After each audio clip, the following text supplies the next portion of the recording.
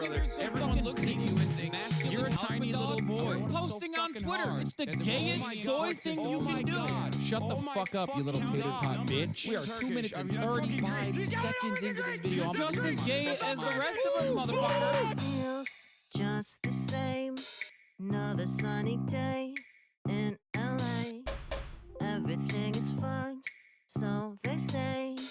Wonder what the news is today.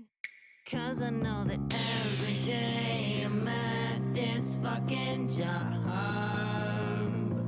Hasan is streaming. Watch him on the cloud.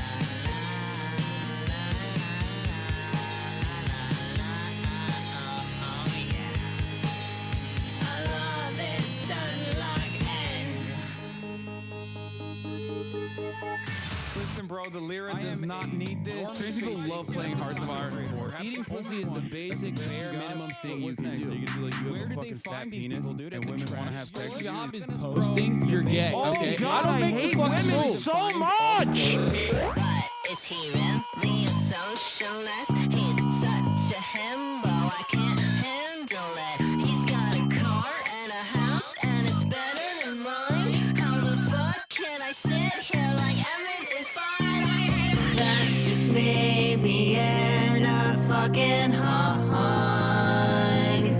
Hasan is streaming. Watch him on that club.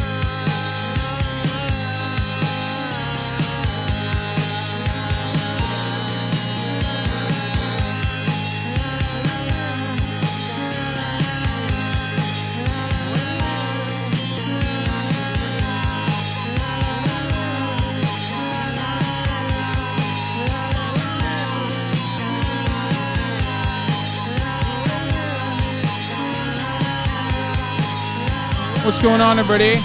I hope everyone's having a fantastic evening, fantastic afternoon, fantastic pre-noon, no matter where you are in the world. I'm Hasan Piker. This is the HasanAbi broadcast coming to you live from partially sunny, partially cloudy California, Los Angeles, folks. I'm live and alive, and I hope all the boys, I hope all the girls, and I hope all the NBs are having a fantastic day, even though Twitch has been fucking up on this beautiful, wonderful, fantastic day. Fuck it, I'm saying it. Live and alive, and I hope all the boys, girls, and MBs are having a good one because it's Wednesday, September 20th, 2023, 11:27 a.m. And I'm actually right on time, even though if you look at Twitch, I might not be live right now. I don't fucking know. I'm live and I'm alive. And yet don't know if Twitch is allowing me to be live and alive. Who knows? Anyway, but this is the part of the broadcast where I tell you a little bit about my personal news, about what's going on in my life, what's happening in my universe, and it's also a special day for numerous other reasons. One of the reasons, of course, is that it's finally it's collection day. It's new collection day. It's new drop day. It's new drop and cop day. Okay.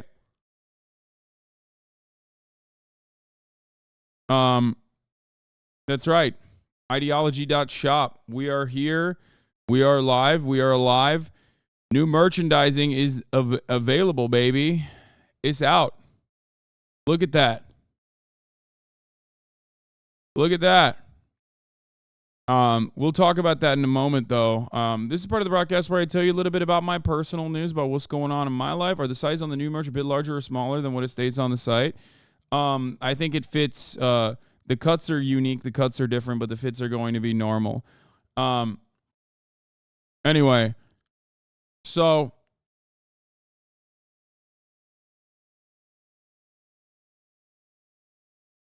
didn't get the mobile notification until I just updated. Then it says I got the notification 15 minutes ago. What is Twitch? Twitch is broken.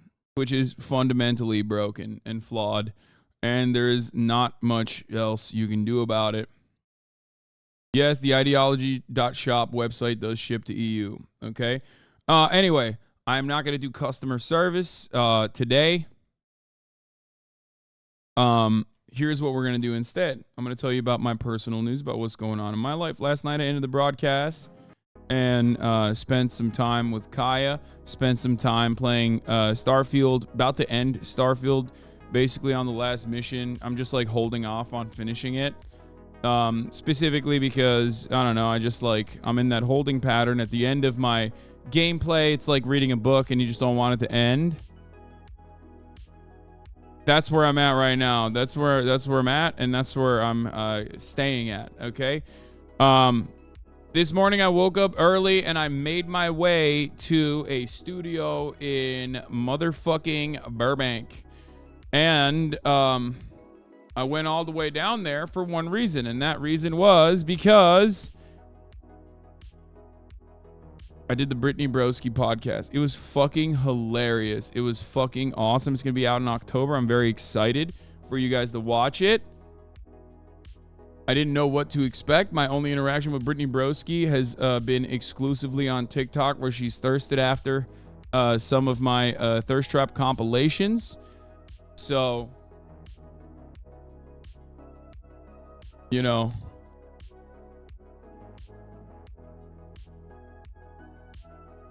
see the I've had it tweets yet? Yes, I have. We've covered it before. Your head looks massive in the promo pics. Happy that you're finally beating the small head allegations. Hell yeah. This is your best drop yet. Great stuff. Obvious designs are all great. Shoot is excellent. Thank you. We're just getting better with every single one, okay? We're getting better with every single drop. You already know. But yeah, that's it. And then I was rushing back to like try and scramble, you know, like fix shit happening in the world. Or in the world of HasanAbi Piker, trying to get things to work out. She got the Thurston Studios. No, not at all. It wasn't like that at all. It was really fun. It was a lot of fun. It was great. I made ramen last night. You made pasta last night. You can cook. To be fair, though, there is no. Back to another. What is this? Yakuza targets hated streamer. Again? Oh, God. I don't know if I want to cover this. If it's who I think it is. If it's about who I think it's about. I don't want to even like... Yeah, it's who I think it is. I don't know if I want to cover it. I hate that fucking shit. Yeah, I made ramen last night, but it's literally fucking Momofuku. That ramen looked like the overpriced and underseasoned Momofuku ramen. First of all... Why did you say it was under seasoned? Because I definitely seasoned the fuck out of it, but I used my own seasoning. But yeah, it is Momofuku, so it's not technically making food that I normally don't make. It's like, it's basically instant ramen.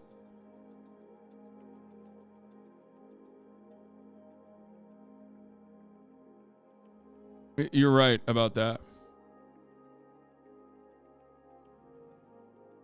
Yeah, like I said, it's under seasoned. You need to add seasoning. Yes, a new anime directed by Takashi Miike Onimusha is about to come out. By far one of the best Japanese directors for samurai stories. Sick. You ate on the new merch pigs, by the way. Thank you. Is it worth the price? I don't know how much it was. I bought it like a long ass time ago. Like it's almost like I bought it so long ago that ramen doesn't usually go bad, but it was about to hit the expiration date.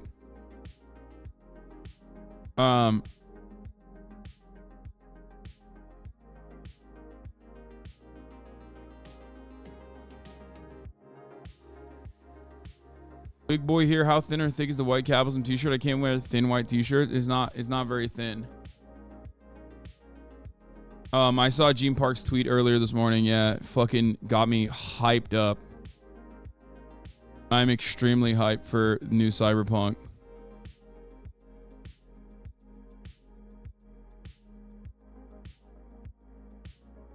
I'm so fucking hyped for it. I started watching the live action One Piece on your recommended. It's amazing. Hell yeah. Dev said you should start a new game, by the way. Possibly. Dude, this guy is going. Is this the same guy? Will he be covering the 1 million March kids? What's happening in Canada? Is there like an anti-trans protest in Canada? I just started, and there's hella people in the chat being like, "Dude, talk about the anti-trans protest in Canada." It's like, what's going on? The hogs are hogging again. Okay, we'll look at it. I love Hog Watch. Okay.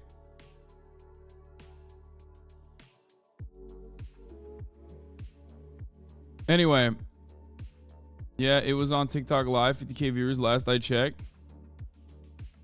All right.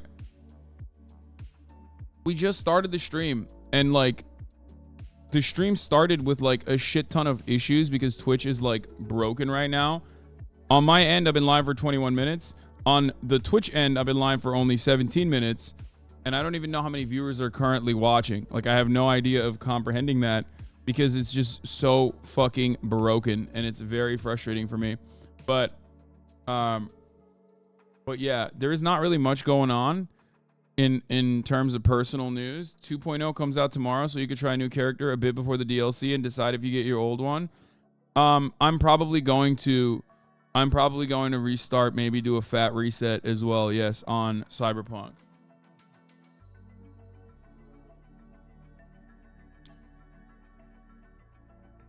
Is the sizing chart fucked on the store?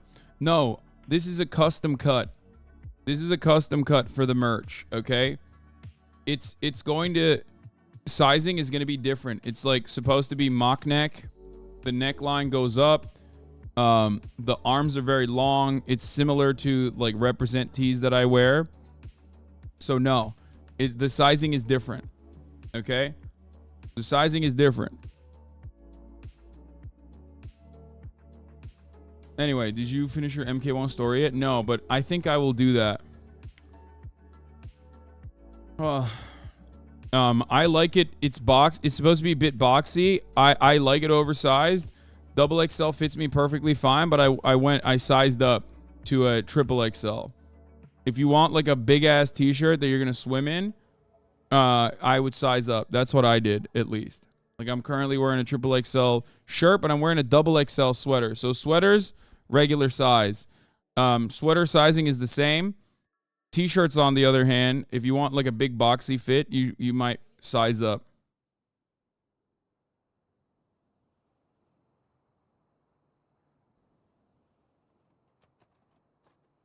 All these bomb ass sweatshirts, but it's like 500 degrees everywhere. I mean, the fall is here, so that shit's gonna change real quick.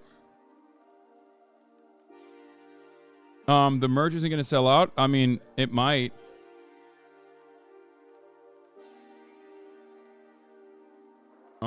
But yeah. I will pay extra if you buy. Kake Optima. Oh, thank you, Mom. You have the car keys, by the way. I think. I don't have the car keys. So I couldn't put the charger on it. I don't know. I don't know where it is. I don't know. I don't have it. I did, but I thought I put it down. I don't know. I think you might have like picked it up immediately or something, or it's inside the car still. It might be. I think it does. I mean, I don't know. I'll look. How do we get free shipping? I don't think there is free shipping. I will never forgive this chat for shitting on the OG 10D merch, then crying FOMO. Yes, every single new drop we make, everyone always goes, oh, this is garbage. I don't like this. This is lame. And then they literally will be like, I wish I got it. Okay, so I don't care anymore. I do this every fucking time. Oh, free shipping over 100. Okay, I don't know. And then they always ask me like customer service shit. And I'm like, I'm not customer service, dog. What do you want from me? I don't know. Okay, but yeah, here's the new capitalism collection. Okay, the capitalism is voluntary. Get bread or get dead. That's the t-shirt. You've seen me wear it. This is the crew neck. I love this one. This is like, I've been wearing this non-fucking stop. The capitalism is voluntary. Get bread or get dead. And then this is the back of that one. Different than this one. The Live and Alive HasanAbi t-shirt. I love that one too. I love all of these. Yes, is limited. It's always limited. Not Your Empire. Okay. And then basic blank black capitalism or ideology tee. And then the Haas Anger Management hoodie. Hasanger hoodie. Okay. There it is.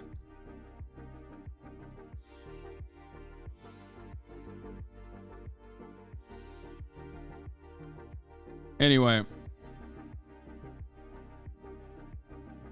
Why not capitalism is involuntary? Guys, I'm not doing copy, okay? Please don't fucking come at me with copy. Like, what is this? What is happening here? Why are you coming at me with, like, copy points of view? Like, backseating fucking released merchandise is ridiculous already, okay? Who did the designs? I worked with a team at Warren James on the designs, on the copy, on the art, all of that. It was a long-ass, convoluted-ass fucking process. Is it effing again? I'm gonna fucking lose my mind. Twitch! Fix your fucking website, man!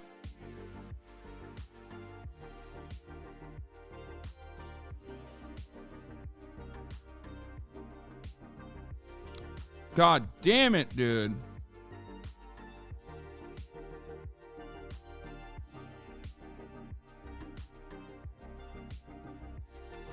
Anyway, you can still get the AmeriCorps collection as well. And I guess some of the Himbo collection that hasn't sold out yet. But yeah, that's it. DPRK's hacking Twitch service, so we all go to kick for the interview. I mean, I have zero belief that this will be real. This will be a real fucking interview between Aiden Ross and like the North Korean supreme leader. But it would be real funny and cool if it was real. It'd be sick. Here's your merch promo vid. Yeah, okay. So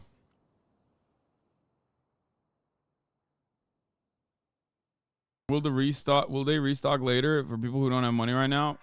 No, but I don't think you'll lose out on it until, like, people were complaining that, like, it's going to be sold out before you get paid on Friday or whatever. But I think, yes, it won't be sold out until Friday, most likely, but.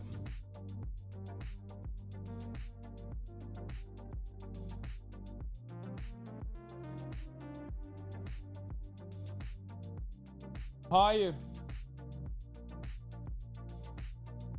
Okay, I guess it's gone. I guess I don't have the keys. I guess I drove without the keys. I don't know how. No, of course, Mom, I had to unlock the door. I don't know. I don't have it on me. No, I looked at all my pockets. I have so many pockets, and I looked at all of them. They're not in my pockets. I looked on the table as well. My mom needs my car keys.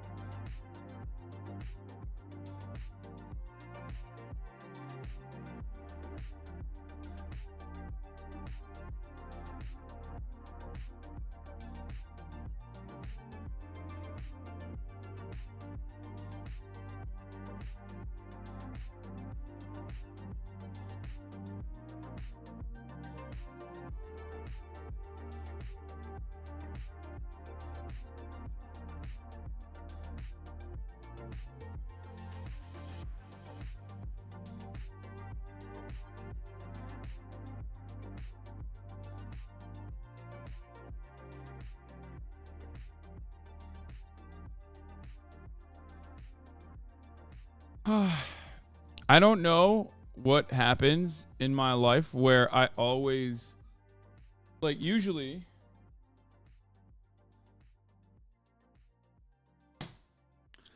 normally in the house I put things where I always put them. Okay, I put it in the same spot, and in this chaos there is organization for me, but for some reason currently I can't figure it out.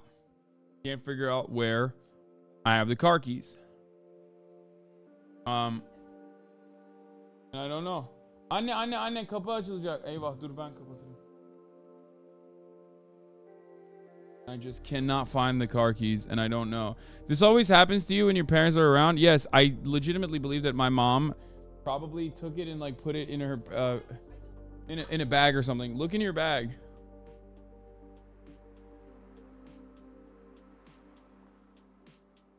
I didn't go upstairs, but I guess look upstairs. Maybe I did and I forgot. I don't know. Check yesterday's clothes. Chat. Why would I check yesterday's fucking clothes? What are you talking about? I just drove the car back from the Brittany Broski podcast. It's not the door key. It's the car key. And there is no way to like, there's no ignition in the car. Okay? It's just so odd that people are just... I don't know. Anyway, whatever.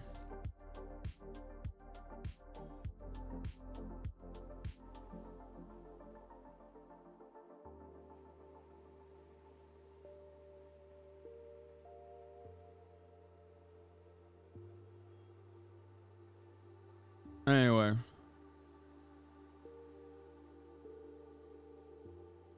What is this? Oh, fuck. Okay. I'm all over the fucking place, man. I'm all over the freaking place, dude.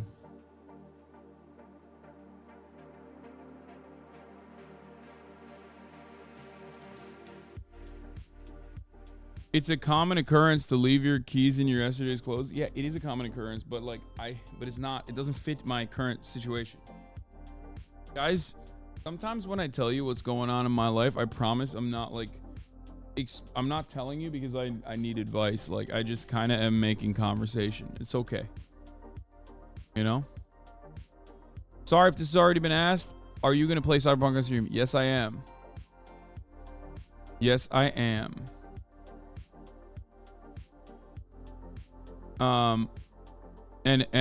You know, telling me to get an air tag for my fucking keys is definitely not helpful advice at all.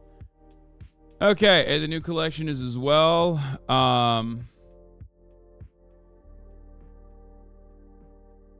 New collection is as well. Security Council. Merrick Garland Grilled. House Judiciary Committee.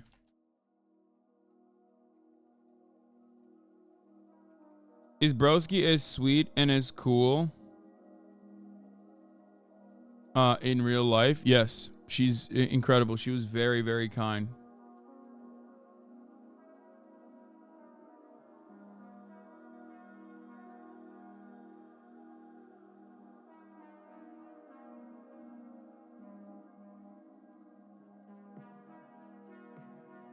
Will NATO join Armenia conflict? Many experts say it's the only way to stop Azerbaijan and hypocrisy from the West with Ukraine. Maybe. Probably not. I don't know. Where was it?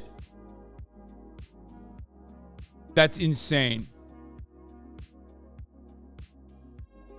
So it was where I usually put it, just on the other side of the counter. That's crazy. Okay, I'm live and alive, and the new collection is as well. Talking UN Security Council, Merrick Garland grilled on the House Judiciary Committee. House Judiciary Committee. Some gift blast-offs. Ooh, love this.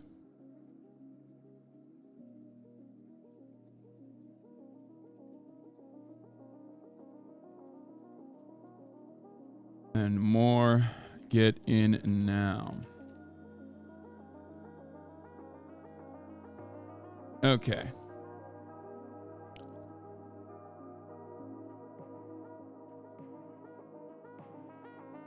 Biden creates civilian climate corps to train people for 20K green jobs. This should check this out if you want to get a job in an important growing industry. Love that.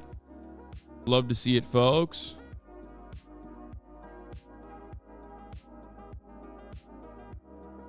Our MSU football coach is getting fired out of $95 million contract for sexual harassment allegations. Yeah, the crew neck I'm wearing is 2XL. You don't have to size up for the crew necks. You don't have to size up for anything really, but if you want like a really big t-shirt to swim inside of with like a real boxy feel, I sized up for mine. Okay, here it is. Chat, we already found the keys. It's not in the car, man. It was where it always is, okay? Newsflash, the keys are on the kitchen counter where I always leave them, except on a different part of the kitchen counter, apparently. That was it. We found it. We found it. I was like, you know, swan diving into the fucking car to like try to find it while the stream was going on. Okay.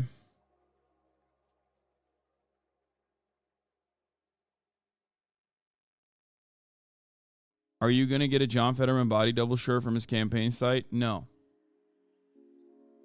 I'm 6'7" and a fucking twig and what size? Dude, I don't know, man. Guys, come on. What is happening?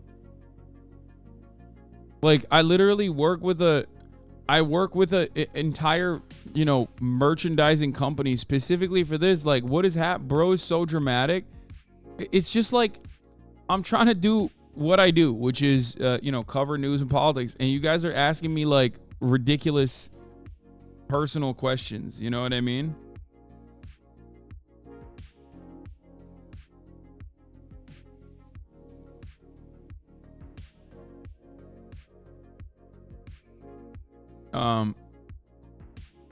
Is the crew sweatshirt white or pink? No, this is like sandy white. It's like off-white.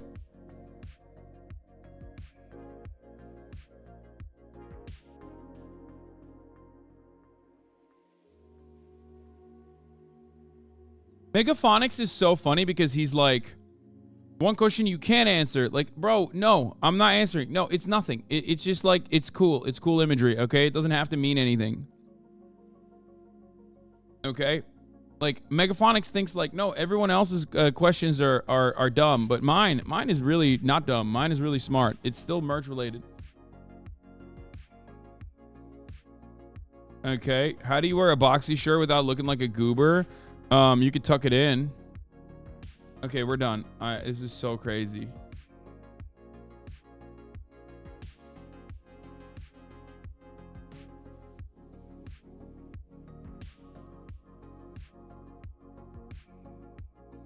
Anyway.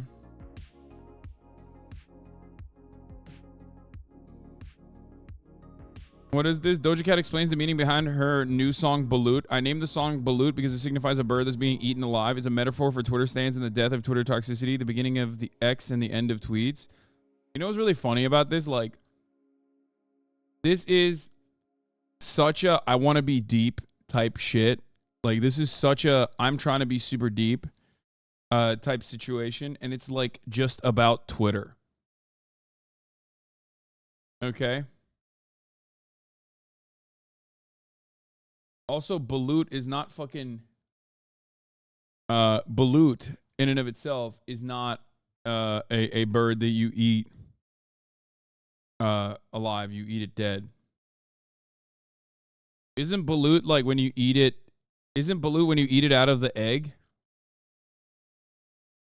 And they're super dead. They're not only dead, but also fermented. You know? It's like one of those eggs where it's not like an egg. It's like a fermented egg that has like actually is a bird in it, like a little baby bird in it. It's like kind of nasty. I saw a tweet going viral about it the other day when they were like, "Oh, y'all love fetishizing Asians until we do some Asian shit." And it's like a funny fucking take, but it's like, no, man, Like, it just still feels kind of icky, you know? Everybody chill out. They make us eat Baloo for challenges on Survivor a lot. High creepy factor. Yeah.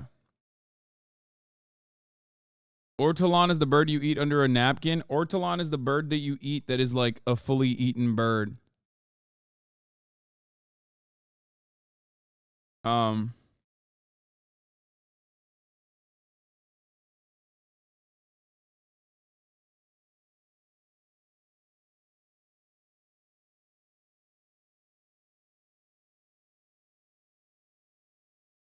Capitalism get bread get dead t-shirt is almost sold out. Wait, really? Already? Fuck. All right, well. Like, look, this is a perfect example of why you mustn't always just like type things, okay? Especially customer service type shit. Just bought merch. Charged me twice though. Why? I got charged twice for merch purchase. Why? Yo, I got charged twice. HasanAbi, check my message, please. I got charged twice for merch. What's the deal? Why did I get charged 2 different amounts for the merch? Spent 114 and got charged plus 115. What's the deal? Phew, never mind. Only charged once. What a saga. What a riveting saga for MGN2XOX. Okay? Like, bro. I'm not Elon Musk. Exactly. It's like this has the same energy as like DMing or trying to reply under Elon Musk tweets on unrelated shit to be like, hey, can you help me, please? Can you help me, please? What's going on? Can you help me, please? It's like, can he? I don't know. Can he help you? Can I help you? I don't know what to do in that situation that you're currently in. You know what I mean? I want to, but I don't know how to.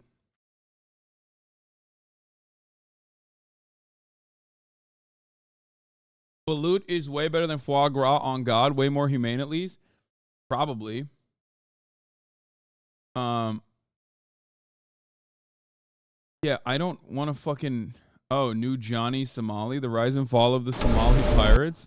Wait, what the fuck? Johnny Harris made a video on the Somali Pirates? That's crazy. Okay.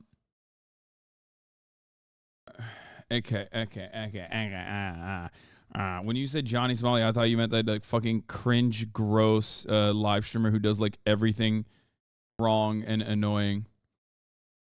Okay. Check the top comment. The music for this video was created in-house by Tom Fox. Great.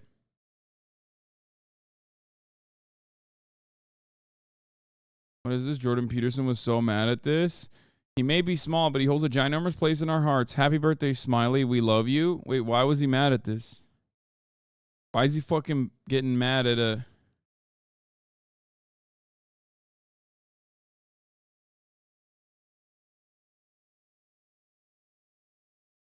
You walk like you have less joints than a normal person? Bro, that's called serving cunt, okay? If you don't know what that is, I don't know what to tell you. I'm doing it I'm walking like that on purpose.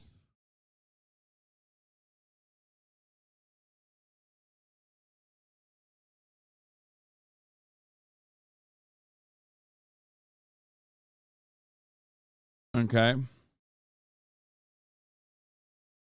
Get bread or get dead is sold out already. I was grabbing my credit card. Yeah, from what I understand, only small is available for get dead or get bread. I apologize. This I do not believe we will be restocking, but there's a lot of other good ones. This happens every single time, and I'm sorry.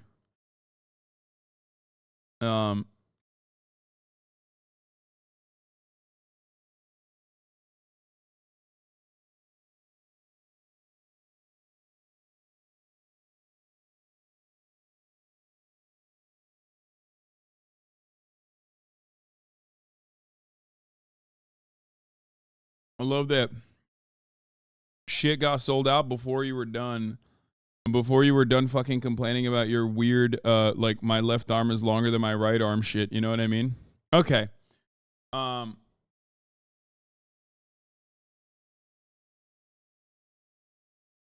set an alarm and sold out before the countdown. Jesus Christ. Okay. Is there Is there a Themasius playlist? Did I get one today or no? If not, I'm just gonna get started. What is this? Do you have this playlist, Japan? What is this?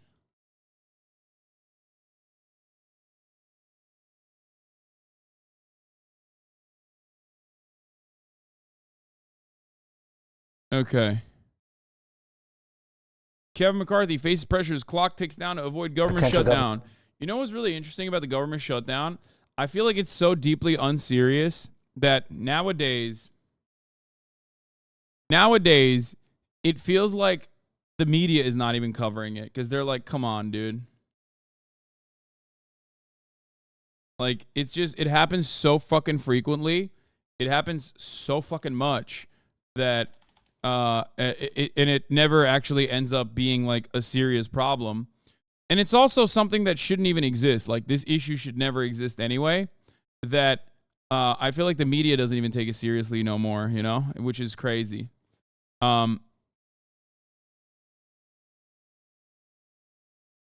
So here, by the way, I posted on Instagram with some of the photo shoot photos. Here you go. Like it. Engage with it.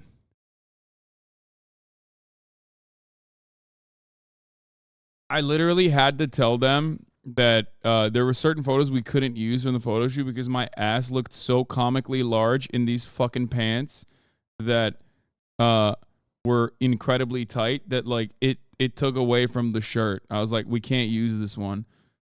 Like, we can't use these because like it's just so, it's too big.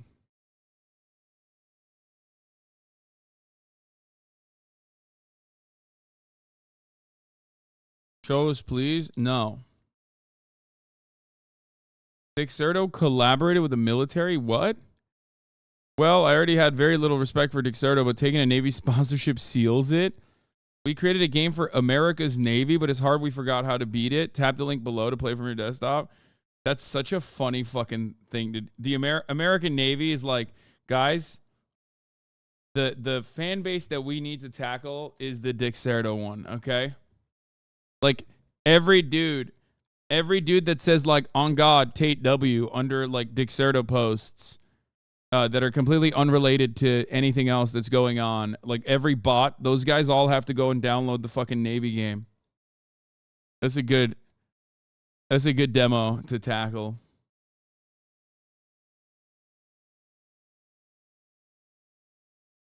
To be fair, you are right. Dexerto followers and fans would absolutely get recruited by a tweet. No, 100%.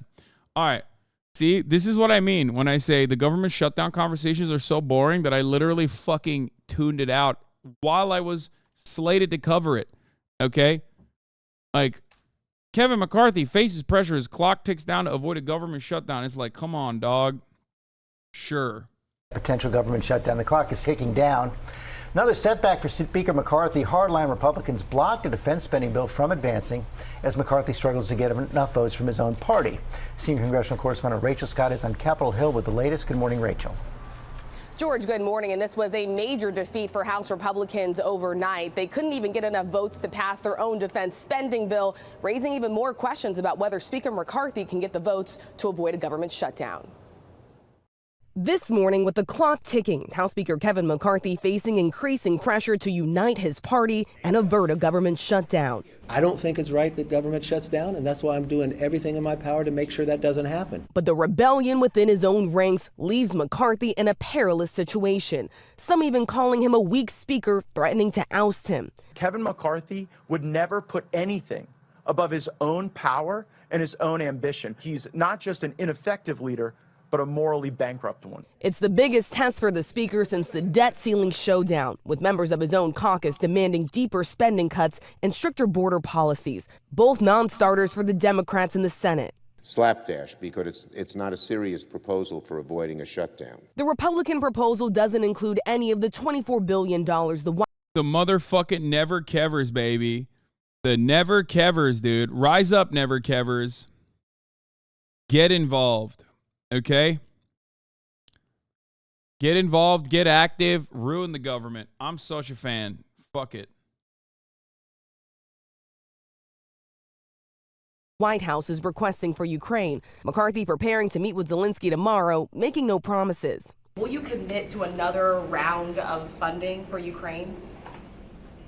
Is Zelensky elected to Congress? Is he our president? I don't think I have to commit anything. If the government does shut down, more than 4 million government workers could lose pay, including some military troops and members of law enforcement. Money would run out for disaster relief, and 10,000 children would lose access to Head Start. With time running out, some Republicans now begging the hard-right members of their party to reverse course. We came here and we took an oath when the 118th Congress began to do the people's work and to govern. And right now, we have certain individuals holding that work hostage. So Congress has just 11 days to avoid a government shutdown. Pretty much every Democrat and Republican here on Capitol Hill wants to avoid this, but they cannot figure out a solution on just how to do it, George. Okay, Rachel, thanks. Also today, Attorney General Merrick Garland on Capitol Hill.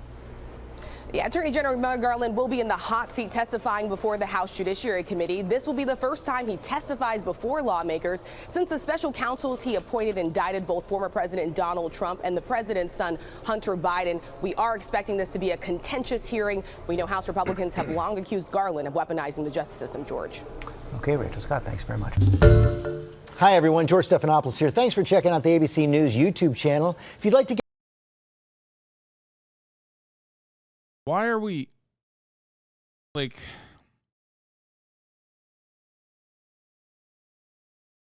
petty fresh rogas fuego? Yeah, their job is to pass budgets. If they can't, they shouldn't get paid. Is such a funny fucking take, because their job is technically to not do that. If you're on the Republican side, at least, like the Republican job now is quite literally to stop.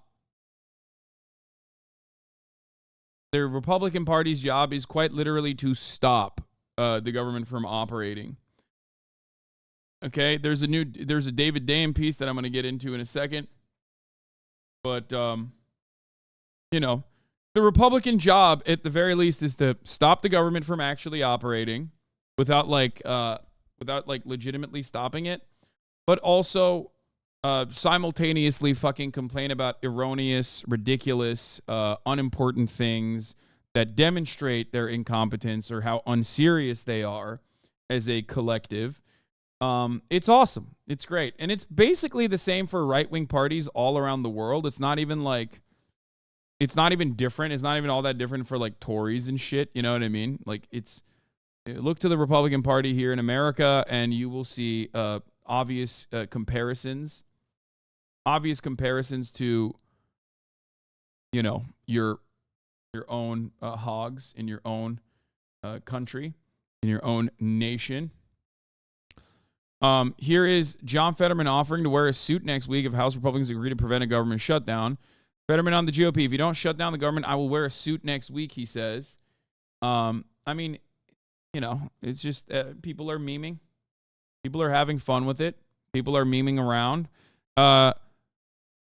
Meanwhile, you know, we're just a deeply unserious group of individuals, okay? Government shutdowns. Why it happens only in America when it doesn't actually happen, but why does it happen, or why is it even a thing that will happen? Let's take a look. Why is the government constantly on the verge of shutdown is a question you might ask. Well, as always, let's go to Vox.com to describe it. Why is this a thing that only apparently happens in the one country on the planet? America is the best at having unnecessary conversations over the government shutting down, unnecessary, warfare happening on our fucking streets, and also, number one at medical debt, medical bankruptcy, number one at school shootings, number one at mass shootings, number one at violence, number one at the prisoner population. Both per capita and totality, mind you. It's great. We're so fucking good. We have government shutdowns in Europe too sometimes. Yes, but your governments don't even fucking operate for the most part. And the government shutdowns over something as stupid as the budget is idiotic, okay? It's like shutting down the stream at the top of the hour because there is a fucking 3-minute ad break. It's not going to happen. You can very easily avoid it by subscribing for $5 or for free with a Twitch Prime. Okay? It's that simple. It's that easy. All you need to do is subscribe for $5 or for free with a Twitch Prime by connecting your Amazon Prime account to your Twitch account or by getting gifted a sub if you are lucky. Okay? Here's the 3-minute ad break now. No reason to shut down the stream unless Twitch actually fucks up, because it has been fucking up this morning. So maybe it will shut down the stream. Who knows? But here, I digress. Why is the U.S. government always shutting down? Let's take a look. Kind of gets full and there's a government shutdown. People don't stop throwing stuff on top of it. But I did manage to pick up a couple truckloads of trash before I was told don't do it anymore. People were not even able to volunteer during the government shutdown. The U.S. is the only country in the world where the government can actually shut down. And the threat looms nearly every year. 7 days till shutdown? 4 days. T-minus 6 days. 5 days. Government shutdown at midnight tonight. I just feel that gut like in my chest, like, ugh, like not again. So why does the U.S. even shut down? And what happens when it does? You travel 3,500 miles to America and find the place shut down. Every government in the world has to do the same thing. Decide how to spend the country's money. In the US, they do that by passing spending bills called appropriations bills that give these federal agencies their budgets. It happens every year or every fiscal year. Japan is April 1st, in Kenya, it's July 1st, in the US, it's October 1st. And if the government misses that deadline, the budget wasn't passed. We have no money. And then, oh, you have to come to work anyway, just not getting paid. We did get back pay. Still, you have to wait for that. The saddest thing I ever seen was all these hardworking people in a line for their food bank. It's the conversation at the dinner table every single night. Well, Dad, do you know when you're going to get paid again? No, I don't. It's the way the U.S. government was set up, kind of. The answer to why we have government shutdowns actually starts in the Constitution. No money shall be drawn from the Treasury, but in consequence of appropriations made by law. And so what that really means is that before any federal money can be spent, there has to be an actual appropriations law allowing it. But that can be interpreted in different ways, and it has changed over time. Back in the 1800s, there were no shutdowns, but there were other problems. Agencies would routinely blow through their budgets, then keep spending, and would come back to Congress and ask for more. So Congress passed the Anti-Deficiency Act, which tells federal officials that they really, really can't spend money without an appropriation. But that didn't stop the government from missing their deadline and creating long gaps in funding. As recently as the 1970s, there were plenty of these funding gaps. And yet, the agencies sort of pretty much just kept going. It couldn't possibly be that Congress wanted them to shut down if there was no budget bill passed on time, right? But listen, Canadian chatters, specifically Mars Bars Marissa, please stop posting about the anti-trans protests in Canada. Please, I beg of you, I am going to cover it, okay? I'm going to cover your fake country, okay? I covered it yesterday extensively because your fake country got into heated debates with another country, India, okay? A real one, a real country. Please stop, okay? Please stop before I send the troops over there and take over your fucking country and turn it into another American state, which it basically is. 90% of your population already lives on the fucking border. It's becoming increasingly more viable as global warming keeps rising global temperatures. Don't make me fucking do it, okay?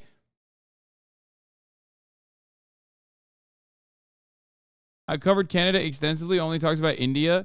Yeah, because what the fuck am I going to talk about with Canada, man? It's like America Light. It's Diet America with European characteristics.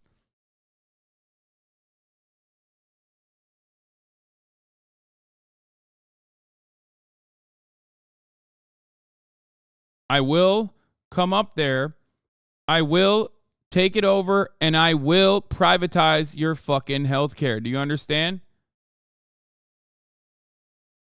What happened was in the early 1980s, the Attorney General issued 2 opinions that Yeah. One America, two systems, baby. tightened up this interpretation. The opinions basically said, no, seriously, unless Congress has passed an appropriations bill, agencies can't spend any money, including to employ the services of their employees. Even though there technically is money, we have no access to it. And since then, the US has shut down many times. 1996 was the first big one for 3 weeks, and 2019 was the longest in history so far.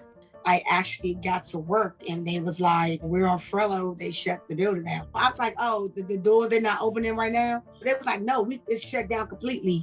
I was like, what is a furlough? What's going on? I couldn't work. I couldn't go in. We weren't even allowed to check email. I ended up, picking up side jobs, right, trying to make ends meet. These are all the agencies of the federal government. Here are the ones that actually shut down in 1996 and in 2019. Shutdowns don't have to be of the whole government. So it might just be that one set of agencies didn't get funded. Congress couldn't reach agreement with each other and with the president on whether that set of agencies would get funded, but the rest of the government was funded perfectly well. In 2019, around 800,000 federal employees didn't get a paycheck for 35 days. But more than half of them still had to go into work, because there are some jobs that the Attorney General said are exempt from stopping completely, what we call essential employees. So while the Department of Transportation was shut down, air traffic controllers still had to work. I don't show up with a headset and just do that job by myself. All the other aviation safety professionals that assist us and help us on a daily. I mean, yeah, people will fucking die. Like, that's it. It's that simple. People will just, here's the problem, man. Everybody in America loves thinking that the fucking government is just shit and it sucks and it's expensive and it's massive and it's unnecessary. But it's like, without it, you're dead, okay? Without it, you're literally dead. There are so many parts of the government and so many parts that are contracted by the government that we have basically turned invisible through our hyper-individualist mentality. That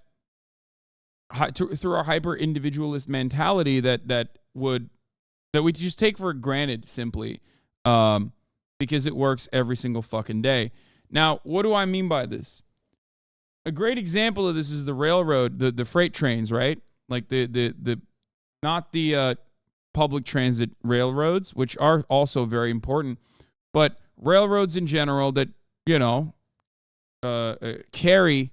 Freight trains that carry chemicals that are a necessity for survival. It's like this kind of stuff is just completely taken for granted because all matter of collective action, like collectivization, all matter of like people working alongside one another to make all this stuff work is turned invisible by these psychotic hyper-individualistic, reactionary weirdos in government. Okay? It's so dumb. It's so silly.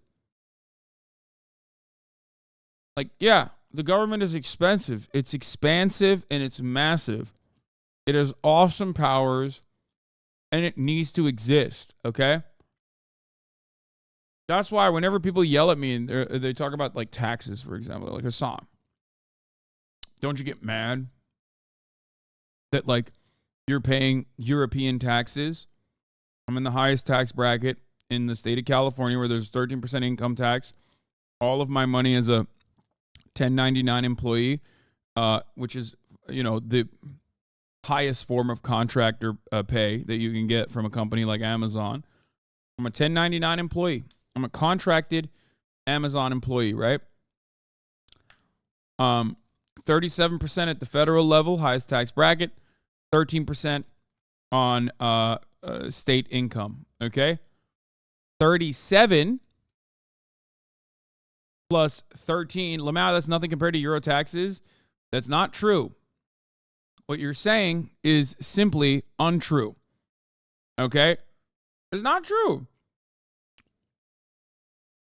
if you're a simple 1099 employee, my fucking real taxes that I pay, especially when you compare the benefits I get, okay, that is when adjusted to the European existence, okay, when you adjust it to like what you get back, like what your government takeaway is, all of that shit essentially turns into Americans paying significantly more in taxes and getting nothing in fucking return if they're a W-2 or a 1099 employee.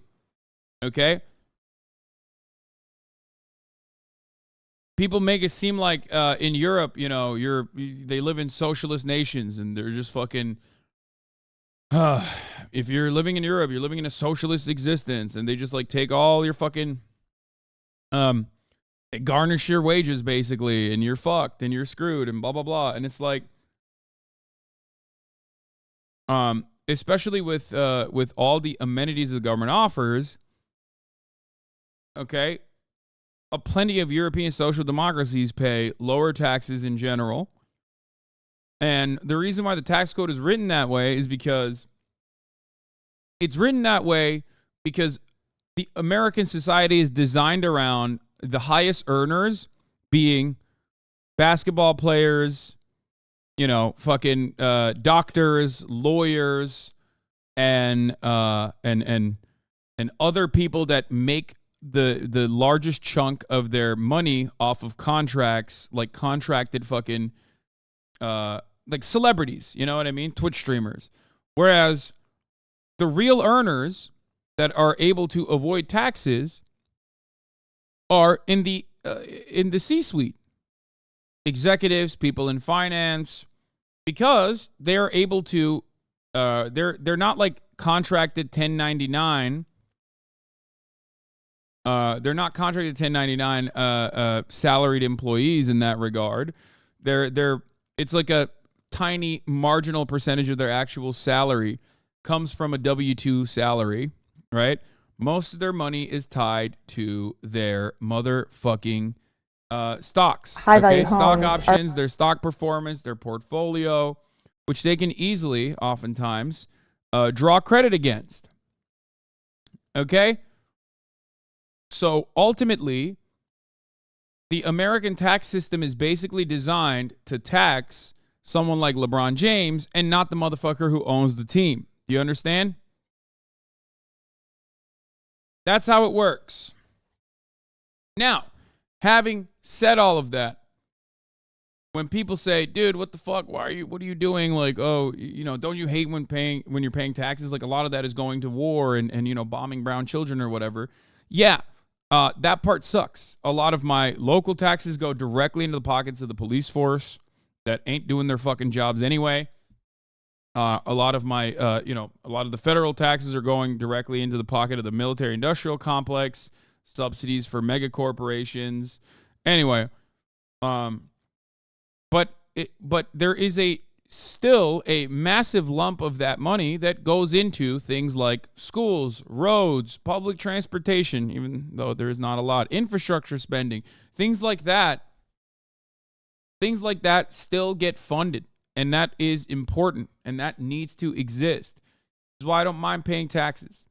So that's something to understand. You're missing the point I'm trying to make. You said, no, dude, all those famous celebrities get called out time after time for tax evading. I'm not talking about people who engage in tax evasion. I'm talking about like how tax code is written. When you write tax code, you're supposed to hit every income bracket, okay? And you're supposed to hit every kind of compensation structure. Whereas in the United States of America, compensation structure is very limited. Like the taxes that we've been able to write in our code is specifically limited to earners, okay? Waged employees. If you are making money off of capital gains, if you are a capitalist, okay, then your taxable income and the percentage of the wealth that you have accumulated over the end of a year in an annual period is significantly smaller. That's why when you look at someone like yourself, a person that works a job, the the real income that you earn, or the actual tax burden off of like how much your net worth has moved, is around 30-40%, whereas for the wealthiest 1% who make their money not by being a fucking 1099 employee or a W-2 wagee, the real people that make their income, that generate their wealth year over year, that keep expanding on their wealth, those guys pay like literally 1% of their entire earnings over the year. Yes, long-term held stock is capped at 15%, and that is by design. Okay? That's it. That is by design. A major part of, for example, a major part of the issue with CEO compensation is that CEO compensation being pegged to stock performance, and CEO compensation being largely made through stock performance and stock options, was the reason why CEO compensation skyrocketed from like 15-1 in comparison to the average salary to 400-1 in 2023. That is directly a consequence of the CEO compensation structure changing to what I just mentioned to you. Okay? CEOs don't fucking make money off of like direct salaries. They make money off of their stock options. They make money off of like the company's stock going bananas mode. Okay? That's how this works. And this also is tied into the reality that, for example, okay, this also is tied into the reality that when all of these like ProPublica style, or the international consortium of journalists get together and they like do this deep dive and uncover like tax shelters, like offshoring, the concept of offshoring, they always find like European leaders, or even Zelensky, or fucking, I don't know, some like despotic dictator or whatever that has sheltered their assets in an island, right? Why are there never any Americans on there? Is it because they know to avoid those places? Is it because they are, is it because the ICJ is actually like led by the CIA or something and only like hits America's fucking foreign adversaries? No. I love a good conspiracy about America being fucking bad and the CIA being involved in shit, but the major reason as to why you never see American fucking names on there is because Americans don't have to go to the Cayman Islands. They can go to Delaware. They can go to South Dakota. They can go to America to shelter their fucking assets because America is one gigantic tax haven. That's how this shit works. Why in the ever-loving fuck would you have to like move your assets offshore to hide them from government scrutiny when you can just legally do that here under the existing tax code? Okay? That's it.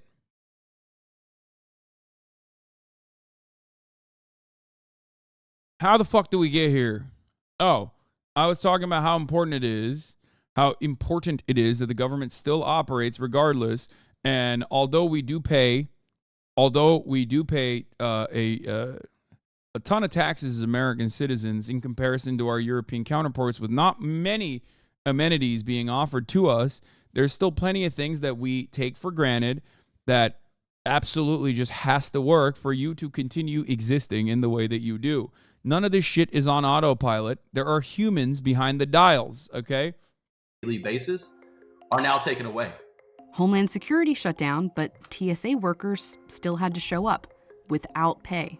We're one of the lowest paid agencies. Not receiving a check every 2 weeks was hard. People were on the floor with smiling, greeting everyone. Behind closed doors in the break room, you had people breaking down. National parks lost millions in entry fees. Wildfire mitigation projects were delayed. Immigration court hearings backlogged. And there were thousands of contractors that worked with all of these agencies who were also affected. If you were just working on a contract with a company, you did not get back pay at all. My son had chronic asthma, couldn't afford his medicine. I felt like I was disappointed in them, and it wasn't even my fault. And a shutdown isn't just centralized in Washington, D.C. Only 15% of all federal employees live in that area, which means the economic impact is countrywide. Shutting down not only affects the federal workers, if people aren't getting paid, they're not going out to eat. There is a severe economic impact of something like that, especially in a town like Huntsville. Overall, the U.S. economy lost $11 billion during the 2019 shutdown. Some of that was regained when employees received their back pay, but the damage was done. And the thing is, this doesn't have to happen. The legal framework explains why we end up having to have shutdowns as a matter of law, but why we have shutdowns truly is a matter of politics, which is that the more polarized the parties are and the more divided our government is, the harder a time Congress and the president have working out a budget agreement. And having divisive politics isn't uniquely American. In Belgium, there have been times where the politics were so bad, they just... I mean, yeah, that's different, though. Belgium is not a real country, and it just goes without having a government. There's just, like, places in Europe that I refuse to call countries that just will go for extended periods of time without just having a government, okay? Which is dumb, but it's still somehow not as fucking dumb as having a government, a self-imposed government shutdown because of a made-up reason. Didn't have a government. We didn't really notice any difference. Our daily lives, it didn't really change much. I don't think the government could really, stop. Most countries couldn't. In nearly every other country, if the government were to fail to pass a budget by the deadline, agencies would just continue working with last year's budget. There's a push to do that in the US, too. Just have an automatic temporary appropriations bill pass when the deadline is missed. The opposing argument to that is, whoa, this is the one time we have every year to reset and to kind of work things out. And so where would the incentive go? Congress has passed fewer and fewer laws each year. Passing these appropriation bills has been... This is such a funny thing, too, because it's like, oh, I wonder why. It's because the Republicans have won, okay? The Republicans spiritually defend American capitalism openly and better than the Democrats do, okay? That's it. They do a better job of defending capitalism than the Democratic Party does, at least on the front of, at least aesthetically, okay? And as a consequence of that,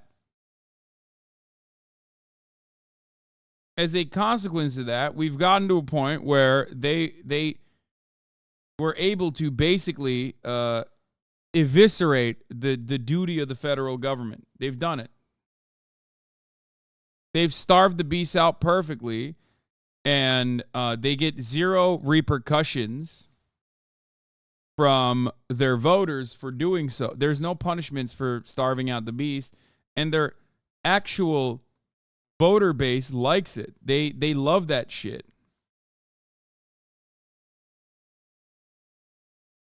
They personally love that shit. But what are you supposed to do?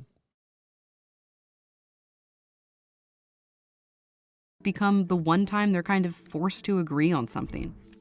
And as the political ideology of Congress grows further apart each year, the likelihood of them agreeing on time kind of goes down. So every fall, Washington's version of Groundhog Day, another government shutdown looms. We are caught as pawns. Pawns in an ultimate game as a federal employee in a conversation that has nothing to do with us. We're not going to work, increasing the profit of a CEO. We're doing public services and now I'm not getting a paycheck. It's crazy.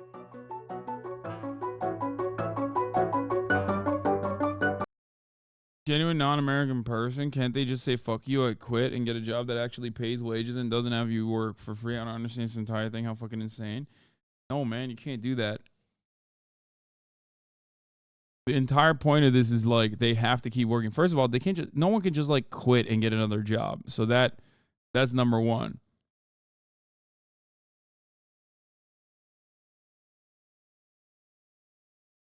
Can government workers not unionize? A lot of the public sector is unionized, as a matter of fact. I mean, it's like one of the, in comparison to the private sector, the public sector has more unions than the private sector.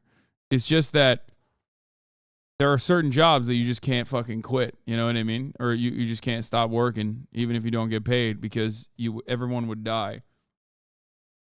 All right. Quote. Let's get to what our salaried public servants love doing, which is, of course, not a good job at all. A bad job. Deliberately a bad job. It is by design. Here we are. Here it is. This is what the Republican Party actually does, okay?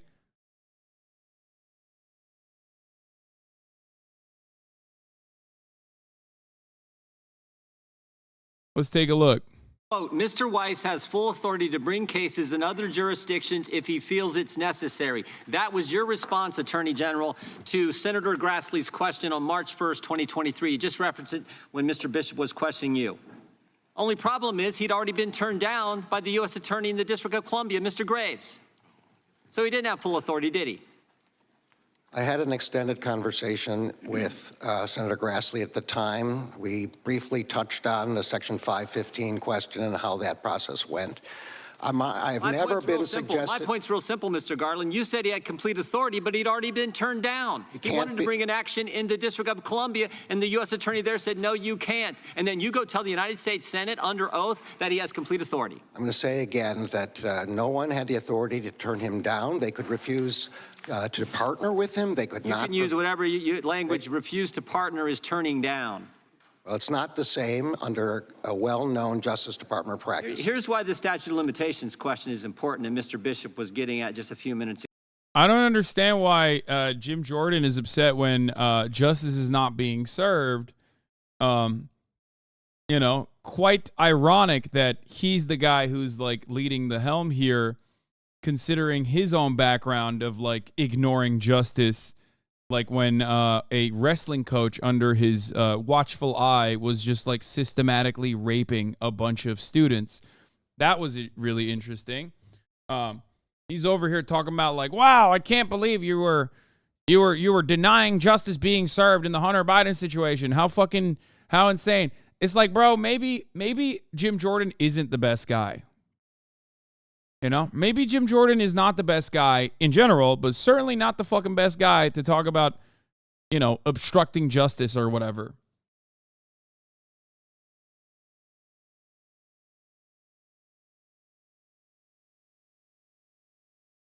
Ago. Here's why it's important. You let the statute of limitations lapse for 2014, 2015. Those were the years with the felony tax charges where Hunter Biden was getting income from Burisma. Here are 4 facts that I think are so important. Hunter Biden was put on the board of Burisma, made a lot of money, got paid a lot of money over those years, a couple $1 million. He wasn't qualified. Fact number 2, he wasn't qualified to be on the board of Burisma. Not my words, his words. He said he got on the board because of his last name. Why the fuck is this like something related to the current charges and like Merrick Garland? Like why?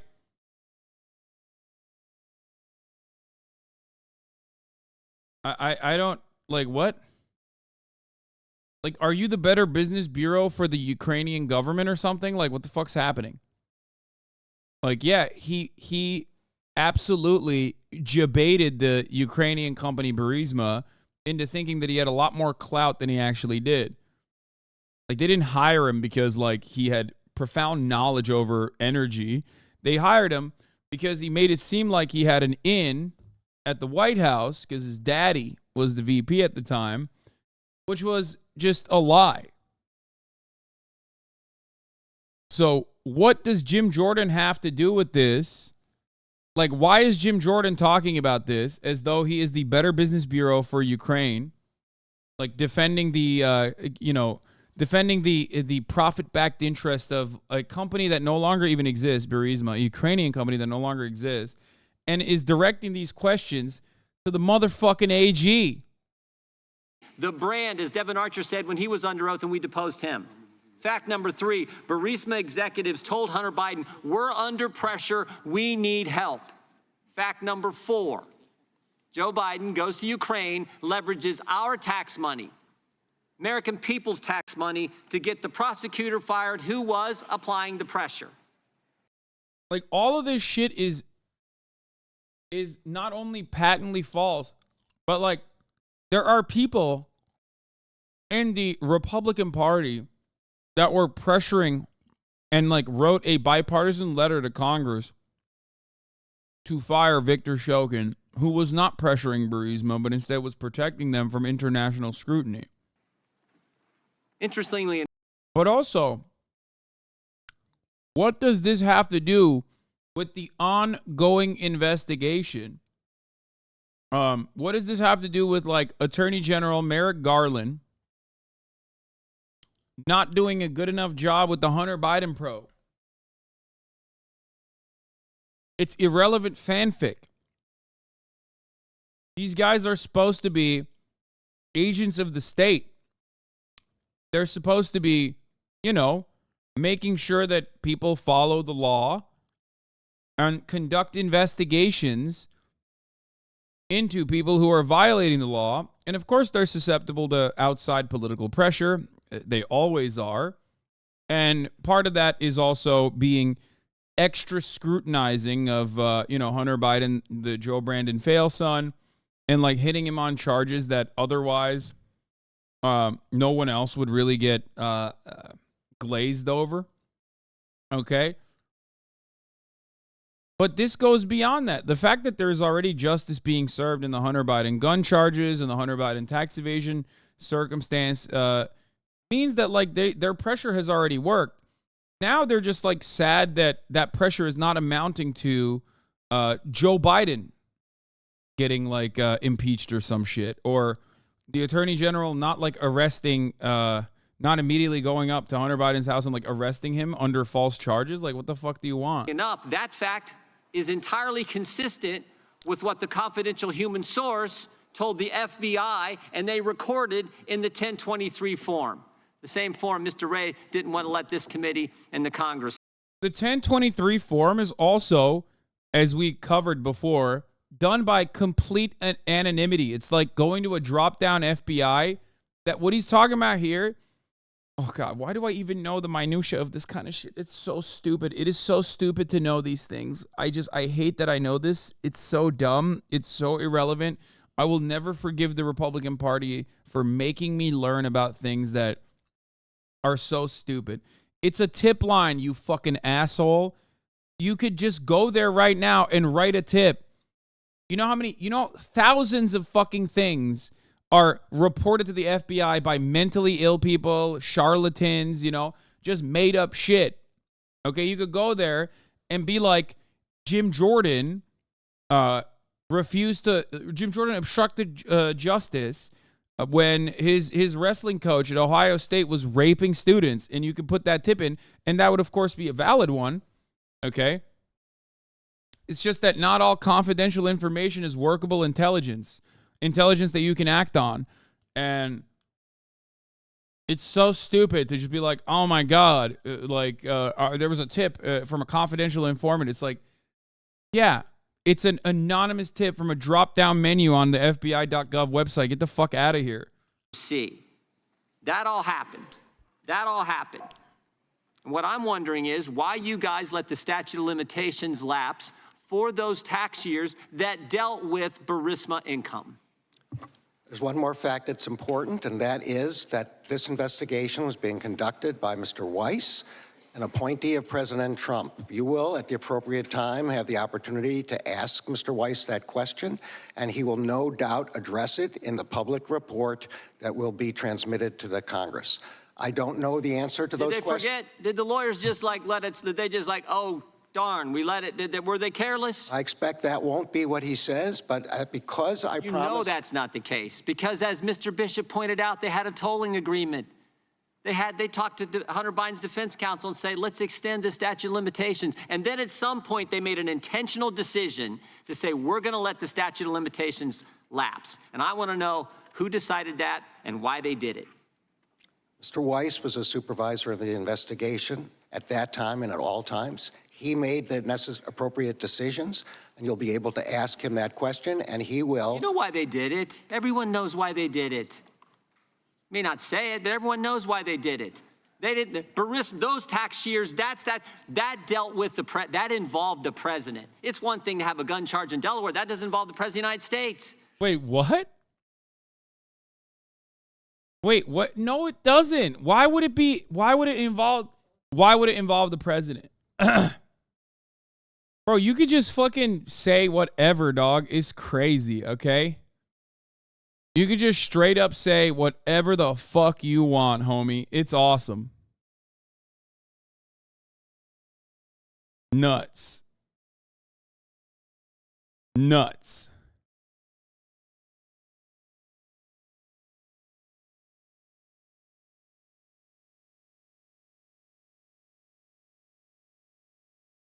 But Burisma, oh my, that goes right to the White House.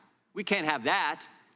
And we can slow walk this thing along. We can even extend the statute of limitations. It's also idiotic because it's like, why even ask him questions if you're just going to make shit up? Which, by the way, very effective strategy, mind you. Like, I'm not going to sit here and act like it's not a very effective strategy. It really is. Okay? Truly is. And then we can intentionally let it lapse. And we know this investigation was slow. Here's what everyone said. Shapley said, DOJ slow walked the investigation. Ziegler, slow walking in the approvals of everything. This happened at the Delaware's attorney's office and DOJ tax level. Mr. Sobocinski, the FBI agent, said, I would have liked to see things move faster. Ms. Holly said the same. Every witness we've talked to said this thing was slow walked, and we know why. They slow walked it long enough to let the statute of limitations run so they wouldn't have to get into Burisma. Tell me where I'm wrong. Will the gentleman yield? No, I'm asking Mr. Garland the question. I think I've tried to make clear that I don't know the specifics of the investigation. Much of what you are describing occurred during the Trump administration, during a Justice Department appointed by President Trump. No, it didn't. This is 4.5 years, this investigation. We're talking about the last few years. Your statement was just this year, March 1st, to Senator Grassley. No, I'm sorry. I was trying to respond to your descriptions of what the IRS agents said about certain things. Statute of limitations is 6 years. That lapsed here in the Biden administration. On the statute of limitations, we'll say again that the explanation for why the statute of limitation was lapsed, if it was, has to come from Mr. Weiss. My time is this, but let me ask one last question real quick here. Who decided that David Weiss would stay on as U.S. attorney? Look, this occurred before I came. Mr. Weiss had been kept on. I promised the... no, I didn't say, you can walk all through that. I said, who decided? The White House decided. Mr. Weiss? Right? They serve at the pleasure of the president, right? Mr. Weiss was... Joe Biden decided to keep David Weiss as U.S. attorney. You weren't sworn in until March. He was told he was going to stay on. Wait, so what does that mean? Like, what's the implication? Like that they just knew that Mr. Weiss was going to be Joe Brandon's guy or something? Like, I don't get it. Yeah, they kept him on partially because Democrats love the aesthetics of impartiality, even if it doesn't fucking matter or make sense. Like, they always want to, they're rigid institutionalists. And that is the reason why they will do everything in their power to make it like, they will do everything in their power to be like, look at us, we're doing the right things. Like, they're such fucking little Boy Scouts. You know what I mean?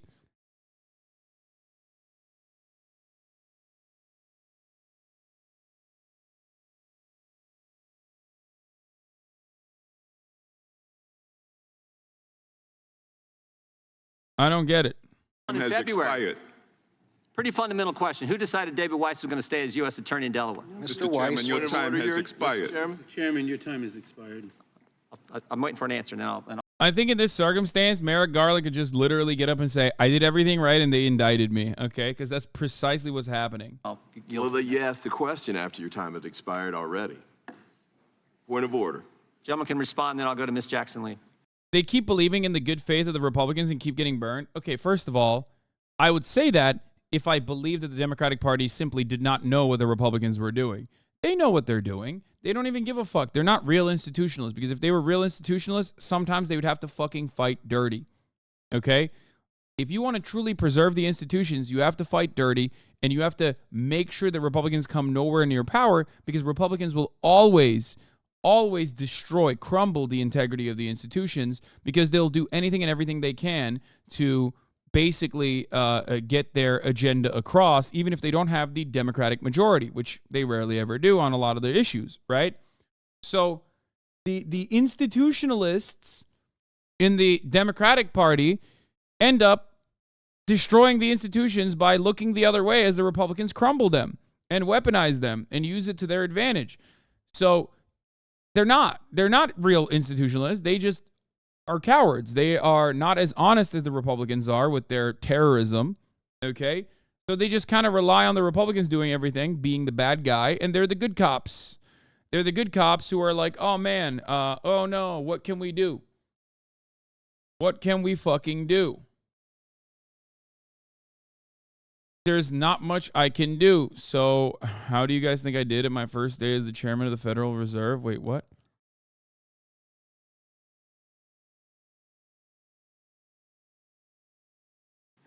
Mr. Weiss was the special U.S. Attorney from the District of Delaware when I came on. He had been appointed by President Trump. I promised that he would be permitted to stay on for this investigation, and that is what happened. Gentleman from Texas. Mr. Chairman. Gentleman from New York's recognized. Mr. Chairman, I believe you misquoted from the transcript of the Senate hearing.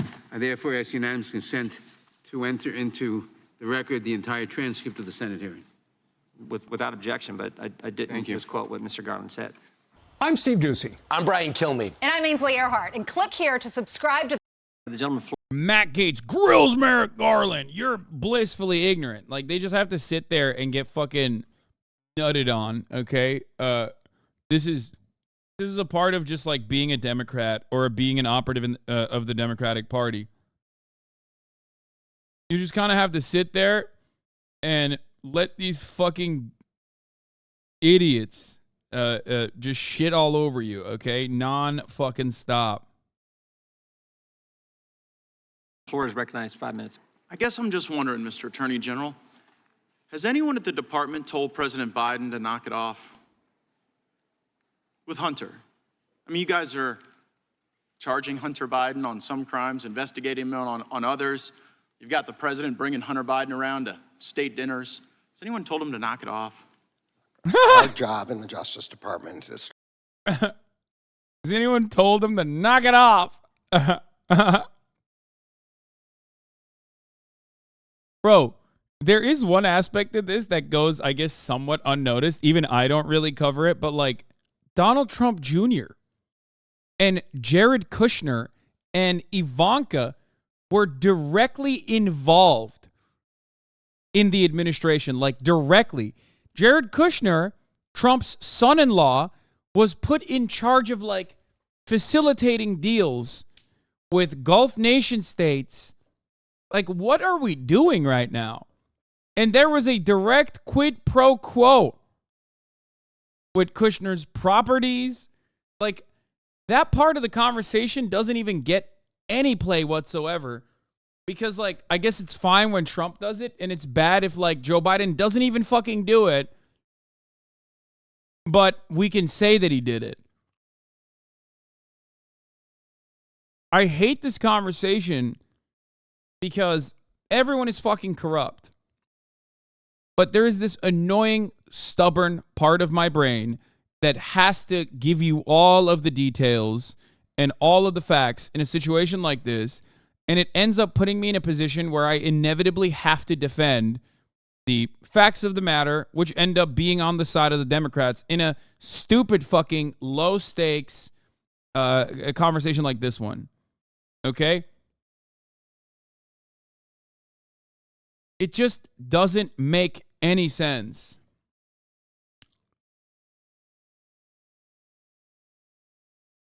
It sucks. It's always like, yeah, the Democrats and Republicans are having a mid-off, but the Republicans are so far ahead of the game on their midness that, you know,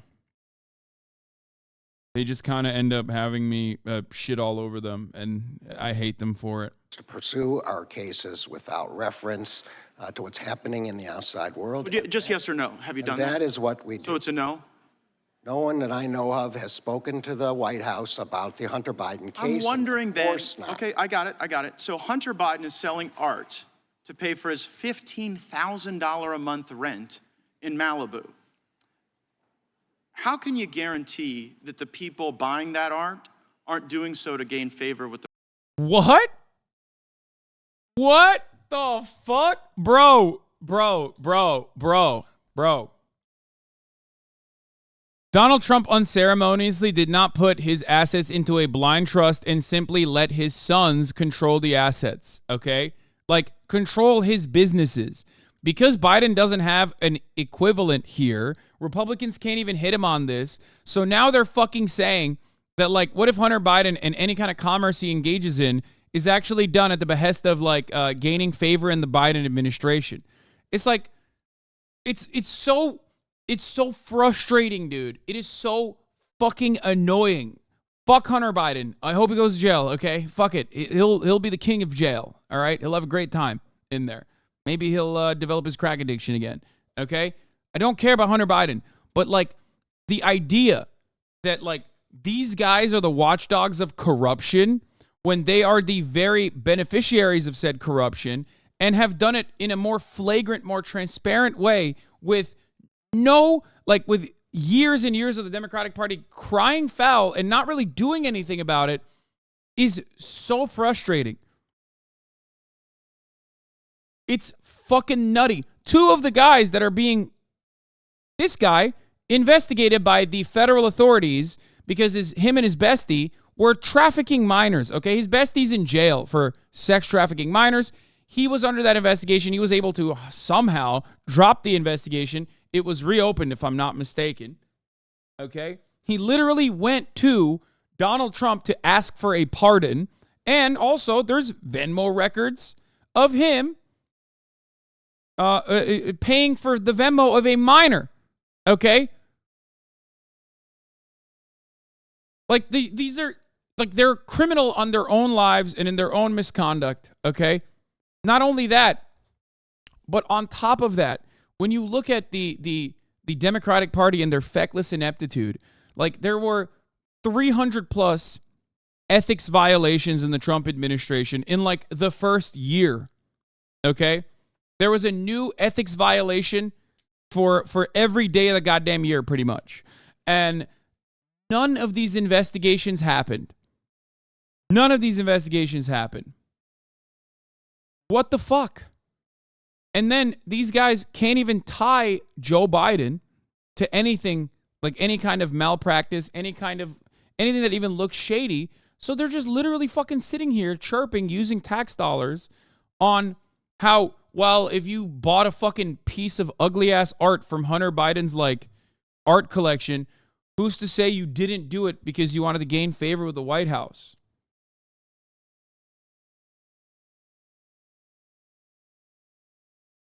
How can you fucking sit there if you are a Democrat, okay, if you're a lover of the Democratic Party, or if you're a Democratic operative, how can you just fucking sit there and not just want to hurt them?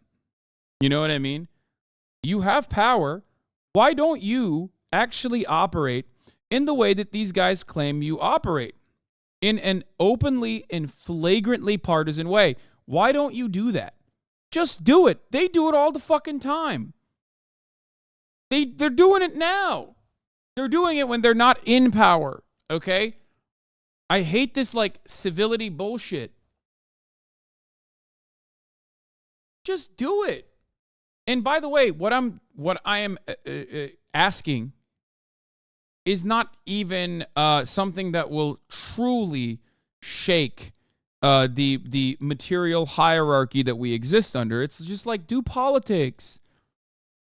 Like, it's not even anti-capitalist actions that I'm demanding from the Democratic Party. It's just simply like, don't be such fucking big-ass pushover bitches, okay? Like, I personally feel like doing the things that the Republican Party does, because politics is all about spite, as Matt Christman perfectly demonstrated. In America, neither side has any interest or any belief that the government is going to improve their material circumstances, their material realities. They don't have any belief in the government doing the right thing. So politics is now just a game of like hurting my opponent, right? Both sides are spite-driven, but the Democrats won't even do the spite-driven shit. Just do it. Just play the fucking game. Republicans constantly threaten that, like, oh, if you open up this can of worms, well, then we're going to use it against you. And it's like, they always use it against the Democratic Party. Who gives a shit? Just do it. Make better content, you know? Stand up. It's so fucking annoying. And I do not understand, like, what benefit this has. If anything, if the Democratic Party at least, like, stood up for itself and, like, did these like erroneous, silly, long, comprehensive investigations, which they would actually be significantly more fruitful than the Republican side doing it to the Democrats, because American corruption is streamlined, it's legalized, right? And the Democrats play by the book. Republicans, on the other hand, in many instances, don't play by those books, don't play by those rules, right? Like, that's the problem here. Because what they're talking about with respect to Hunter Biden isn't necessarily, morally righteous. It's not. It's not. Hunter Biden is absolutely a beneficiary of nepotism. He got a job that he did not deserve to have, and he got a shit ton of money for it. He might have duped the Ukrainian authorities and the Ukrainian energy company Burisma to make them think that he had a lot more access in the Obama White House than he actually did, but it doesn't matter. Like he was being corrupt. Okay? That much is true. But they got it too. Just sling back at him. Don't be such fucking pushovers. I feel like if you did the same shit to the Republican Party, not on like some face-saving bullshit like, oh, everything is Russia, everything is Russia, everything is Russia. Hillary Clinton lost not because she was unlikable, but because of Russia. And instead of doing all that shit, like look into the actual financial misdeeds of the Trump administration, like the Democratic Party, or not necessarily the Democratic Party, but the criminal justice system has so far, okay, and hold the Republicans accountable a little bit. I feel like that would at least instill a little bit of confidence in the average American, in the average Democratic Party voters' minds that, like, oh yeah, they are actually giving the hurt where they do hurt. Because think about it this way. I'm no fan of the Democratic Party, but I certainly enjoy watching Republicans squeal, right? I love that shit. I still follow all the Matt Cases members on Insta before they all lock down to get to see some goofy pics of him. Hell yeah.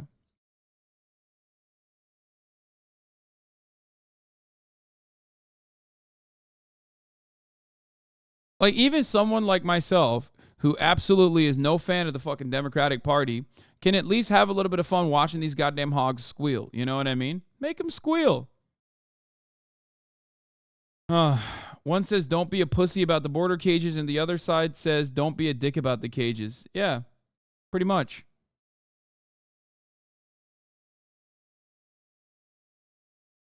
They think decorum keeps them in power. Look at the dress code shit. I mean, that part is also stupid. Everyone thinks that that's important. Both Democrats and Republicans, like institutionalists, care about that shit. Democrats don't push back because if they did, they would win more often. Then they would lose the dichotomy of Republicans bad, and they would benefit from Republican bullshit policy and laws. I guess. I don't know. They should spend their time using their money on making a biopic about Hunter Biden. At least that would be entertaining for everyone. Not this boring waste of time and bullshit they drag US dollars into. They should also fucking pay for the subscription of every single HasanAbi head for the crime of making us watch this. Okay? Because at the top of the hour, there's a 3-minute ad break. And at least HasanAbi heads should be government subsidized. Okay? In the form of a $5 a month subscription or a free one in the form of a Twitch Prime or by gifted subs, you know? The government should be gifting subs to HasanAbi heads at the top of the fucking hour because there's a 3-minute ad break coming and they don't have any money left because they just fucking dumped their entire paycheck on the new motherfucking ideology drop that just came out They got the Live and Alive tee. They got the Get Bread or Get Dead crew neck. This one apparently is sold out already, from what I understand.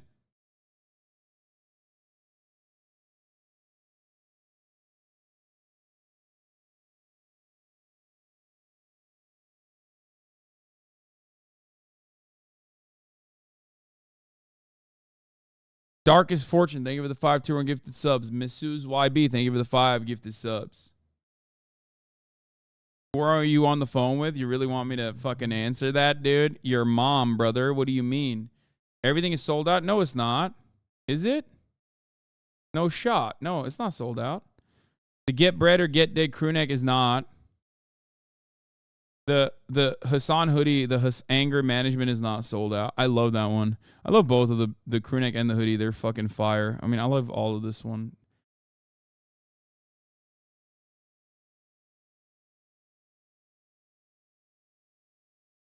The Marlboro one sold out, though, immediately. The Live and Alive tee, the double XL, has been sold out, apparently. I'm looking at it now.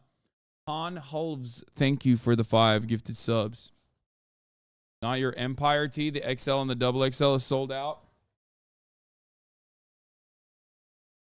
God damn. Shit is getting sold out. Crew necks are still in stock, luckily.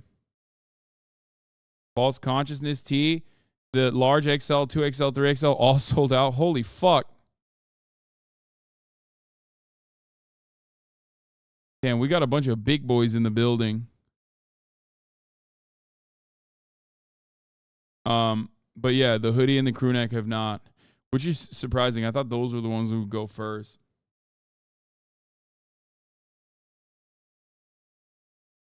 You see Schumer is voting on getting at least the 3 heads of the military filled. Print more than 4 shirts per size. God damn it. Brother, we are not. If you think we didn't print a fuck ton, I don't know what to tell you, okay?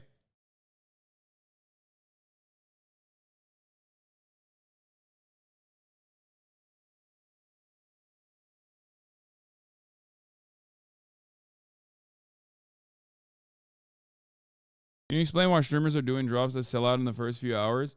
No, dude, because the real reason is because streamers have incredibly fucking passionate fan bases, and that's usually where it comes from. The reality is that, like, that's it. Because it's not like we don't make enough. We do. What the fuck is going on?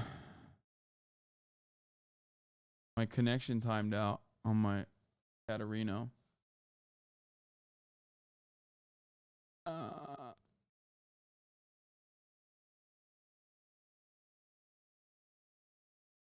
Uber capitalist Hasan. Hell yeah, baby. Yes, all matter of commerce is done under capitalism. The president. All right, let's get back to this shit. Job of the Justice Department is to investigate criminal allegations. You have information. Are you investigating this? I mean, someone who bought Hunter Biden's art ended up with a prestigious appointment to a federal position. Doesn't it look weird that he's become this immediate success in the art world as his dad is president of the United States? Isn't that odd? I'm not going to comment about any specific. Not going to comment, not going to investigate. So right. Hunter Biden Associates. Not going to comment, not going to investigate. Every single person that has purchased Hunter Biden art needs to immediately be thrown in jail. And it's like not even fucking related. Not even remotely related to the actual, financial misgivings or misdeeds that tie them back to the Brandon administration. They should just be thrown in jail for having the worst fucking taste in art, okay? Associate Devin Archer told us that Hunter sold the appearance of access to then Vice President Biden. Are you confident he has stopped doing that? I'm sorry, I didn't understand the question. Hunter Biden associate Devin Archer told us that Hunter sold the appearance of access to then Vice President Biden. Are you confident he has stopped? I'm going to say again that all these matters are within the purview of Mr. Weiss.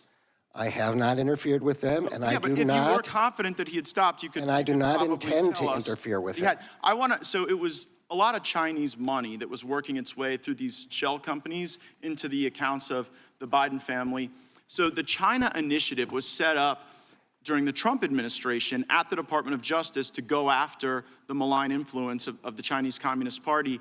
And the Biden Justice Department dissolved the China initiative. So I guess I'm wondering, does the department have any documents that would detail the basis for why you got rid of the China initiative that President Trump had set up? The Assistant Attorney General of the National Security Division gave a long speech which explained that. He has testified. Yeah, they have a live migrant cross-border cam, dude, which is fucking insane, but, you know, I guess unsurprising. Before Congress several times. We'd be happy to provide you with What's the basis? Just tell us all now. Why was the China initiative dissolved? What the Assistant Attorney General said was that we face attacks from 4 nation states: North Korea, China, Russia, and Iran. And that we need. What's so bad about that? Really? You can't tell what's like fucking gross and weirdly you can't figure out what's like gross and dehumanizing about that. You can't figure out what the reason for why they have that down there. It's to like strike fear in the minds of reactionary Americans that like there's like this genuine invasion happening.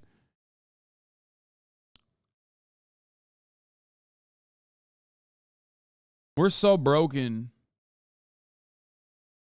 We're so broken that we don't even have like we don't even understand like putting a camera on human beings like it's a goddamn reality TV show like they're fucking zoo animals doesn't even like strike a chord in people's minds. Like it's not even a red flag at this point. You know what I mean? Crossbond 3S, thank you for the 5 gifted. We need to focus our attention on the broad range of these attacks. Sometimes we don't know. Wait a second. Are you saying that North Korea has the same malign influence risk to the United States as the Chinese Communist Party? Are you trying to represent there's some parity there?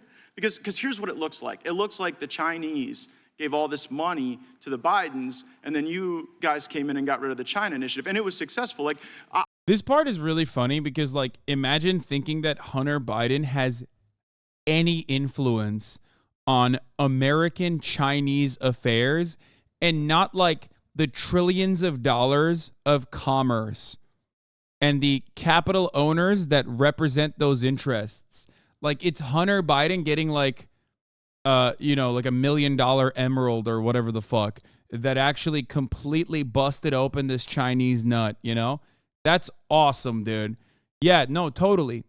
It's that the American government's that penetrable that, like, it's not actually built as this bourgeois state specifically to represent the interests of capital owners and whatever capital owners want is going to happen. And capital owners, obviously, regardless of the incredibly reactionary rhetoric, the xenophobic rhetoric that you hear about fucking China, that, like, there is trillions of dollars of back and forth trade at play. They are our manufacturing hub still, okay?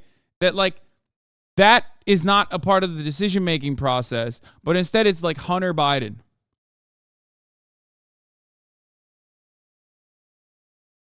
Hunter Biden is capable of changing the dynamic with China. Like, for the record, they're talking about all this like Ivanka Trump's deals with China weren't suspect. They were, but it doesn't matter because Ivanka Trump has absolutely no way of like changing the outcome of what the across the board American policy is going to be. Okay, the Chamber of Commerce is not going to let fucking Ivanka Trump change foreign policy with respect to China. If there was one administration that would be nutty enough to like actually go against the interests of the Chamber of Commerce, it would be the Trump administration, let's be real. But even then, it's very unlikely. And Kushner and his dealings with the Saudi government is entirely different because Saudi Arabia is our fucking allies. They can't use it in the other direction, okay? Ukraine, supposed to be a client state, right? Hunter Biden can't change the military-industrial complex's interests in Ukraine. Hunter Biden can't change the American foreign policy apparatus and their overarching interests in Ukraine and wanting to bring in Ukraine to the Western sphere of influence. Like, Hunter Biden can't be the standalone guy that says, no, we're going to stop that from happening. That is absolutely psychotic. You can only go and lean in the direction, if you could, of whichever way the corrupt money is flowing. That's why it's hilarious that these guys are like, Hunter Biden did this. It's like, did he? Did he do that? Because did he also, I don't know, did he get the IMF and the World Bank to also want Victor Shogun to be fucking taken out of power? Did he get the CIA to want Victor Shogun to be taken out of power? Did he get the NGOs to want, did he get the NGOs in Ukraine that are working, and civil society organizations that are working in Ukraine that are part of the apparatus, the foreign policy apparatus, to want Victor Shogun out of power? How did he do that? How is he so powerful? He must be the most powerful, most charismatic man in America. He's the greatest foreign lobbyist in the history of the United States. I saw one rationale that you guys got rid of the China initiative because it was racial profiling. But one of the people you convicted was a guy named Charles Lieber, who was a Harvard professor taking $50,000 a month to do China's bidding and give him whatever research was being done. Are you aware of the millions of dollars that moved through Rob Walker's shell companies from Chinese Communist Party entities into Biden family bank accounts? Are you aware of that? There were a lot of questions that you just asked. Let me start with the first one about North Korea. North Korea is a dangerous actor, both kinetically and with respect to cyber. But not on par with China. I'm on the Armed Services Committee, Mr. Attorney General. Now. Yeah, okay. The idea that, like, at first I thought he was making a joke because he was like, why would you ever compare North Korea to China? Like, I thought he was being serious in the sense that, like, you know, like, obviously we're going to have different relations with China, which we do trade with, as opposed to North Korea, which is, like, basically propped up by doing cryptocurrency schemes, like scamming crypto scammers and stealing their, like, cyber wallets or whatever, right? And that we have no trade relations with, which, by the way, I'm fully in favor of North Korea. Basically cyber currency, Bitcoin and the like, have created a wonderful opportunity for the Democratic People's Republic of Korea, or the Popular Korea, if you want to call it that, which I like to call it that, has been able to create an entire new industry, okay? In favor of North Korea, yes. They're fucking broke as fuck. What do you want? It's the most ethical way that they can survive, okay? If you are completely shut out from the global marketplace, if you're completely shut off from the global marketplace, instead of like, this is an even more victimless crime than like robbing banks, okay? They're robbing the scammers. They stole $43 million from stake.com, dude. Like 9 of that came directly out of Eddie's pockets. I mean, he has so much money, he doesn't give a shit about $9 million being lost, but like, it's pretty funny that like the only way that they can generate value, generate some level of income is by fucking literally stealing money from cryptocurrency people. It's such a funny way. Hasan, they are prolific ransomware actors. Yeah, I know. I mean, as long as their cybersecurity operations don't pertain to like genuine victims, like if they're fucking ripping crypto boys out, like that's fine. It makes you look unserious to suggest that. May I answer your question? Or Answer the question. Yeah. DPRK GDP up 100% from stake heist, dude. Yeah, the Lazarus Group is who I'm, of course, referencing. Also known by other monikers such as Guardians of Peace or the Who Is Team, is a cyber crime group made up of an unknown number of individuals run by the government of North Korea. While not much is known about the Lazarus Group, researchers attributed many cyber attacks to them between 2010 and 2021. Originally a criminal group, the group has now been designated as an advanced persistent threat due to the intended nature, threat, and wide array of methods used when conducting an operation. Names given to cybersecurity organizations include Hidden Cobra, used by the DHS to refer to malicious cyber activity by the North Korean government in general, and Zinc by Microsoft. The Lazarus Group has strong links to North Korea. The FBI says that Lazarus Group is allegedly a North Korean state-sponsored hacking organization. According to North Korean defector Kim Kuk-song, the unit is internally known as North Korea as the 414 liaison office. North Korea benefits from conducting cyber operations because it can present an asymmetric threat with a small group of operators, especially the South Korea. They have literally no other method of like engaging in global commerce or anything like that. So they just straight up fucking, they just have an army of hackers. Yeah, they're doing Jusha crimes, okay?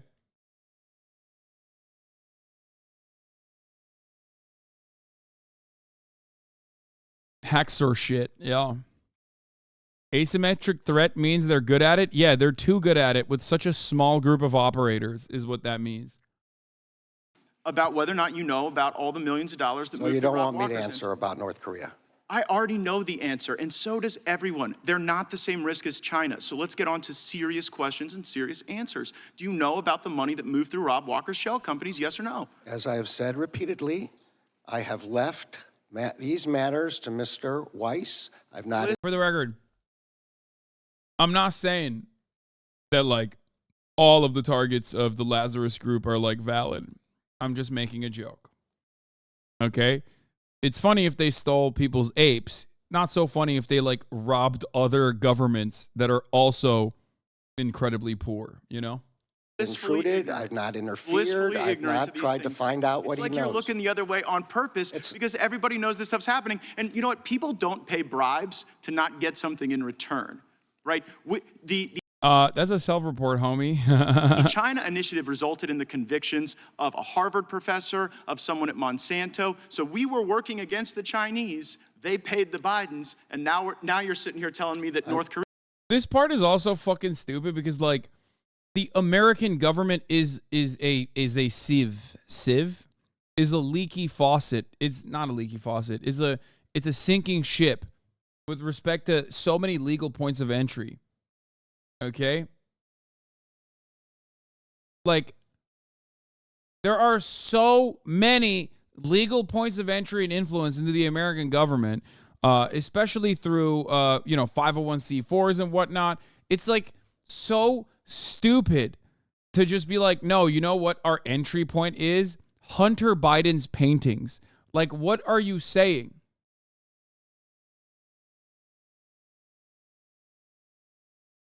Like, what are we talking about here? Just set up a legal lobbying operation. Why the fuck do you need to do that?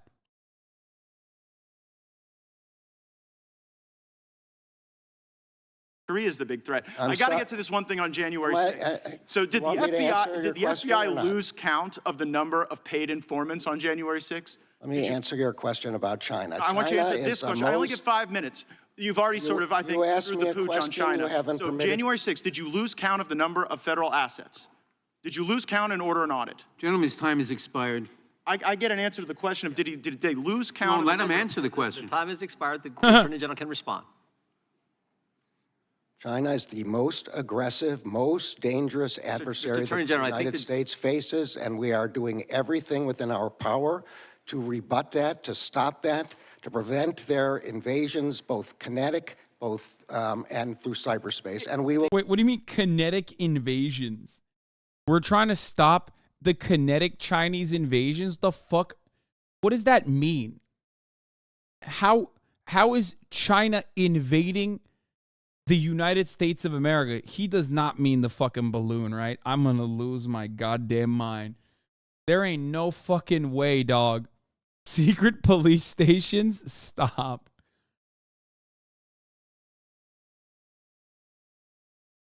Ay, ay, ay. If someone gave that answer in your courtroom when you were a judge, you would tell them. I guess he means like actual spies and shit, like the one that Eric Swalwell was fucking. Remember that one? Remember when Eric Swalwell was clapping the Chinese spy's cheeks? Such a weird point of entry. Again, who knows what? You fucking suck, dude. Wait, what? Wait, why? What did I do?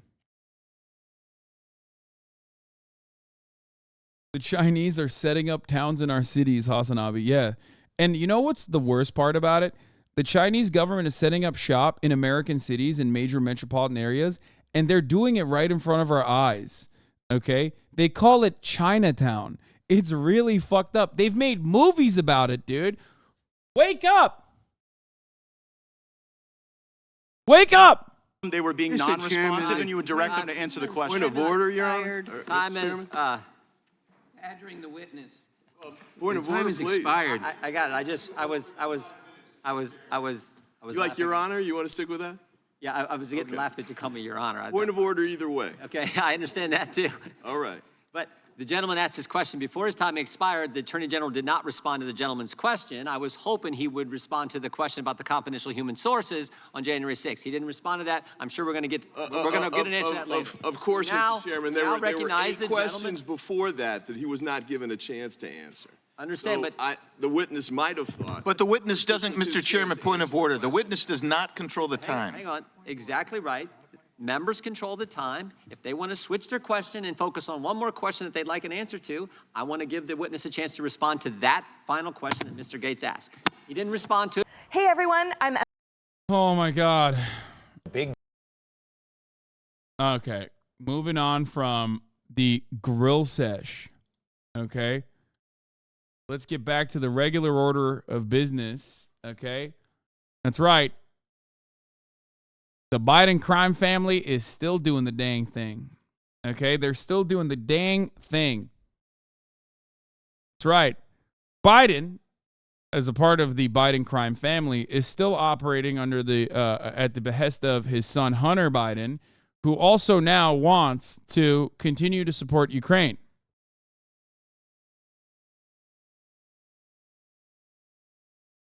Wake up, everybody. The Brandon crime family is back, and they are vowing to continue supporting Ukraine in the address for United Nations. I'm going to go Today at the UN General Assembly, impassioned speeches from President Biden and Ukraine's President Zelensky pleading with the world to keep supporting Ukraine in its fight against Russia. And they spoke, of course, as some Republicans in Congress expressed doubts about the rising cost of that war. Nancy Cordes covers the White House for us, and she's here in studio once again. Nancy, good morning to you. Good morning. Here's the challenge, Tony. World leaders may support Zelensky, but what he needs to do is to convince them to keep opening their wallets, because waging war against Russia is expensive and the price of winning could be astronomical. Here in New York, his sales pitch came with a warning. Russia, he said, could be coming for other countries next.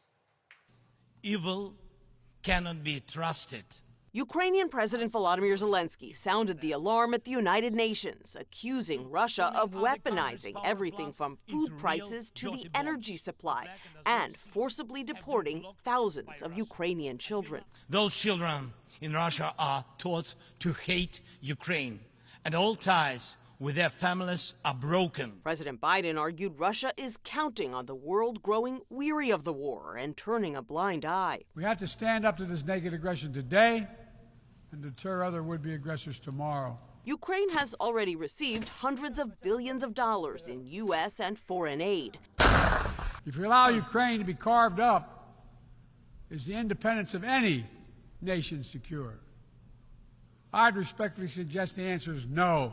Some congressional so hot. Republicans aren't sold on another $24 billion. Leak the gym routine, King Zelensky. Leak it. Leak it. You're so sexy. Aid package. Where's the accountability on the money we already spent? What is the plan for victory? I think that's what Russia waged war, not Ukraine, dumbasses. Who's saying Ukraine is waging war, brother?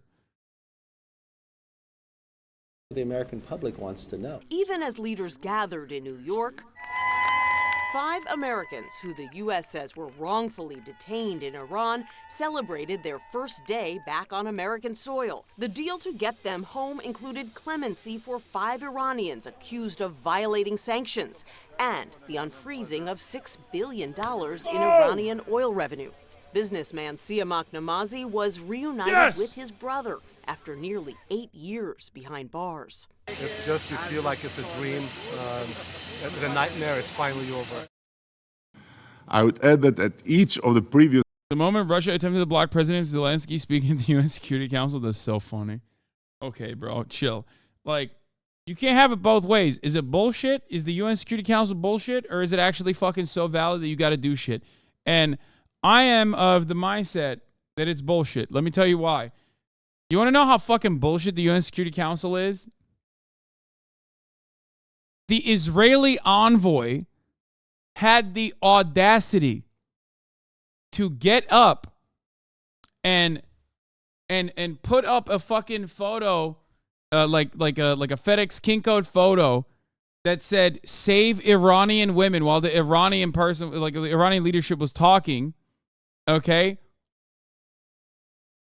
And it blew my fucking mind. It's like, are you joking, dude? What the fuck?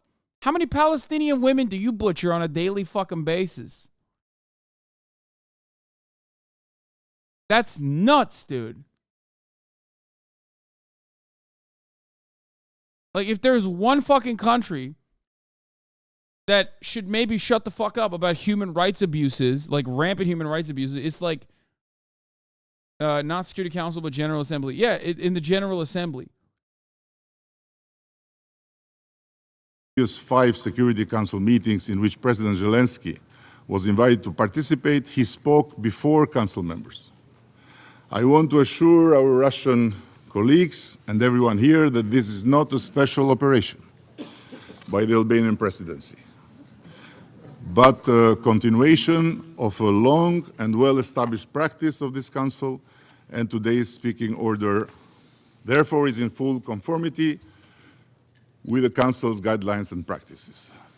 As for the second question, I have a certain difficulty to understand what's the problem, because OSCE has an important role. God, they're so Turk-coded, man. I'm sorry. Just Albanians are so Turk-coded. It's crazy. And is here because of its contribution to this meeting considered of essence. Yes, the OSCE representative here is an Albanian from North Macedonia, but if you would be more explicit what's Is that they're never going to enter the EU? Yeah, they're Muslim, dog. the problem, I would be happy to help you.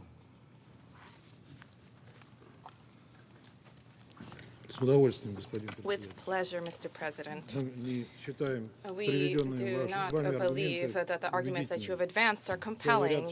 There are a number of the members of the Security Council that will be represented. Hey, will in a few decades unlike Turkey? I don't think so. No shot. No. I don't believe that at all. If, like, thinking that a predominantly Muslim nation will ever be a part of the European Union is I think a silly notion. It's a small country, doesn't have a big impact on the EU, doesn't matter. They're in talks with the EU, doesn't matter. Turkey's been in talks with the EU since before I was born. No fucking shot. I thought Albania was mostly atheist. Inshallah, EU will kneel before Albania. I think a lot of people forget. That, like, because we talk mostly about, like, American racism, people don't understand that, like, Islamophobia is a gigantic motivator of the European nation state, European collaborative project. You know, because there's always got to be some glue that sticks it together beyond, you know, capitalism and capital interest, right? And the notion that, like, the European Union would allow a predominantly Muslim nation into its ranks would be seen as everything that goes against the entire project. Why not? Albania is very pro-EU right now. Geographically, it makes more sense and is very small, so xenophobes won't make a big deal. That's what you think, dog. Literally, guys, first of all, European countries don't even like Slavs, okay? Like, what are we talking about? Like, even Orthodox Christians are considered lesser than. And you're over here talking about fucking Muslims, dude. Like, this notion that like, look at the UK, brother. They don't even like Polish people. They literally fucking left because they were like, Albanians are invading our country and Polish people are invading our country. We don't want that.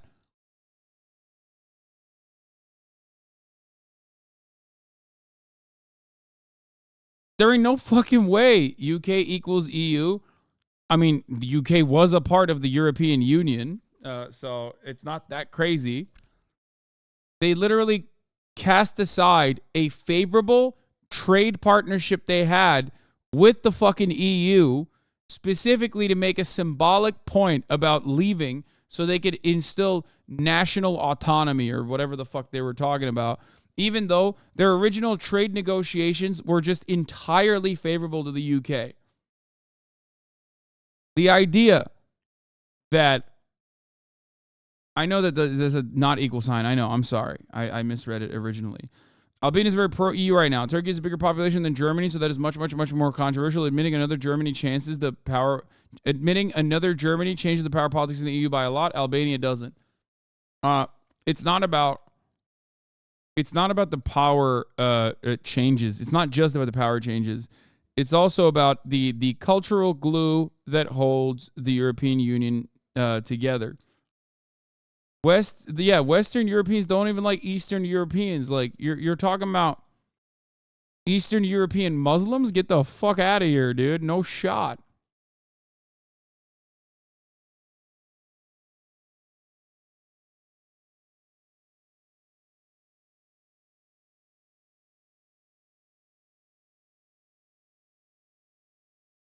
Like, Muslims are the scarier versions of America's Mexicans, okay?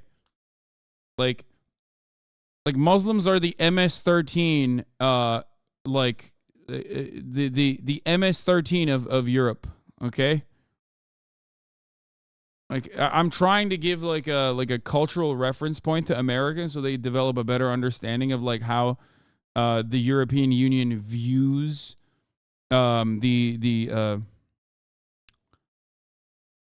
how European views like Muslim migration.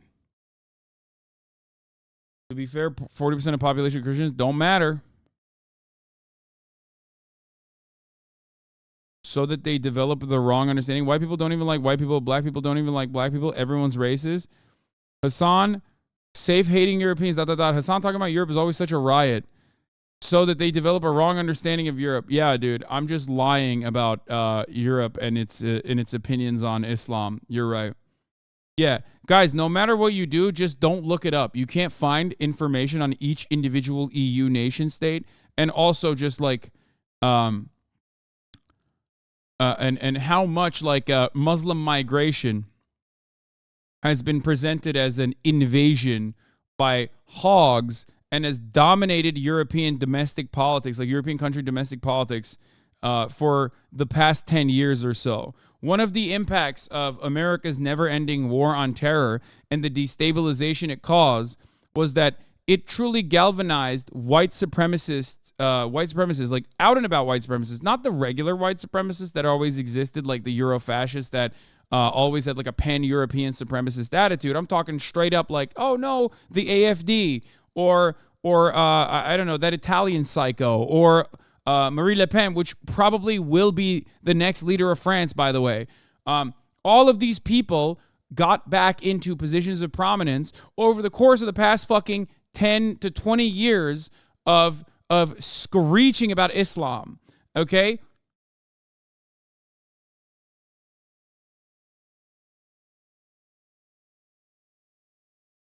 I just want to say that as a brown German, you're extremely accurate. Take baffles me. Like, how do you know it so accurately?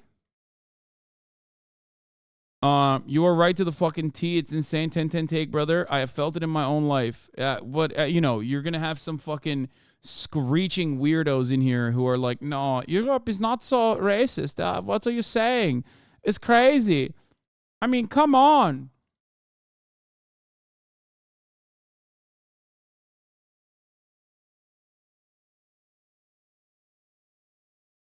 It's also always funny whenever people talk to me about like not understanding the intricacies of European politics, as though like, you know, European politics was not incredibly important in my development growing up in fucking Turkey, you know? Come on, dog.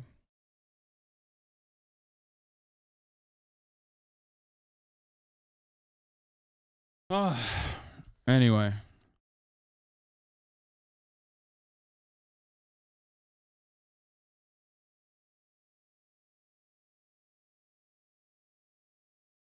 I'm European, what you're saying is completely right. Muslim people here are called roaches and suffer a massive amount of discrimination. Literally everything that goes wrong here in Europe is blamed on Muslims. But I don't mean to explain this. You lived in Europe. Well, technically, no one is going to fucking stop invalidating other people's experiences. Yeah.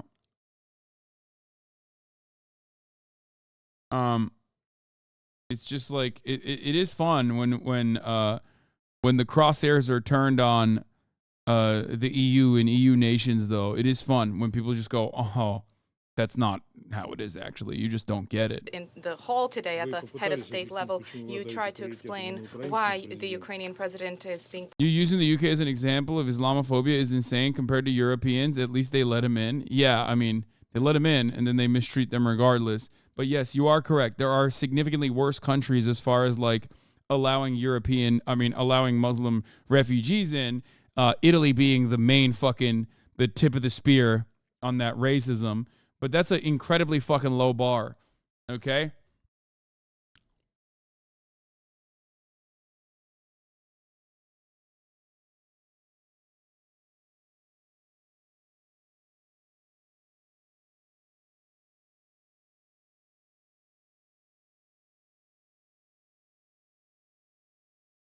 Like, if we're keeping it $1.50, one of the best countries as it pertains to Muslim migration or refugee acceptance is Germany, okay?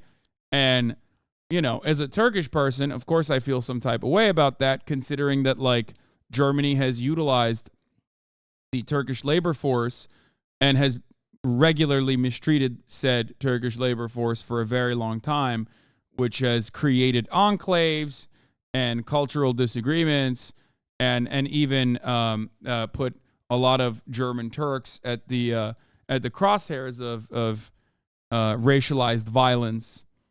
So then there's always there's also the number of refugees that they've taken in and how that has developed. That has developed that has helped the rise of the AfD basically. My German friend tried to call anyone not white a guest worker, and his dad is Croatian and Turk, but he still hates a bunch of German Turks. Yeah, I mean, his dad's Croatian. That's probably where it comes from. Being Croatian and living in Germany, I wonder what his grandfather was doing. All right, let's just move on. The moment Russia attempted to block President Zelensky, we're talking about that. Prioritized. However, the procedure, this is nothing to do. How did the Croat get to Germany? What was he doing? What was going on there, you think? I don't know. I mean, I'm just asking. What it is? Ask him what his grandfather did. Who knows? Who knows what he was doing? Do with the procedure for the Security Council. You can understand the logic. When we discussed Somalia here, the president of Somalia spoke first here, but he was the only president from among those present. There are indeed precedents related to other files on the Security Council's agenda, but a specific practice has unfolded linked to the specificities of certain regions, which has nothing to do with the situation in Ukraine. I would like to warn you that if today you bang the gavel there by implementing your decision, the Albanian presidency will be tainted with an egregious precedent of violating existing practice in the Security Council, established practice for the benefit of one delegation, which time after time continues to demonstrate with support from the West that their rules don't apply to it and everything is permissible.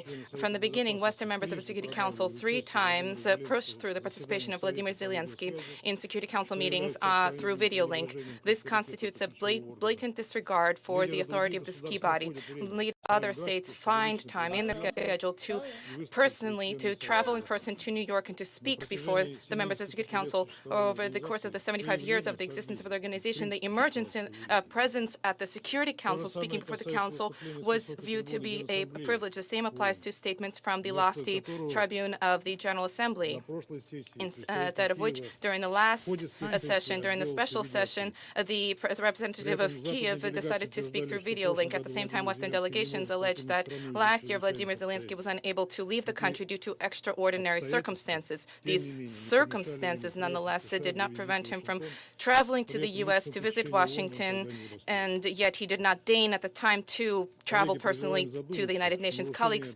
consider this dude is spitting too much, dude. Okay, man. How about shut the fuck up, dog. Violation Jesus of the Christ. president by the president of the practice of the work of the Security Council is fraud. Dude, I can't even pay attention to. Dude, he's still going. This motherfucker's going nonstop, dude. Jesus. Okay, we're done. We're done. I can't do this. Okay, shut the fuck up, dude. All right. Zelensky faces Russian officials for the first time since the invasion at UN. I feel like since he's so fucking yacked, they should duke it out. The Russian guys are fat. Zelensky is jacked. They should fight. And if Zelensky wins, then Russia has to leave Ukraine. Okay. Super simple, super easy solution, I think. 1v1, duel it out. Okay. Whoever wins gets to control Ukraine. Full-scale aggression launched by the state, which for some reason is still present here among the permanent members of the UN Security Council. There's already been 574 days of pain, losses and struggle. Russia has killed at least tens of thousands of our people and turned millions into refugees by destroying their homes. Most of the world recognizes the truth about this war. It is a criminal and unprovoked aggression by Russia. What are you talking about? He just cosplays as a soldier with his silly clothes? Yeah, but he's jacked. Like, he's in good shape. What do you mean? Are you going to tell me he's not in good shape? He is.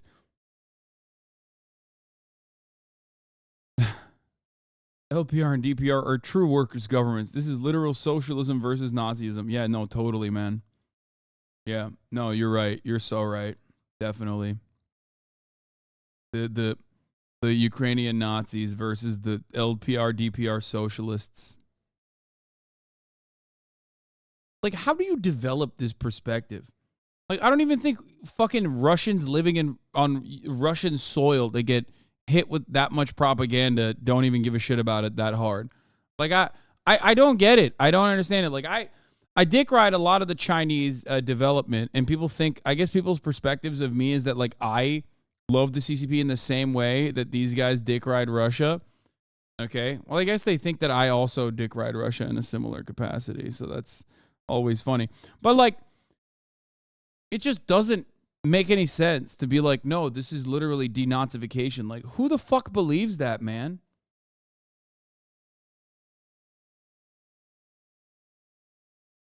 That part I will never understand, especially like Republicans that grew up with a deep-seated hatred of Russia and the USSR, turning around and being like duped by a couple fucking telegrams, like a couple telegram channels that they go into to like completely undermine their Red Scare propaganda. Like, how does that happen? Like, you're the biggest dupes somehow. You know what I mean? Like, it doesn't make sense.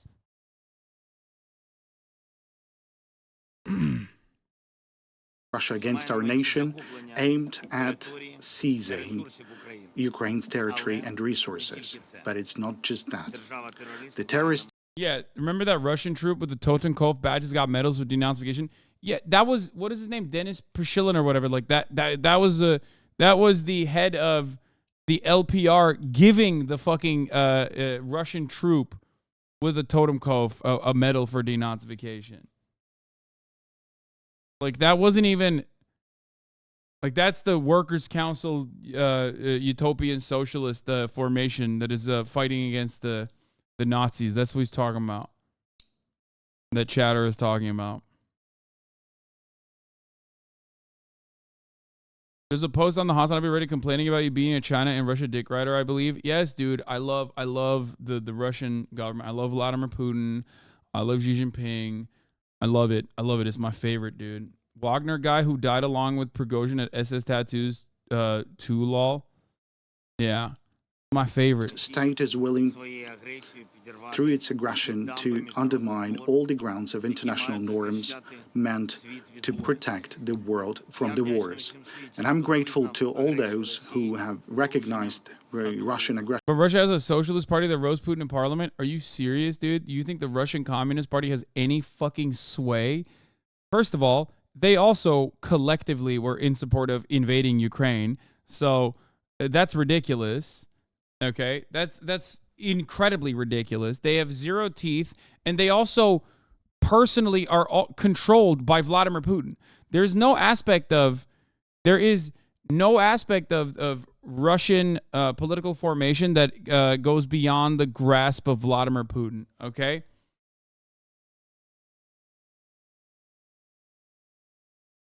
Hasan rides Chinese dick because he's too cowardly to dick ride African nations. What? The Russian Communist Party is the primary opposition party to Putin. Yeah, except they have no sway. What do you mean? You think that is like a real fucking party? What are you talking about? They can't even have like a genuine opposition to Vladimir Putin, even with all the fucking, like, even with all the Russian boomers that desperately want to go back to the glory days of the USSR.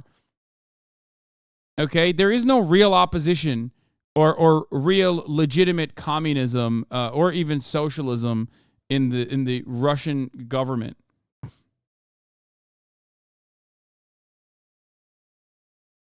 That's crazy. Again, they literally defended the invasion of Ukraine, like, wholeheartedly. Well, the rest of the socialists in the world consider them socialists. I don't care what the rest of the fucking socialists in the world consider them. I don't. That's ridiculous.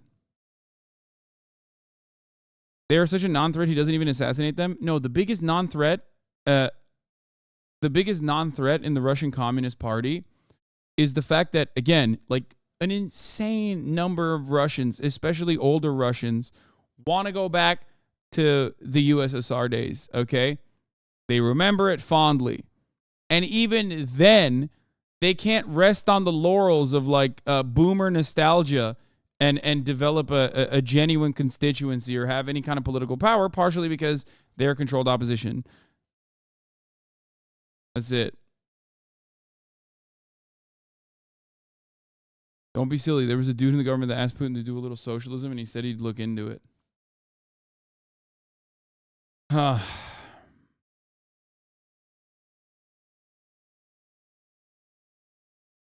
yeah. Aggression as the violation of the UN Charter. Ukraine exercised. Imagine dick riding the Japanese Communist Party. You are big lib. Wait, what? When have I dick rode the Japanese Communist Party? There are very few real, like, communist parties. We live under a global capitalist hegemony, and that dictates that these capitalist nation states only allow, like, a little bit of a crumb of, like, aesthetic socialism. Most of these countries are basically going to have a socialist alternative that's, you know, a social democrat in nature. I myself am one of these people. In spite of what I believe is the right path forward, I regularly advocate for electoralist reforms, incremental change. You know, I'm willing to watch incremental change happen, push for it, open up an opportunity for for workers to unionize, claw back some of that power. It's just, I myself am that person. I love Bernie Sanders. Many of you love Bernie Sanders. Bernie Sanders, in spite being a democratic socialist, has regularly advocated for social democratic capitalist reforms. Bernie Sanders has never done, like, real existing socialism because you can't do that. No, Hasan is a revisionist sag.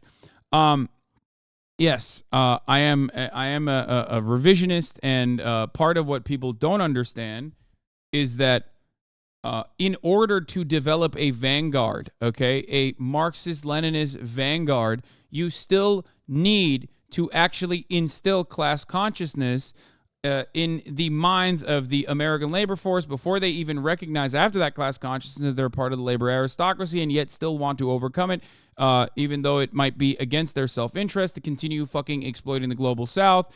A problem that you see with American socialists and American self-declared socialists and progressives in general is their lack of interest in stopping American imperialism due to their recognition that the current existing structures actually benefit them in the imperial core. So all of that stuff, okay, all of that stuff is constantly in the back of my mind when I'm cutting propaganda or doing agitated propaganda in general.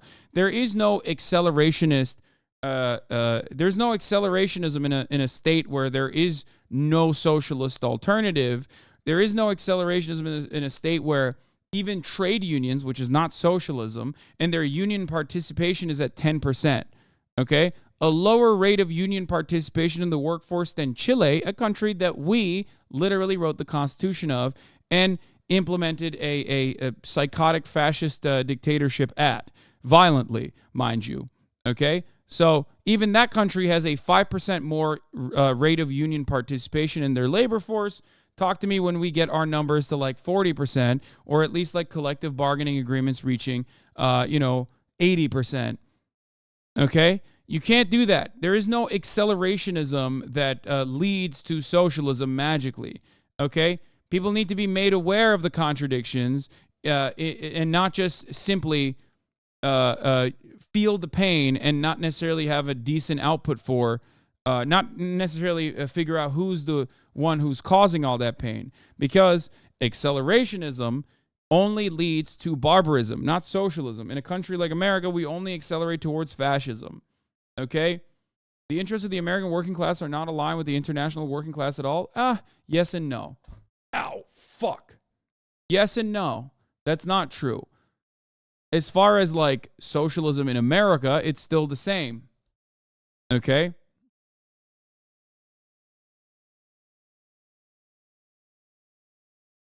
It's still the same because the inherent contradictions still exist. The interest of the working class in America is the same as the interest of the working class all around the world. But of course, American labor forces absolutely benefit from third world natural resource extraction and third world exploitation in general. Okay? But of course, this makes it much harder to be a real, genuine, enthusiastic, consistent supporter of international socialism.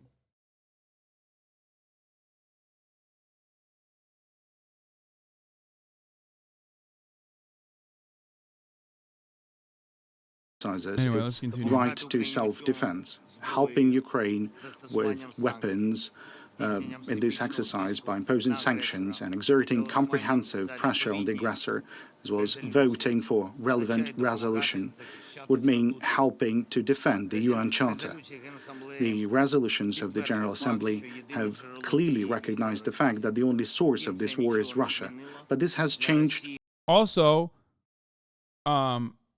What's funny to me is that like the very same people that would say, Hasan, you're like a fucking Western psyop, you're a revisionist or whatever, also dick ride China. So how does that work for you? I don't understand. Okay? There is no real existing socialism on the fucking planet in the way that you think it should be appropriate. If you literally turn around and dick ride China, you can't fucking yell at me and call me a dirty revisionist. Okay? That's ridiculous. It is quite fucking ridiculous.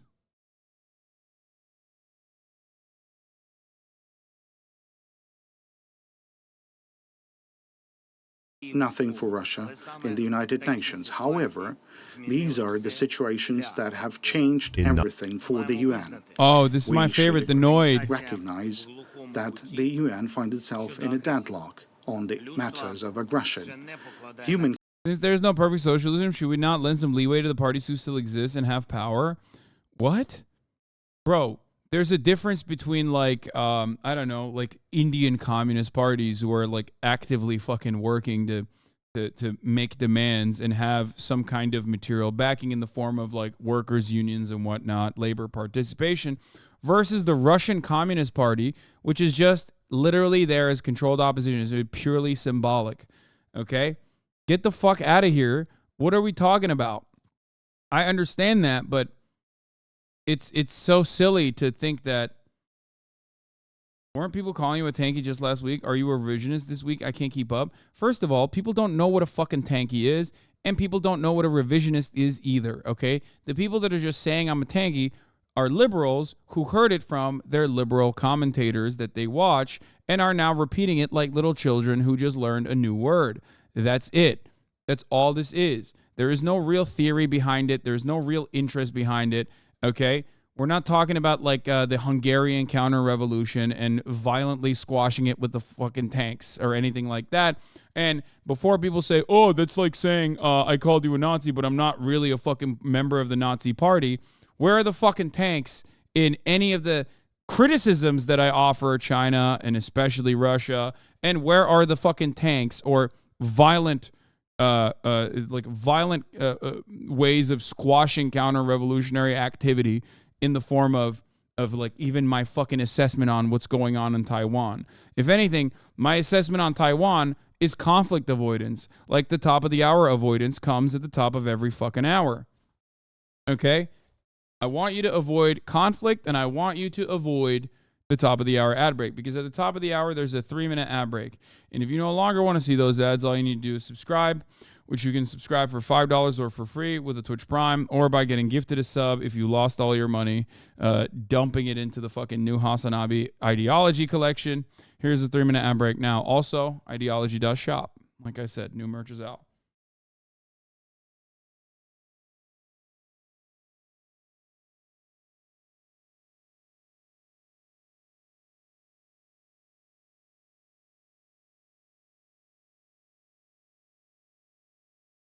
Mankind no longer pins its hopes on the UN. When it comes to the defense of the sovereign borders of nations, world leaders are seeking new platforms and alliances that could reduce the disastrous scope of problems, the problems that are met here within these walls with rhetoric, rather than real solutions, with aspirations to compromise with killers, rather than to protect lives.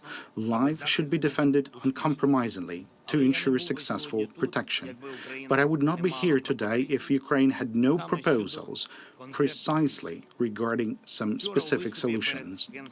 Yes. The USSR does not exist at all. Its structures have been stripped and privatized. There's no reason to believe there's even a leftist sympathies in the modern Russian government.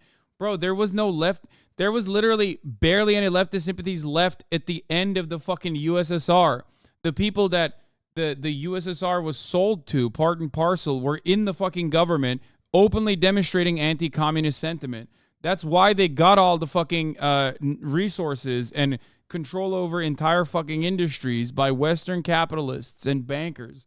Those who made deals with Western giants were the ones who ended up getting control. Like, all these fucking oligarchs are rugged, die-in-the-wool communists who are demonstrating anti-communist sentiment all the fucking time by the end of this process. It's like one of the reasons why the USSR fell, among many others. Obviously, it's a significantly more complex situation than just like one singular aspect, but it's just ridiculous. There is no, like, I don't know. I mean, look at Vladimir Putin. Lost to Pizza Hut, Pepsi, Pizza Hut. You can't out Pizza the Hut, dude.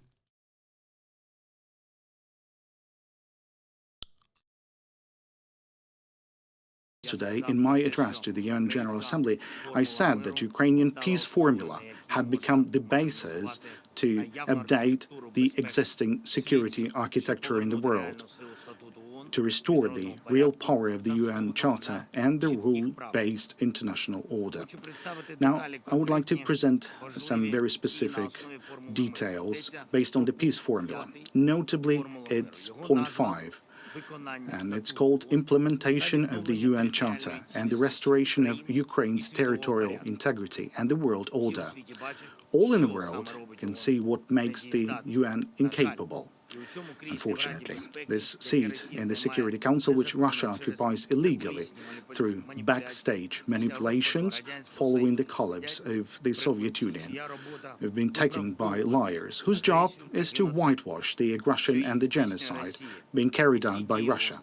And all the UN actions, either by the Security Council or by the General Assembly, that could have stopped this aggression are shattered by the privilege granted to the aggressor with this seat. Veto power in the hands of the aggressor is what has pushed the UN into deadlock. Today, no matter what nation you might be, a nation with hundreds of millions of people, or a small nation, a nation that bravely defends its independence, or a country whose long history of independence can help others, a state in need of help, or a nation that could provide some genuine support, a state relying on its army, or a state considering the UN Charter, but not the army, as its first and last line of defense. Regardless of who you are, the current UN system still makes you less influential than the veto power possessed by a few and misused by one, Russia. That is to the detriment of all other UN members. These days, in the General Assembly, we can hear the word inequality too often. Inequality is mentioned by different nations, both larger and smaller. Okay, I can't watch the rest of this. It's 14 minutes of this is like killing me, dude. There's no drama. This is boring. Let's look at American politics. What really fucking matters, okay? Let's keep it $1.50. I can't. Every time I want to fucking talk about foreign policy, I get why so many of the neoliberal commentators and their fan bases love talking about like stupid ass fucking drama, because foreign policy is so goddamn boring in the absence of like streamer on streamer violence. Okay, I totally understand why the only representation of American critique or critique of any sort of like American foreign policy revolves around like whatever your fucking favorite streamer said. HasanAbi 2 days ago, I want to do more content. Also, HasanAbi watches Ukraine versus Russia in the UN Security Council. Okay, shut up. I love how when Hasan gets bored, he just goes to American politics. Yes. The only type of fucking foreign policy I want to hear from is Aiden Ross talking to Kim Jong-un, okay?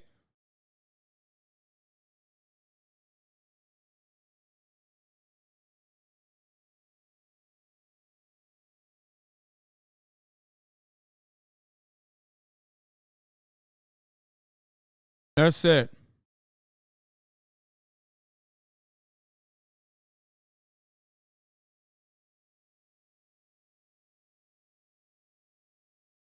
Even if you consider them revisionists, don't you think it's reasonable to say they try to Vietnam, etc. is still lesser evil compared to America? I mean, they can't touch America. Like, what do you mean? Of course. Especially, it is pretty funny. It is pretty funny to consider.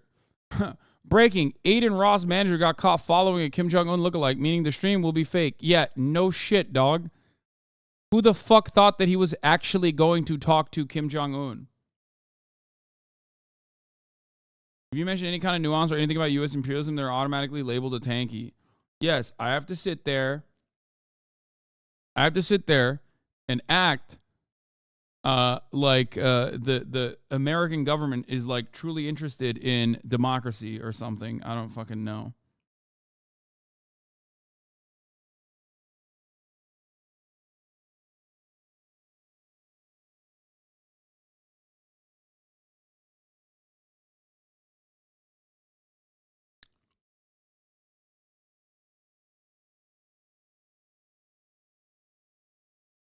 I mean, Una's homies with Dennis Rodman, so you never fucking know. Yeah, I doubt it. All right, let's talk about Biden v. Trump.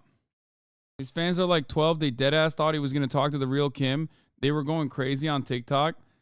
Yeah, I have no faith in the next generation, okay? Maybe I'm being too much of a boomer.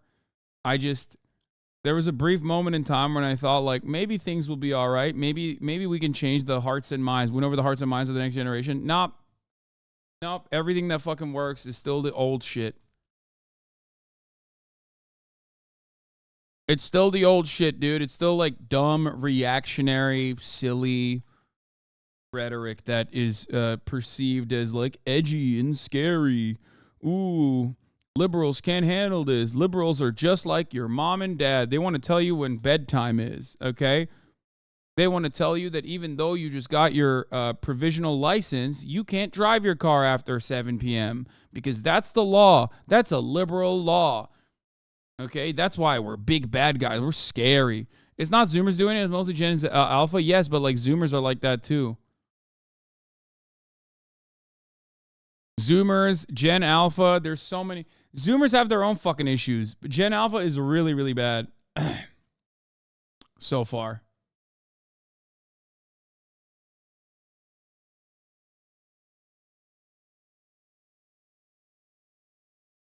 Yeah, I mean, people were calling it already. Tevin said, bet $100 billion they hire some Asian man to do an awful racist stereotype, and those whack-ass plug channels will still post about it because they know only how to leech impersonations, or I mean impressions, not impersonations. Dog, libs want to take away your binky, dude. They don't want you to have nap time, or they want to force you to do nap time. They don't want you having, they only want you to eat veggies, dog, on God. These fucking libs, dog, they want you to have fucking veggies, dude. They don't want you to have a fucking donut or candy. They don't want you having candy for dinner, dog. That's fucked up. They want to take your fucking binkies away.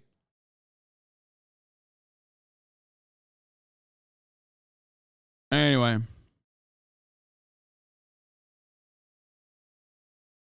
Libs want you to wear a coat when it's not that cold outside, dude. Hell yeah.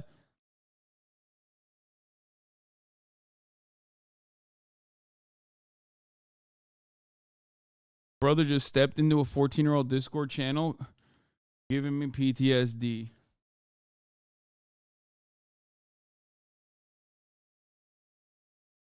Speaking of veggies, I tried showing my son Hasan Piker's vegetable tier list video to get him to eat his cauliflower, and he called me a pillow biter. He's watching Andrew Tate's candy tier list for the 10th time. Where did I go wrong as a parent? Yeah.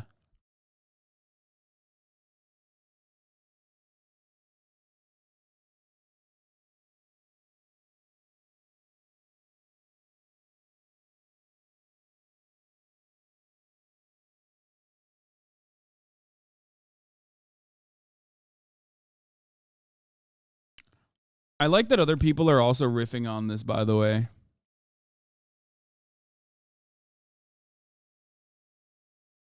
Can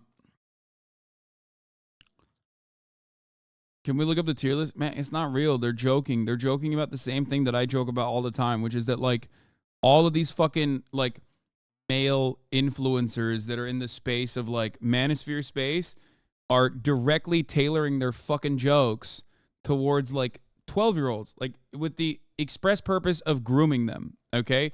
That's their goal. They want to groom 12-year-olds into being gigantic shitlords, okay? Like when they become an adult. Because kids are evil in general, okay? Kids are evil in general, but they want them to also be evil adults, okay? Out in the moonlight. Andrew Konchek often spends 80 hours a week on the water, sometimes more. It is grueling work, and it shapes his politics. I'm Republican. You know, they're more for the working man. Fishing boats have filled this harbor for 400 years. It is a proud but struggling industry, a blue-collar craft where the workers feel ignored by the regulators who set the rules and by the politicians. Oh my God, I can see fucking, oh God, I can see New Hampshire voters going nutty for Kennedy. They're such dumb libertarian babies, dude. Ooh, I can see this. I can absolutely see just the entirety of New Hampshire going to RFK Jr., you know what I mean? My favorite... My favorite lib-coded libertarian state. It's the best. Politicians who now want to line the coast with wind turbines. That's going to complete. I was born 1 mile from the shot. Surprising how you turned out. Okay. Same with even Ludwig too. Like there's a lot of my favorite people are from New Hampshire, which is shocking because New Hampshire as a state is so insane. It is an enigma. Okay. New Hampshire is the Florida of New England. It's cooked. Oh, 100%.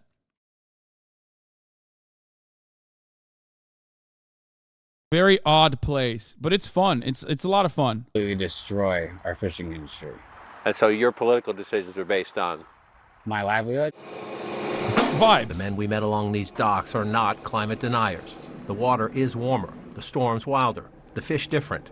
But they say the people deciding what to do about it don't ask those who live it every day. I don't think...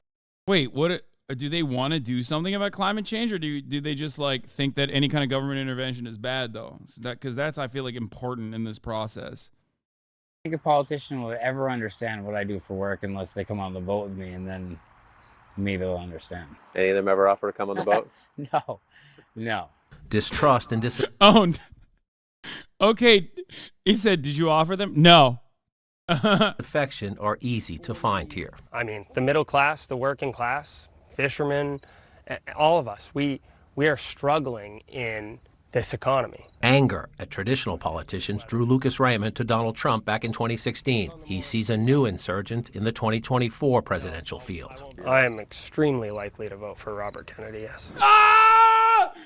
Yes! I fucking called it, dude! Let's go! Let's go! That is New Hampshire through and through, man. That is so perfect, dude. It's so good. It's so fucking good, dude. Oh. Yes, baby. Oh. Hello. Kaya got up. She got excited, too. She's also voting for RFK Jr. Why? He is willing to state that we should not blindly trust corporations or our government. And I think he staunchly believes in caring for our environment. Raymond says many Republican-leaning friends. Oh, that's so good. Yeah, RFK is the green guy in the field, okay? Yeah, RFK in like 2005, okay? RFK in like 2010, not RFK now. Have you heard a single fucking thing that he said? He literally says, oh, capitalism is actually capitalism is the only way to solve climate change problems. Of course, climate change is real, and the only way to do it is by cap and trade. It's like, okay, thanks, man. Yeah, definitely. That's so different than the rest of the Democratic Party. I will certainly be voting for you, sir. You seem to be running on some different shit. No, the only thing that's different with RFK is with respect to the rest of the Democratic Party is that he has in different times said openly anti-Semitic shit, while of course, ironically, simultaneously never stopping his support of Israel, which is hilarious. Okay, and then and COVID, anti-vaxxer, big anti-vaxxer guy. That's it. That's it. CNN voters be like, RFK is the only candidate willing to talk about the policies around fish catching in New Hampshire. Yeah. When you are the CIA, but you miss his head and hit his throat, but just leave it because it's funny. Yeah, they're like, we don't need to kill this guy, actually. It's fine. He's already, the damage is done. Feel the same way. My crewmate sent me his interview with Joe Rogan, and I started listening. God damn it. God, how can I not cover this country? We are a joke nation, okay? We're not a serious nation. We are a joke nation, dog. That's it. That's it. It's like you got guys like this who are like, yeah, I fucking heard him on Joe Rogan. It seems like he's got a good head on his shoulders. And then the other side is like fucking petulant little libs who are like, you went on Joe Rogan as you're running for president, so I will not be voting for you, Bernie Sanders. You're so sexist. Fuck.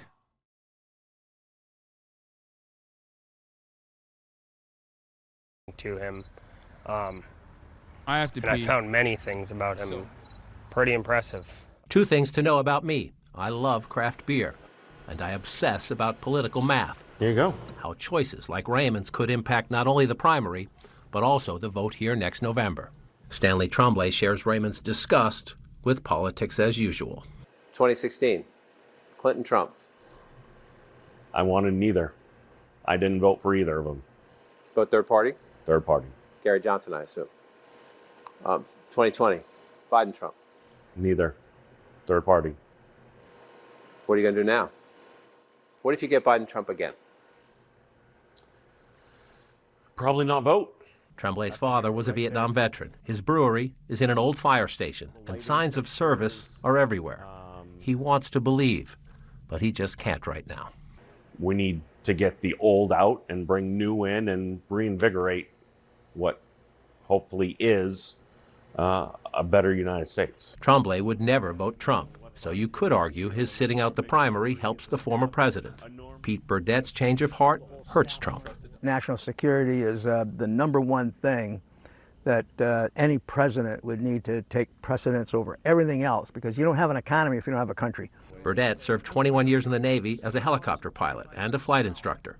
Newcomer Trump won him over in 2016. He was a pretty smart guy, and I had met him personally. Yes! Yes! By the way, none of this shit matters. CNN is never going to actually make legitimate assessments, okay? It's just like all that stuff is bullshit, for the record. Just want to point this out. Do not go to CNN for if you want to understand how New Hampshire is going to fucking vote. This is the exact opposite of what you need to look at. New Hampshire is unique, is fun. I will watch this, but I would rather trust the polling, and I can't believe I'm saying this, than CNN, who is just as interested as I am in finding the nuttiest people. Okay, so they are gonna go and put a microphone in the most quirked up shouties of all time. And there are plenty of them in New Hampshire. So none of this is actually prescient or important. If you look at this so far, your analysis is oh man, New Hampshire absolutely loves RFK Jr. He's definitely going to win. And then maybe they like Donald Trump. But Burdett says Trump 2024 is not Trump 2016. Also, yes, classic libertarianism, backing the blue, but also simultaneously talking about a reduced state. Not focusing on the issues going forward. He seems to be focusing on the issues of the past. I'm done with the past. Nikki Haley is Burdett's choice this time. Still, signs of Trump's New Hampshire advantage are easy to find. It's definitely very much pro-Donald Trump. From what I see here on grassroots, on the ground. But Natalia Orlando adds a caveat worth keeping an eye on. I personally don't think that he's as strong as he was in 2016. I have people who argue with me about that and tell me I'm wrong and get mad that I'm saying this, but I'm going to be honest and say, no, I don't see it. Andrew Konchek agrees. Then compared to now, same, different, less, more? I think it'd be less now, because all the legal cases and it did impact him around here. Like in 2016, though, Konchek sees Trump as the best catch in another crowded GOP field. Donald Trump as of right now, but I'm going to keep it open so that I can make an educated decision. Trump would be first, DeSantis second, yes. Konchek may have to catch the second GOP debate offshore on satellite TV, but fishing season will be on winter break when the primary is held early next year. John King joins us now with his trusty sidekick, the CNN Magic Wall. New Hampshire does nothing but have the second least important primary. Hello, how dare you say that? How dare you say that? These guys are making educated decisions, and they're educated enough to know that it's time to fucking go out and still vote for the Democrat, okay? New Hampshire and Iowa are two sides of the same coin. Yeah, New Hampshire is the blue side of the coin, and Iowa is the red side of the coin. Both of the sides of the coin are 90% white, though. Some of the whitest states in America, baby. Let's go.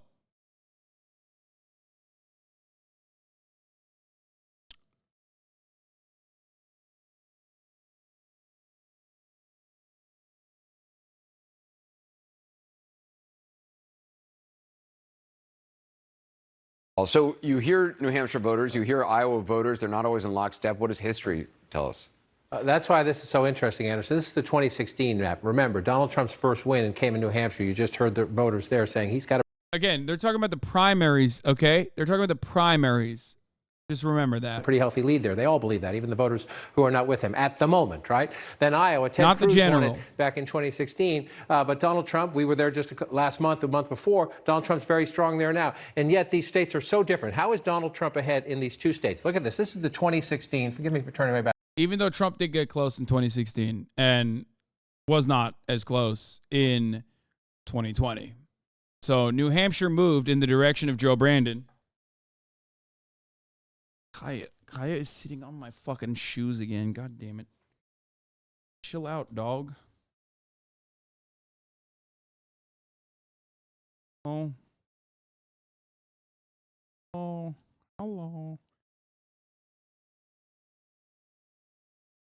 Back. This is the 2016 primary and caucus electorate. Look how different. Iowa, 79% of the voters were Republicans. In New Hampshire, that's only 59% because only 20% in Iowa were independents. Look at that. More than 4 in 10 voters in the New Hampshire primary back in 2016 and likely again this time around are independents. Look at the difference ideologically. I love that, dude. Yeah, they're the libertarians. That's why. That's why New Hampshire is Iowa, but on the blue direction. Whereas Iowa is New Hampshire in the red direction, where that's it. 40% of the Iowa voters in 2016, very conservative. New Hampshire, only 26%. Evangelical Christians, really easy to find in Iowa. And guess what? Of the electorate in the caucuses last time, more than 6 in 10. Hard to find in New Hampshire, only a quarter. And yet, as of today, look how different these two states' electorate, right? Very different electorate, very different in terms of their ideology. And yet Donald Trump's way ahead. Wait, what? No, wait, what? They are not a very different electorate at all, dude. What are you talking about? What? Here's why they're not very different, okay?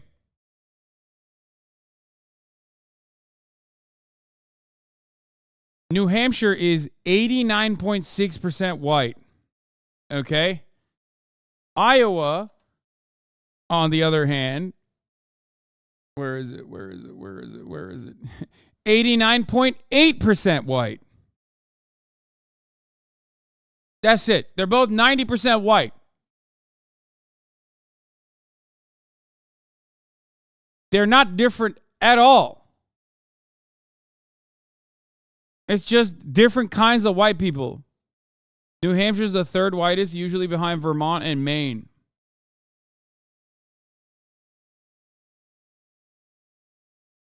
He means different, like you said, one libs, one conservative. I mean, not necessarily.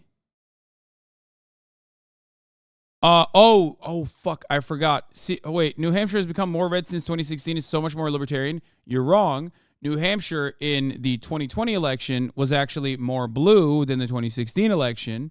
Okay, you're wrong on that front. However, if you were to say New Hampshire has gotten much more red since the 2020 election, then you wouldn't necessarily be wrong. New Hampshire, as far as I understand, much like Iowa, is becoming more red due to like all the fucking psychotic culture war shit becoming ever present and way more prescient, way more important.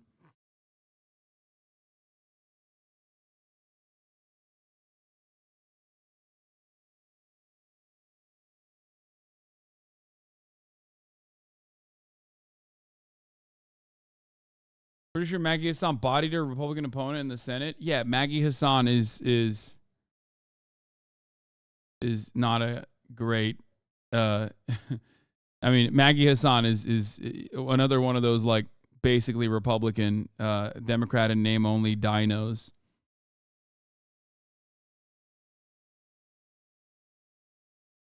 New Hampshire just voted for PragerU in schools. Shut the fuck up.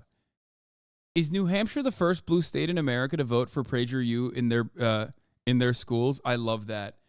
Oh, that's so New Hampshire. That's so perfect. Stop. Is that real? Chat, is this real? Hold on, let me look. No fucking shot. Conservative group PragerU wins approval to offer online course in New Hampshire. Okay, it's not the same. It's not the same. The other ones are like directly in the Board of Education. Like, this is simply like additional credit or whatever. Florida and Oklahoma are the two states where like PragerU will be taught in schools. This is still hilarious and pretty bad. New Hampshire is far from blue. What the fuck? It's only blue in cities just like Vermont.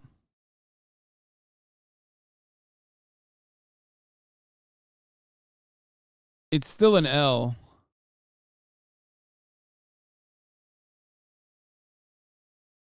New Hampshire GOP is trying to include it in curriculums too. Yeah. Oh, Jesus. That's so sick. In August, the Prager University Foundation, a right-wing media organization that describes itself as the world's leading conservative nonprofit that's focused on changing minds, was designated as an official vendor by the Florida Department of Education approved for use in the classrooms. The move alarmed many parents and educators, given that PragerU, founded by radio host Dennis Prager, is an accredited non-academic institution dedicated to promoting conservative social and political views many feel are ahistorical and anti-scientific. Many feel is what you have to say when you are writing for an outlet, but that is the truth. I'll say it. Even if Nikki Ramirez can't, I will tell you that it's not just that many feel that way, it is the truth.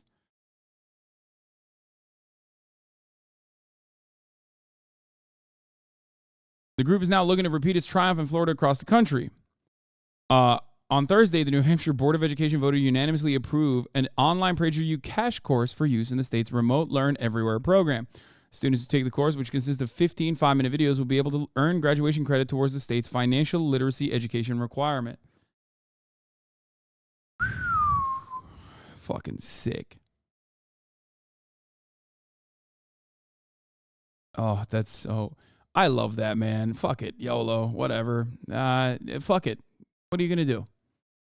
You don't obviously fucked in a word cloud, but this Pew Research poll on Americans' views of the U.S. political system is sobering.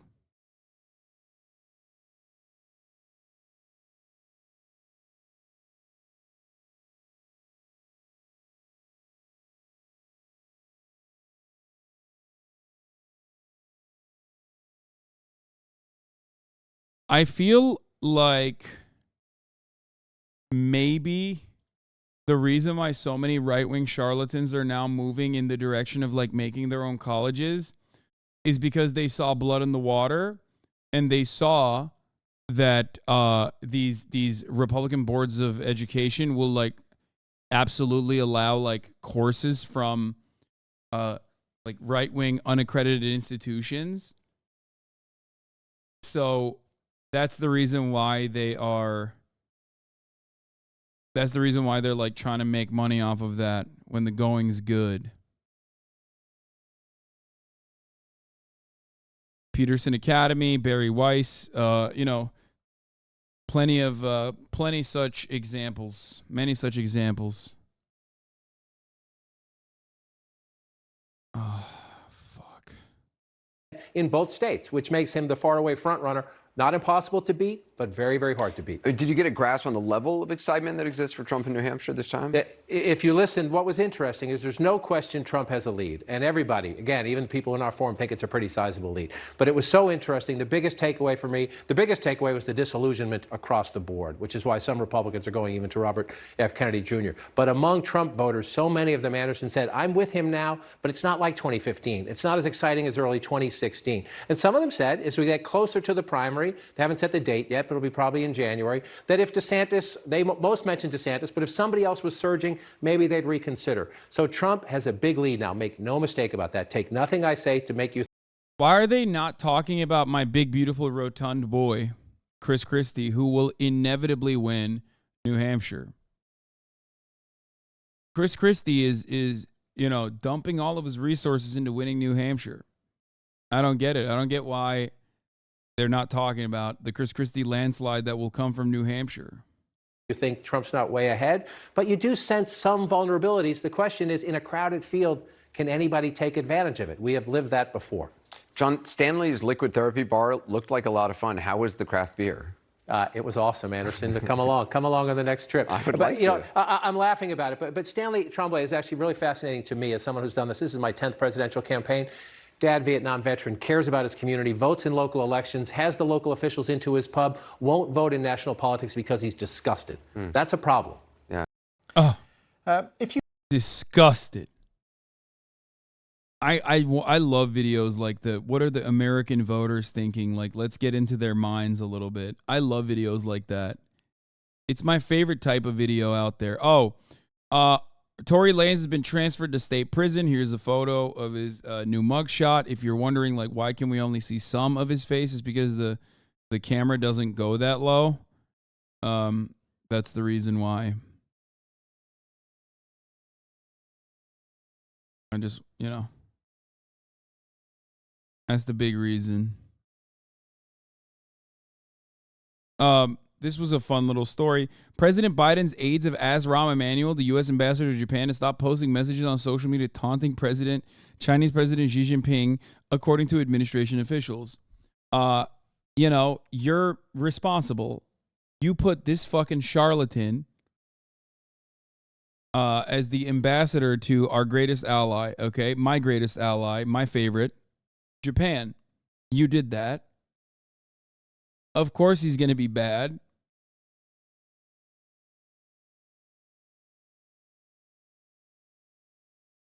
What the fuck were you thinking? You know what I mean? The best mayor of Chicago? The best. Of course, Ari Emanuel's Hasan the Tanky. Fuck yeah, dude. That's me. Do you guys just like wait in the chat for any opportunity, like any China mention, to be like, Hasan is such a tanky? Like, I can't even make fucking jokes about it without a bunch of fucking neo-libs masquerading as like progressive vanguards.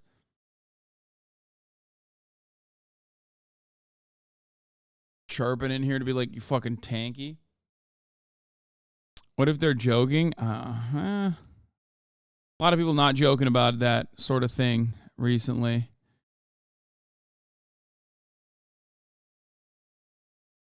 No, paid by Russia more than by China? Oh, come on. Come on, Moldovan Mama Liga. How dare you? I mean, that's a bridge too far, okay? No, I'm absolutely. I will take the Hasan is in the pocket of and is sponsored by Big Cuba. He's sponsored by Big China. Okay, like, but if you're gonna say I'm fucking in the pocket of Big Russia, like, I mean, that's crazy. Come on. Come on now.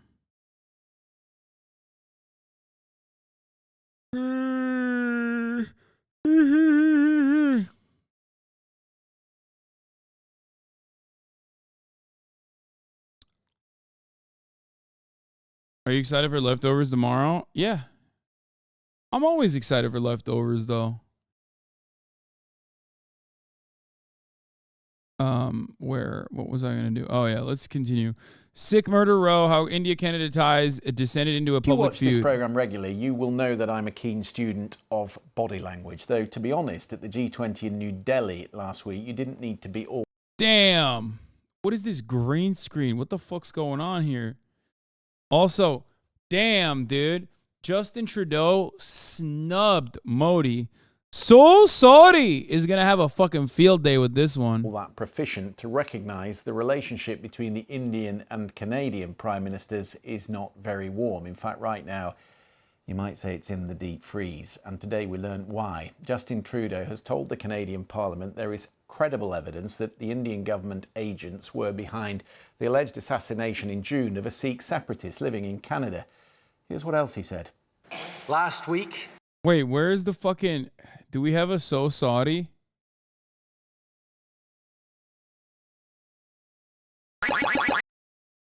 Let's see what they did. What's the latest one? No, the latest one is just saying happy birthday, Prime Minister Narendra Modi. So sorry.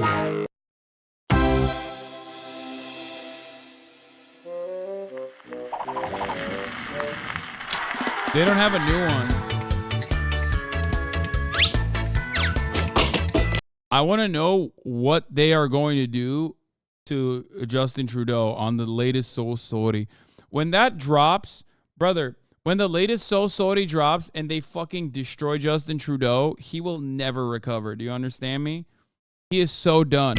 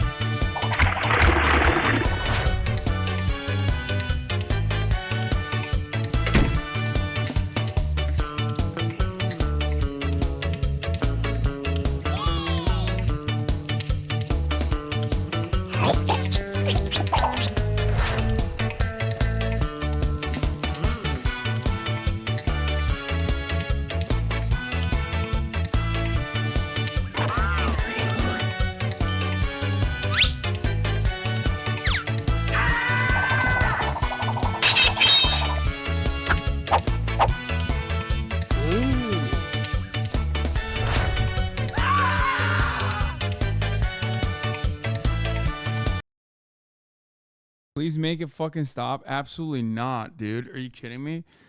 Listen, dude, many of you libs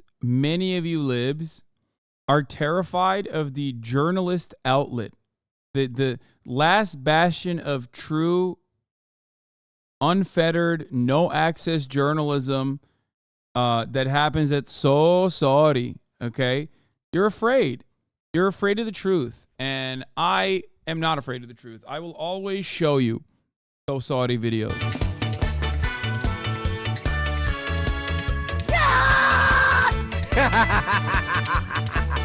Let me tell you, this is real. This happened. Okay? If it F for you, that's because Twitch didn't want So Sorry to be shown. You know what I mean? Libs with this, wish CNN was this impartial. Let's be real. Yeah, 100%. 100%. All right, let's keep going. At the G20, I brought them personally and directly to Prime Minister Modi in no uncertain terms. Any involvement of a foreign government in the killing of a Canadian citizen on Canadian soil is an unacceptable violation of our sovereignty. In June this year, Hardeep Singh Nijjar was shot dead outside a Sikh temple in Surrey, British Columbia. Nijjar had campaigned for an independent Sikh nation within Punjab known as Khalistan. He was wanted by the Indian authorities and had been warned by the Canadian intelligence agency there were threats against him. The Indian government said today the allegations that they killed him was absurd and were completely rejected when the two leaders met in New Delhi last week. The Canadian authorities have now expelled a key Indian diplomat who was the head of India's foreign intelligence agency in Canada. And in the past hour, Justin Trudeau has been speaking about this incident again. As I've said, India and the government of India needs to take this matter with the utmost seriousness. We are doing that. We are not looking to provoke or escalate. We are simply laying out the facts as we understand them, and we want to work with the government of India to lay everything clear and to ensure that there is proper process. Let's speak to Joanna Chu. She's an author and journalist from the Toronto Star. She covered the speculation behind the shooting back in June. Thank you for being with us. Do you know what evidence Canada has and who it's been shared with? Yeah, so Prime Minister Trudeau has not given more details on what intelligence Canada has, but based on our interviews with experts who have followed this case, it seems clear that Ottawa would not accuse India in such strong terms if it did not have quite strong intelligence. So usually if a state is involved in allegedly putting out a hit on someone outside its own country, it would try to cover these tracks. So evidently. See, this is what I mean, bro. It's like, look at this, blah, blah, blah, Western media, like no animation, no fucking Modi looking comical, doing fun stuff, no cake, okay? This is what I mean. It's like, there's nothing. They got nothing on So Saudi, okay? There's a reason why they've won every award in India for, being the most trusted name in the news. If India did this in America, we'd probably see another war on terror and we'd end up bombing Iran. India does this, so we just nuke Iran. That's funny. I mean, it is pretty wild that, like, it will not stop being wild to me that India has gotten so big for its britches that they think they can do shit like this. I mean, pretty crazy.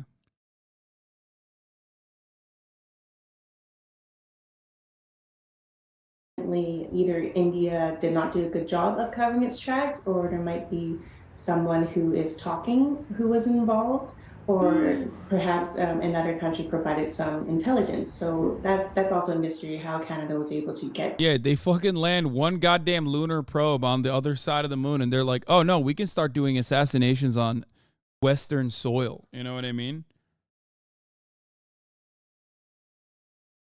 Like, how did this happen? I mean, the lunar probe thing was pretty sick, though. So congratulations to India. That's a big dub. Such compelling evidence. But this is a very unprecedented case. Like, we weren't able to find another case in the past where someone was killed in Canada and that was suspected to have an international ally involved, like India. And so what has happened since that case for the other, because it's a big Canadian Sikh community, are there other people within that community who are now under protection? So Canada is actually home to the world's largest Sikh diaspora outside of India. So for a long time, this has been a point of tension in the Canadian-Indian relationship, where India views this entire religious group as basically a threat to its interests. So a lot of people Man, some people say Sikh, some people say Sikh. I don't know why people get so fucking mad. Community have said that they've been targets of Indian state interference for years, that visas have been denied, that basically their family members are kind of being held hostage in India in retaliation for some of their democratic activities and political advocacy for an independent state for Sikhs in India. And I've heard from others who are requesting anonymity that they have also been warned by Canadian police that there are also credible death threats against them, and they've been asked to leave their homes in BC, in Canada, on multiple occasions. So they would like to emphasize that this might not be an isolated. Yes, you actually pronounce it sick. I say sick, and people will always say, "What do you mean sick? Do you mean ill?" I mean, I don't really care, okay? But that is how you're supposed to say it in the language. That's how you say it. Sick.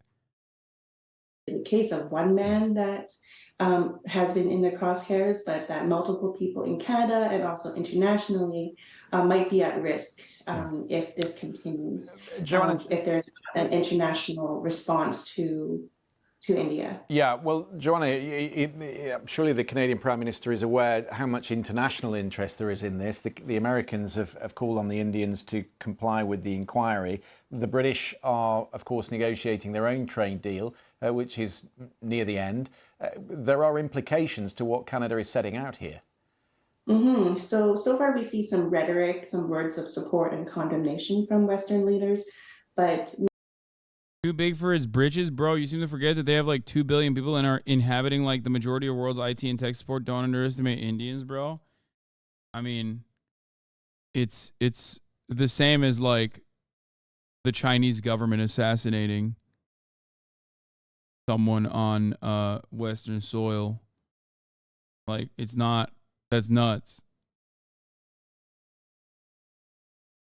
The only people we allowed that the only people we give allowances to in our allies basically are going to be Saudi Arabia and maybe Israel.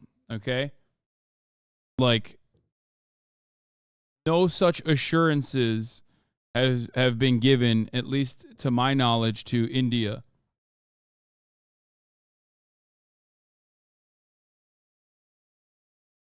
Not being followed through with anything concrete. And in fact, a spokesperson for the British Prime Minister has said that Britain will not stop trade talks with India, that these explosive allegations from Canada will not affect these ongoing trade talks. And it comes at a time where many countries are looking at China's rise and seeing that as a major threat, and seeing India as a counterweight to China's influence in the Asia-Pacific region. So this really throws a wrench into things, and it seems that unless the US really reconfigures its national security strategy, which pretty much has India and an increasing trade and political relationship with India at its core, that other countries like Britain will not follow suit and back up Canada. Joanna Chu, very good to talk to you. Thank you very much for that. We'll talk about that in the next hour of the program. Really, I'd say that maybe the single most important.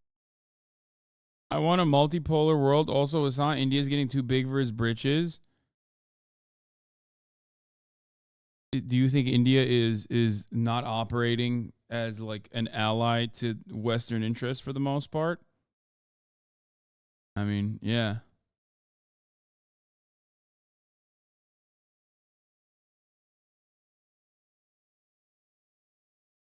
Anyway, also multipolarity being exclusively tied to being able to assassinate people on foreign soil is pretty funny. Like that's it. That's the funniest shit is when Indians think Modi is some anti-Western leader. Yeah, that is hilarious. But Turks think Erdogan is too. Because that's how you fucking galvanize your population. That's how you garner support. Just like Elon gets support by just fucking making really bad decisions somehow. And, you know, his fan base still grows. Every time he does something so stupid, people love it. One reason that we're moving to having a small monthly payment for use of the X system is it's the only way I can think of to combat vast armies of bots, because a bot costs a fraction of a penny, call it a tenth of a penny. But if somebody even has to pay, you know, a few dollars or something, some minor amount, the effective cost of bots is very high. And then you also have to get a new payment method every time you have a new bot. Those are the words of Elon Musk, owner of the social media platform X, formerly known as Twitter. Now, will we soon have to pay to post or even to just read other people's posts? This would be the biggest shakeup since the tech tycoon took over the site almost a year ago, and there have been many thousands of layoffs, cuts to content moderation, premium subscription models, and reinstating banned accounts like that of Donald Trump. So let's unpack all of this with Max Tani. He's a media reporter with the news. I love that he's like, oh man, it's all in the interest of combating bots. It's like, bitch, you made it worse. You made combating bots worse. This is a bot heaven, okay? Like everything that he has done, every single thing that I mean, it's a lie anyway. He's just telling a lie. He's like, oh, I'm doing it to combat bots. It's like, no, you're not. You're doing it because you want to desperately generate revenue. And it's getting harder and harder for you to do so. That's the reason why. Because you keep losing out on fucking advertisers, partially because of bots, and partially because your website is a right-wing shithole. Okay? Twitter has personally gotten to a point where it's like, it's either bots or people who might as well be bots. Okay?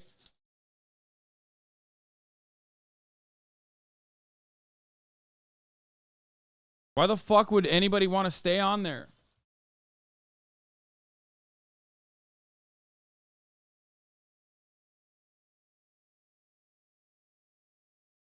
Oh, the website is so bad. Semaphore. Max, good to see you again. Now, Musk says the company is moving towards a small monthly payment. Does that mean this is really happening? Is this a done deal? Well, you know, we never really know what's going to happen with Elon Musk, particularly when it comes to... So you wouldn't pay money to stay on Twitter? No, I never bought a Twitter Blue either, by the way. Dummies. And then Elon Musk capitulated and gave me Twitter Blue.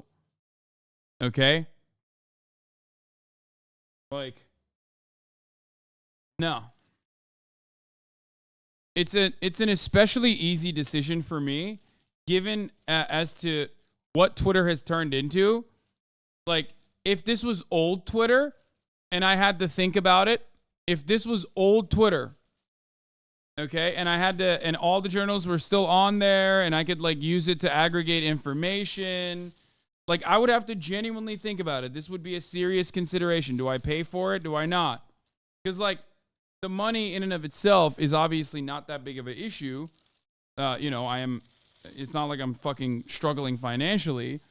It's more so the principle of the matter. But in this situation, whew.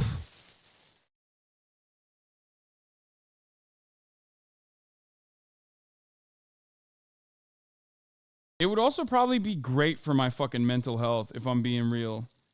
Like, not constantly being on Twitter would probably be so good. I mean...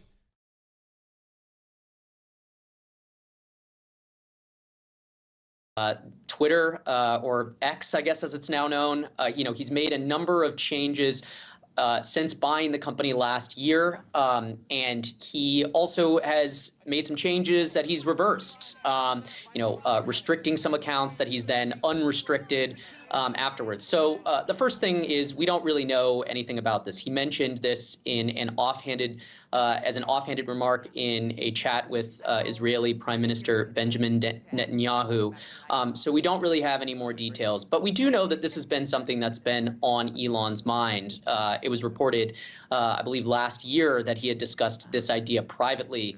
And he's been kind of obsessed with the issue of bots since before he even took over Twitter. So this is definitely something that's been on Elon's mind for quite some time. And we know that given some of Twitter's or X's issues with revenue at the moment, that they're looking to increase funding, increase revenue in any kind of way they can. So it seems like they're taking this idea very seriously, but we don't really have details, any more details. That's what I wanted to ask you. Is this really about keeping bots down, or is Musk seeking sources of revenue? Well, I do think clearly it's both. I mean, you know, as I mentioned, Elon has been talking about this bots issue. He's been obsessed with it since even before he was really involved in the company. He spoke to Twitter in 2020. He kind of gave like he addressed essentially a company all hands, and he talked about how this was one way that he would change the platform to reduce bots, which I think he believed were kind of spammy and you know, could be directed by nefarious actors to kind of clog the platform up. So it's definitely something that he actually that really does bother him. Is a paywall really you know, going to do much to keep bots out, though? That's another legitimate question. I think that you know, based on what some cybersecurity experts have said, obviously this would reduce some bots on the platform because it just creates another barrier that they would have to go through. But at the same time, a person who's committed. Famously, bots can't sign up and pay. You know what it will actually reduce? The number of real users on the platform. So much so that the only thing that remains will be the bots.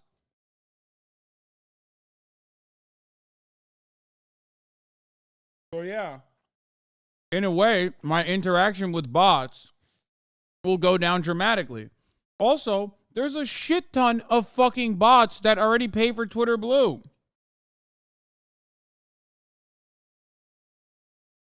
Like, they already do it. They already are completely, like, they've used Twitter Blue to their fucking advantage. To spamming on Twitter and is committed to a bot network, certainly could find the personal information that you might need to set up one of these accounts or to you know, to get by the paywall. They can find some of that information online. So I think that it's certainly not going to stop this altogether. And I think you can't think about this decision without thinking about the fact that Elon is really trying to monetize Twitter because they have some pretty big revenue issues at the moment. Yeah, because he can't run fucking ads at the top of the hour because all the advertisers run away from him because he's a fucking Nazi.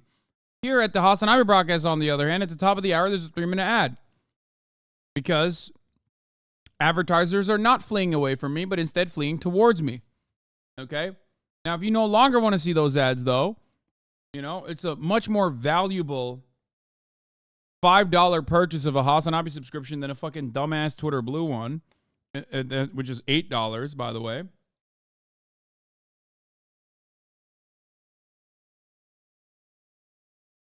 As a titan of industry,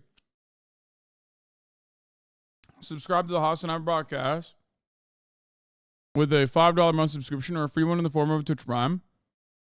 It's still September. It's not even $5. Or you can get gifted a sub if you're lucky. Here's the 3-minute ad break now. This hasn't gone down well with users. Is this going to be the death blow for a platform already struggling to hold on to advertisers and users? Yes, certainly. I think that a lot of users, you know, myself included, who've been using the platform for years and years, you know, over a decade, even, are not particularly pleased with having to, with the prospect of having to pay to use something that's been, you know, previously free. And of course, there are a number of X or Twitter alternatives that are out there now. The most obvious being Threads, but others including Blue Sky as well. So I think users of the platform are obviously not particularly thrilled about this idea, but we have on the other hand, we've heard in the past that Twitter competitors might usurp Twitter or X, and that just really hasn't been the case. It continues to have a pretty strong base of daily users. So even as Elon has made a number of changes to the platform, so I will not pay for Twitter.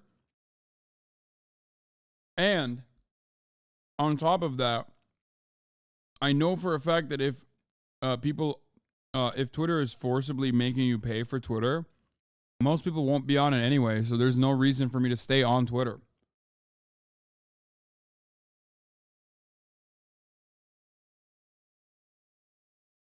Will you use Twitter if it's free? I mean, I use it every day. I'm a power user. I use it every day. I'm one of the probably top percentile Twitter users on the planet. Both in terms of impressions and both in terms of like just sheer posting.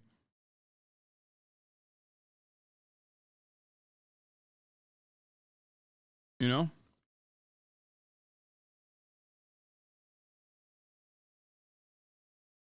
I could potentially consider moving to a competitor. Maybe. Who knows?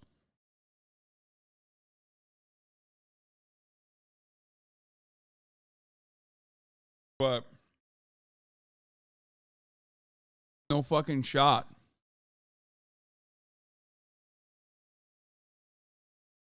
really just depends on how much this is going to cost and how they roll this out. If this is $1 a month, you can see a situation in which a lot of people would pay. It's not a lot. If it's significantly more than that, that's possibly another story given the amount of subscriptions that daily internet users have. I think people don't understand. Even if it was 1 penny to pay for Twitter, like the processing of that in and of itself is an undertaking that most people will not be comfortable doing. It's not even the principle. It's just like also the logistics of that is also hard. Like you're putting your payment information onto this fucking random ass platform. Who knows how secure it is? You know what I mean? It's the same reason why Elon Musk first claimed he was going to make Twitter inaccessible through like incognito browsers and whatnot, unless you had an account, and then quickly backed away from that because a big chunk of the daily active usership still comes from outside of the website. You can't do that.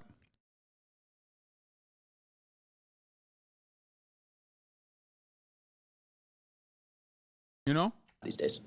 All right, we'll have to let you go, but would you pay $1 a month for X? You know what? I'm pretty addicted to the platform. I might see a situation in which I would pay $1, but I'm not paying $8 now for the premium, which I think is significantly higher. So maybe there's somewhere in that range that it becomes a no-go for me. So maybe not sure. He finds your sweet spot. That was Max Tani. Always great speaking to you. Thank you so much. Yeah.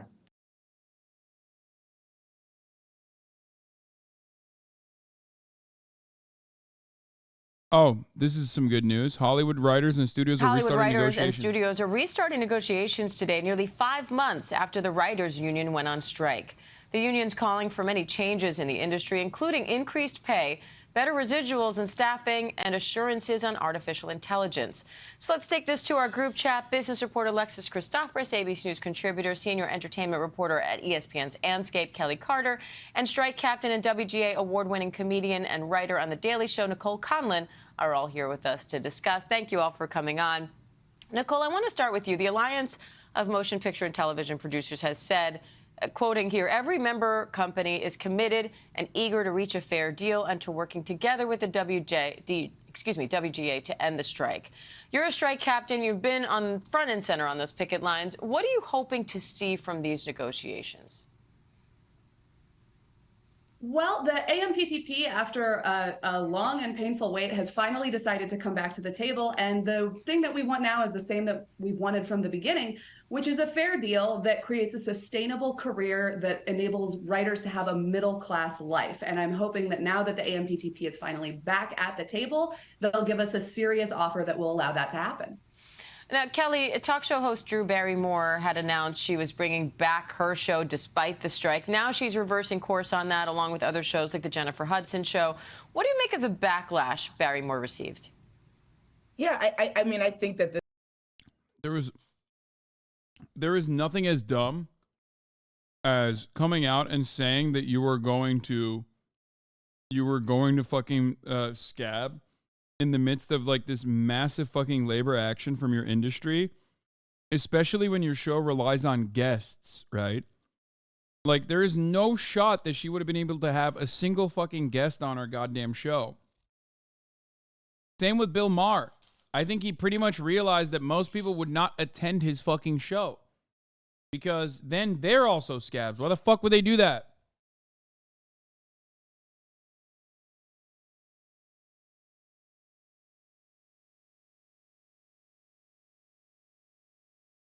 this is serious business, and that the talk show hosts are really wanting to be respectful of what's happening. You know, Drew Barrymore, very early in the gate, she was supposed to host the MTV Awards earlier this year and then backed out in solidarity and support of the writer's strike. So I think a lot of people were confused about the decision to go forward with this new season. And so after that backlash, she obviously recanted, so did other talk show hosts. And I think that probably is one of the reasons why we're seeing the negotiations resuming, you know, on day Yes, Bill Maher walked it back too. 140. This is day 140 of the Writers Guild strike. Alexis, 140 days of a strike. What kind of an economic impact does that have? It's growing by the day, especially in areas where the entertainment industry is a huge part of the local economy. So in California, for instance, they're estimating that this 5-month-old strike has now cost the economy $5 billion. 700,000 people work in the entertainment-related industry in California. Here in New York, it's about 100.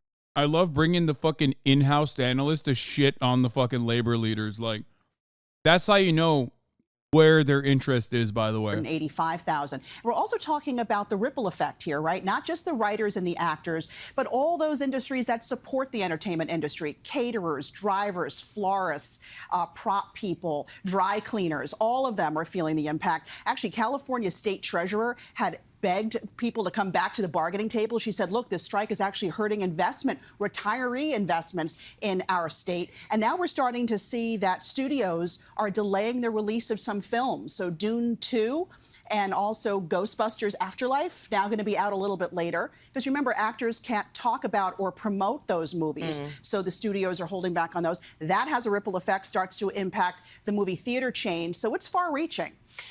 Nicole, I want to pull on something you said earlier. You said, you know, yeah. If only there was like, I don't know, one side of the negotiating table that could just like fucking meet the normal ass demands of the writers and the actors. we want to be able to work in a way that allows us to have a middle-class life. Paint the picture of what it's like now or before the strike, what the current conditions are, and how the strike has impacted you and your colleagues nearly 5 months in now. You know, when we talk about being able to have a middle-class life, we mean being able to have one job and affording to pay our rent and put food on the table with that one job. I can tell you that between jobs before, I've gone 1.5 years, 2 years, a long time where I've had to sustain myself with other kinds of work. The changes that we're asking for the AMPTP would allow us to work a job that is like any other job where we can afford health insurance. The reason that we've been able to stay on strike for as long as we have is that the AMPTP has trained us to go a long time without work, which we shouldn't have to do. We're really excited that we're back at the table, and we're hoping that they're finally going to give us a fair offer that allows us things like maintaining our health insurance without fearing that we're not going to have enough days worked, that allows us to have a pension fund, which are things that are rapidly disappearing in America. These are the kind of things that we're fighting for. And Nicole, the AMPTP claimed that their August offer, quoting here, represented the highest wage increase for writers in 35 years. So what's your response to that? Are the writers asking for too much now? I think the WGA negotiating committee in their response used a really good turn of phrase, which is the offer was neither nothing nor nearly enough.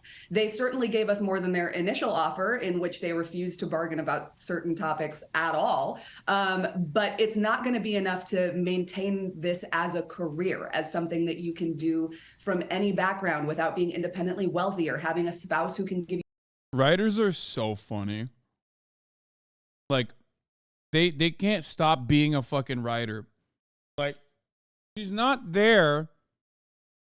She's there as like a part of the negotiate, like to represent the interests of the WGA. But she's like still using writing. It's neither nothing nor enough. I love that. Give you health insurance or something. So I'm glad to see that there's progress, and I'm hoping that today's negotiations will start even better, even more progress.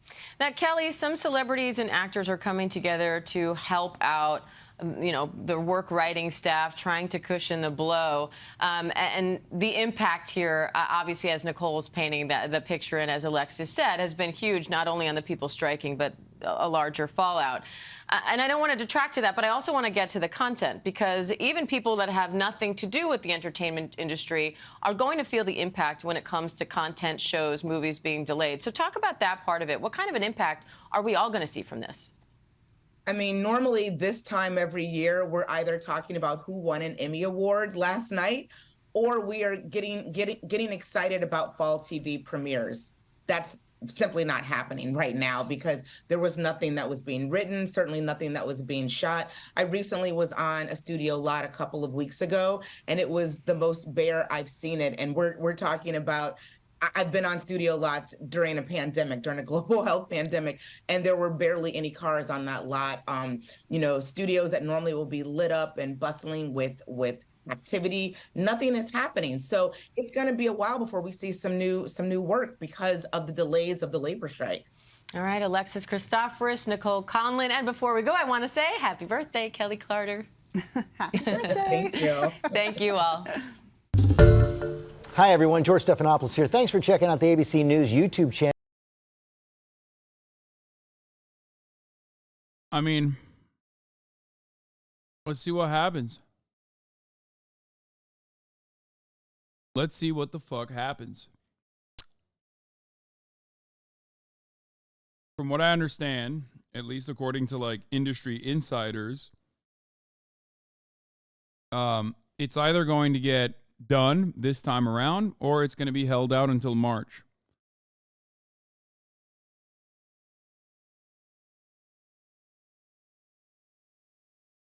That is what I've heard. And I mean, like, this is from the industry side, not the WGA side.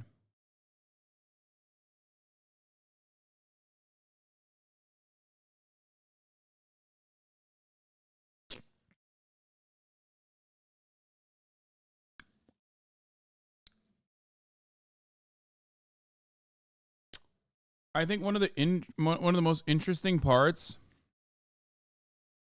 Oh my God. Stephen Ratner served as counselor to the Treasury Secretary to the Obama administration. The UAW is overplaying its hand, risking our economy and the election. I fucking despise the New York Times. You're such gigantic, ginormous pieces of shit over there. Fucking rats, dude.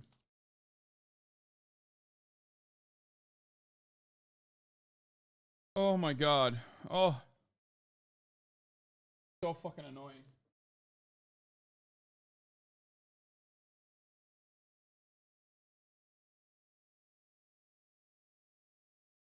Why should someone vote for Joe Biden now as a working class individual if Joe Biden will not defend their most basic interests and needs?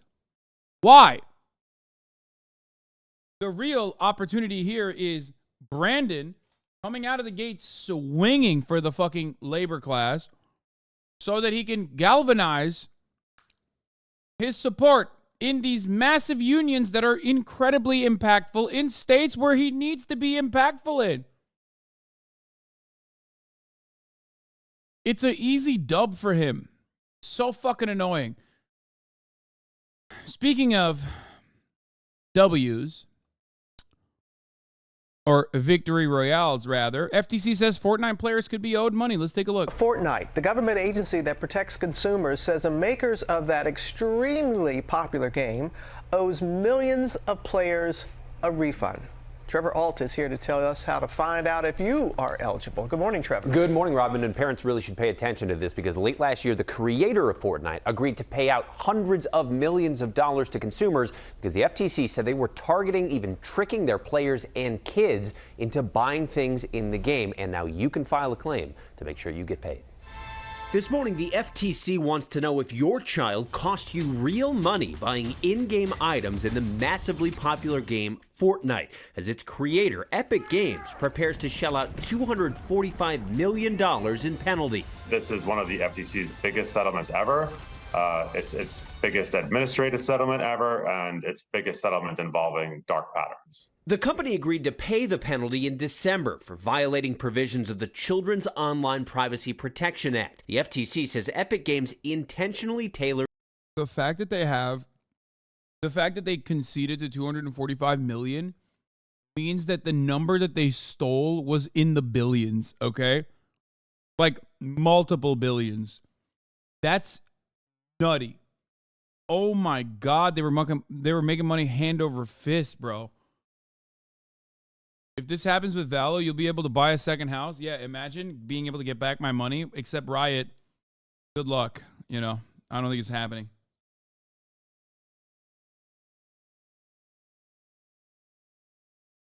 its in-game purchase options to appeal to kids, even alleging the company used dark patterns and confusing and inconsistent button configurations to trick players into unwanted payments. Originally, the refund button was placed in a location where users were likely to find it. And when too many people saw the button and asked for refunds, the company moved it so people would not get their money back.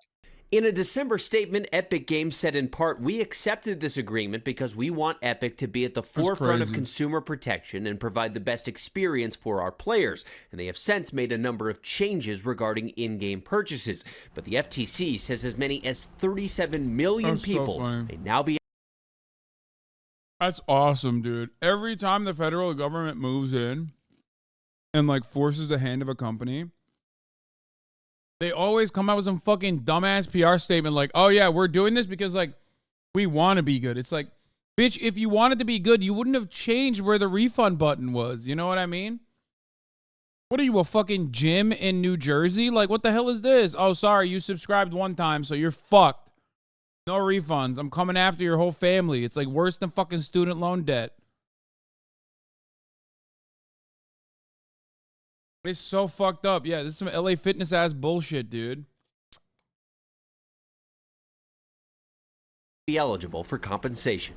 And the FTC says it's going to email people who might be eligible for a payment. But if you think that's you, you can also file a claim on the FTC website. And how much you get is going to depend on what you were charged and how many people file those claims. As we said, 37 million people could be eligible here, Rob. Ooh, all right, Trevor. Thank you. Hi, everyone. George. That was pretty funny. I mean, it's funny to think that, like, in some ways, Ninja played a role in this. You know what I mean? Like, Ninja heads, right? Ninja heads were, like, going crazy buying his skin and, like, stole their parents' credit cards to do that. And that makes me kind of happy.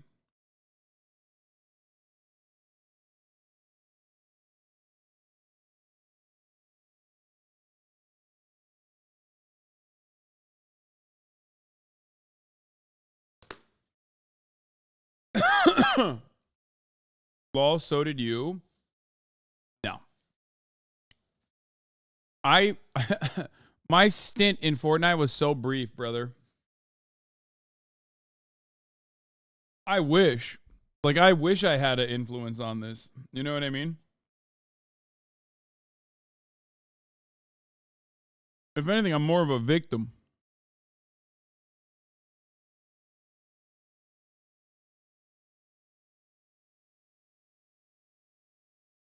I never had a skin. Also, you guys have seen how I fucking operate on Valo, you know? Body camera video shows high school band director being tased after refusing to stop performance. Holy shit. Released police body cam video shows a high school band director being tased several times and arrested at a high school football game in Birmingham, Alabama last week. Johnny Mims is charged with disorderly conduct, physical harassment, and... I'm gonna be honest with you, brother. For the longest time, I thought Ninja and XC were the same person, said a chatter. And I love that, dude. I know a guy at Epic said he brought it to the board to make you a skin, but they said your head is too much of a competitive advantage. That's real funny, dude. Haha. Haha. And resisting arrest after refusing to end his band's post-game performance. Lily Luciano has the story, and we warn you that the footage may be disturbing. Body camera video released by the Birmingham Police Department shows an officer approaching people about 20 minutes after a high school football game last Thursday, including band director Johnny Mims, telling him to stop the music. Get out my face! Get out my face! The officers say they're trying to clear the stadium, and several more approach Mims as the band continues to play. Hey, 1, 2, ready, and... Shortly after, the lights were turned off and the band finished its final song in the dark. Mims then left the podium. The release video does not show officers approach the director, but yelling can be heard. On the ground... Now to Fortnite. The government... Shit, sorry. I just accidentally skipped back. But it's such a classic, like, authority junkie... piece of shit fucking loser thing to do. Okay? It's such a classic. It's such classic cop behavior. Mims then left the podium. The release video does not show officers approach the director, but yelling can be heard. On the ground, it was a chaotic scene as officers attempted to arrest Mims. Police say Mims tried to hit one of them, but Mims denies that. It is unclear from the body camera video. Dude, I never really talked about this, but this tweet that I posted banged on Twitter a while back. Hold on one second. I'm going to show you. About cops at a wedding in like Rhode Island. I think it was in Rhode Island. Where I said, I think in a civilized country, if a cop hits your wife like that, you should be able to throw hands as equals, no more badge at that point. And it got like 117,000, 118,000 likes. And it even got like conservatives to agree with me. Except the conservatives, like fucking donut operator, literally lost their minds in defense of this. Okay, look at the video. And immediately said she was reaching for the officer's gun. At this point, there is no instance where conservatives will not fantasize about a clear and present imminent danger to our brave boys in the fucking blue. This woman was not reaching for his gun, okay?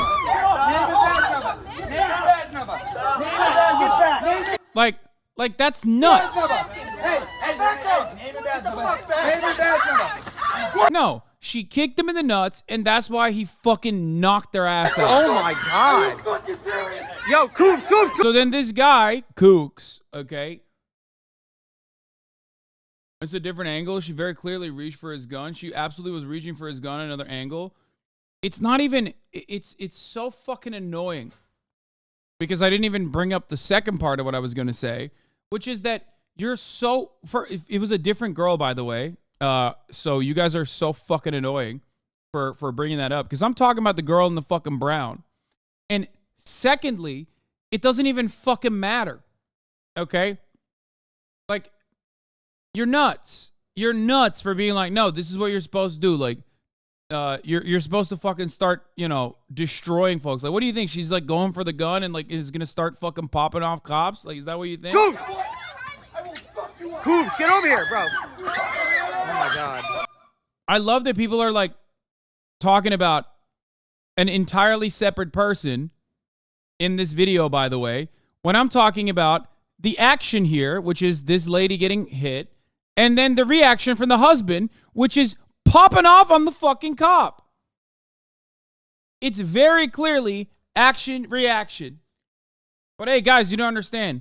Cops have an AOE situation when, like, someone might have, in a different zip code, reached for a gun, which means, like, they have to literally kill everyone. Like, get the fuck out of here. Oh my God. Oh, and for the record, how did they not get shot? Come on, you know why they didn't get shot. Kubi, get back. Kubi, get back. Kubi. I love that she still keeps going, by the way. Look. This part's funny. She's like, nope, I got more. I got more in me. You saw that. He was my wife. He had my video. Oh my God. Yeah, I don't know. I think they're talking about this woman, okay, which is still fucking nutty. Okay. Oh my God. But like, it's such a cowardly fucking baby shit ass thing to respond to when I'm very clearly talking about this first woman who got punched and then her husband who fucking knocked the other cop out. Okay? It's such a cowardly baby shit fucking thing to be like, oh, the other. No, it's the girl in the orange dress. No, she's not the one who fucking went for the cop's gun. No, it's not. It's this lady who got hit, okay, by the cops, and then the husband went nuts mode and went, what the fuck are you doing? And punched the cop that hit his wife. Okay?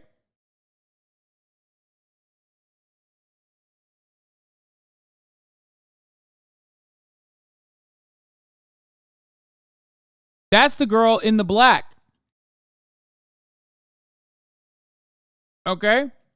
That's a different girl.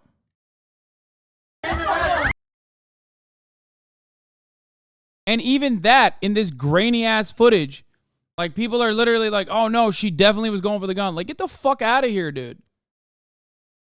Yeah, I'm talking about the nuts girl. Okay? I'm not talking about the girl in the fucking black dress. I'm talking about the nuts girl who went after a cop and got fucking knocked out right here. And then the husband went, what the fuck are you doing? And beat the shit out of the cop, which was awesome. Okay? It was awesome. Valid. Totally allowed. Totally respectable. Just the amount of longtime subs in here saying other angles shows why American cops will always get away with this forever. I wish cops would spit on them. I'm going to be honest with you. They wish cops would spit on them too. Chatters, go make dinner for your cop dads. Yeah. I hope every other chatter who defends this shit with other angles, sir, nerd, has to pick up their old ass mom off the sidewalk one day because she's as dumb of a bitch as you are. Yeah. Yes, of course I saw Daniel's comment. He said the cop got confused and thought it was his wife. It was incredible.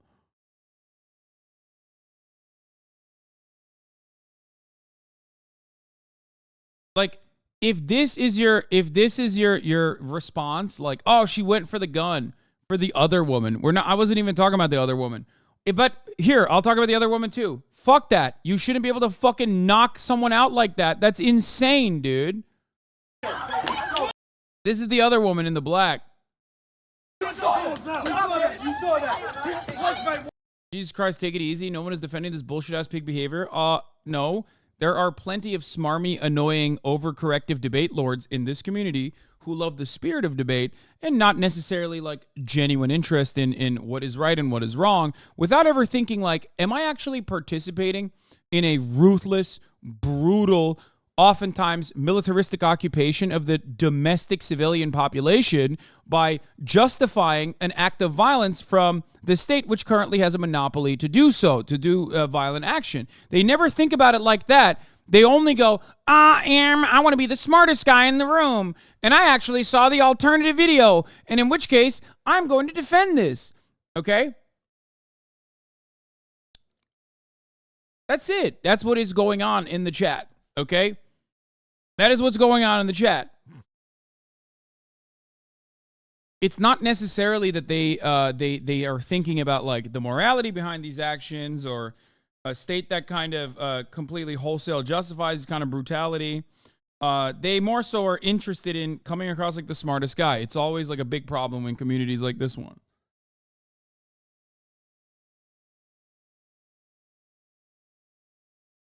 By the way, I love when people go, that's not the case. No one in the chat is doing that, while someone in the chat immediately is doing that.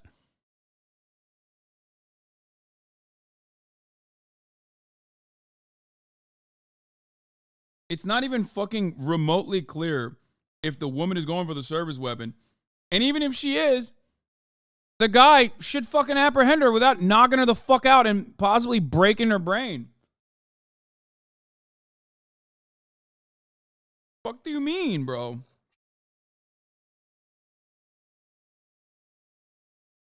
But again, this is supposed to be a progressive community. This is supposed to be like an ACAB community or whatever.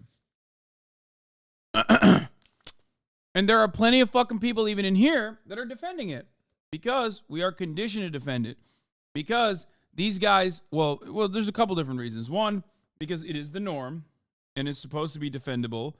It is supposed to be defensible. There's a multi-billion-dollar media apparatus that makes you basically concede in every single situation. Okay? I don't think he was excessive. He pushed her the fuck away.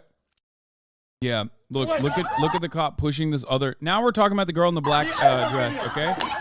Oh my God. He fucking launched her into the fucking sidewalk where the back of her fucking skull met the fucking pavement, dude. Oh my God, you just fucking knocked her out, bro. You just fucking knocked her out, bro. You just knocked her out.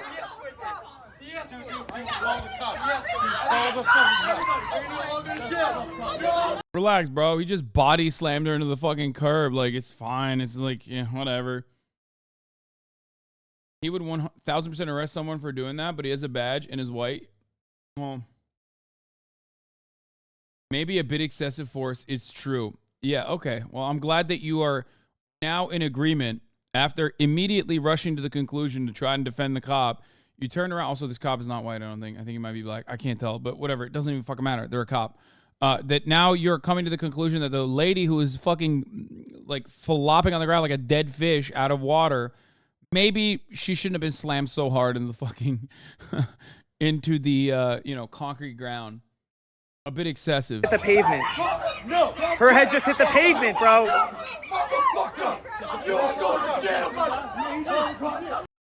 Like, none of this should have happened. You want to know why? No matter how drunk someone is, your job is to de-escalate. You're the one with force. You're the one who can use force. That doesn't mean you should always use force. As a matter of fact, that means you should use force way less than you normally would. That's the whole point. It needs to be a last resort, like a super last resort. I hate that, dude. What the fuck?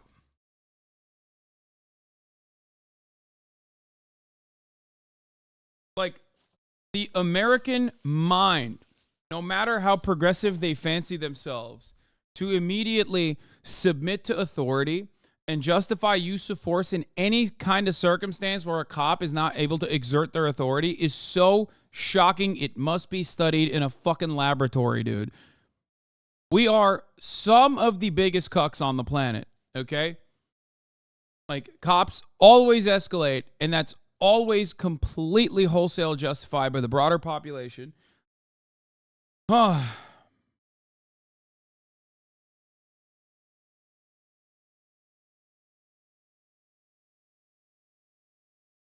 will they get to shoot their cool, sick guns if they de-escalate? Cops should just use violence as a last resort, but sadly, some pursue being a cop waiting for the opportunity. Yeah.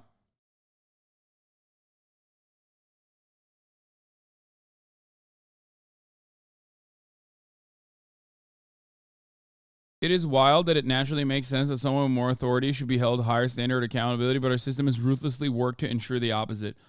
Yeah. It's so wild, dude. It's so fucking wild.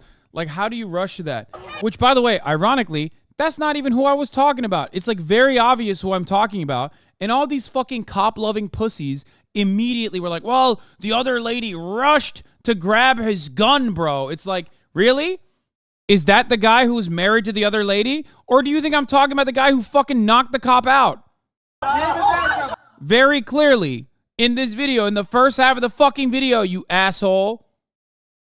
You know that, though, and you don't want to come across like a fucking pussy, and you need to defend cops still, and you don't want to look like a ridiculous person, so you're like, oh, the other one ran for her service weapon, which I still don't fucking believe either, because the other one is like like 1p from a different angle, and you're like, well, she was definitely going for the service weapon. Like, what's she gonna fucking do, man? You think she was gonna grab the service weapon and start fucking capping cops? Like, do you think she's a fucking assassin?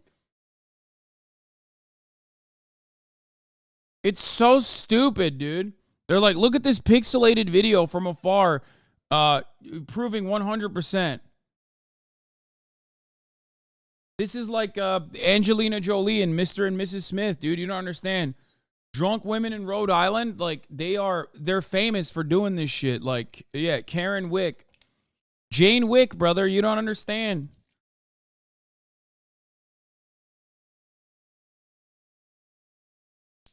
So dumb. I take credit for thinking about grabbing a cop's service weapon as it was my Twitter display name for 3 years. Yeah, I remember that. I remember the memes, at least, on that. She was just going to grab the meat gun. 100% changed my mind. Not just Rhode Island, it's Newport, yuppie town.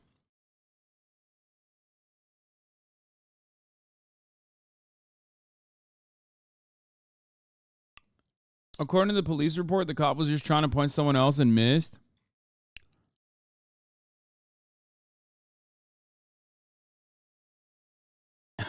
This was the best one. That was the best one. Her just going straight for the nut.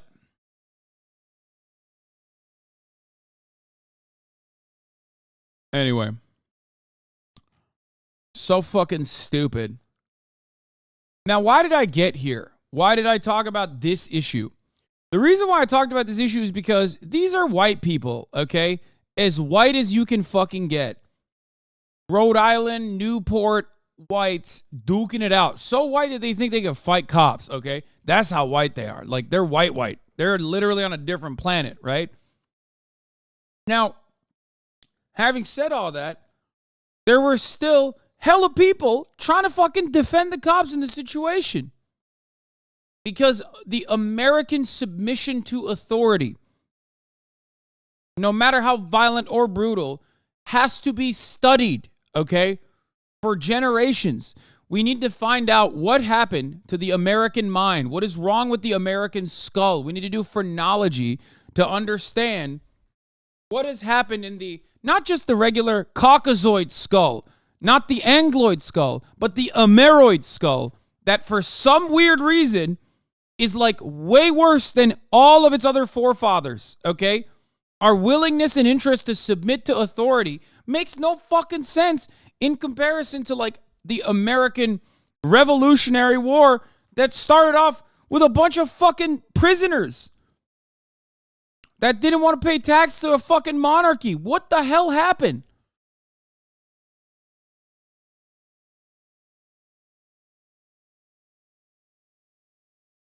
Everybody loves acting a big game about how like fucking John Wayne style they are until it comes down to defending the military apparatus of the police state, okay? The violent boot of the jackbooted thugs that work at the behest of those who sit on top of ivory towers. Those who sit on top of ivory towers, you also hate. Any motherfucker who it tells you how it is, though, you hate that guy too. Shoot the fucking messenger.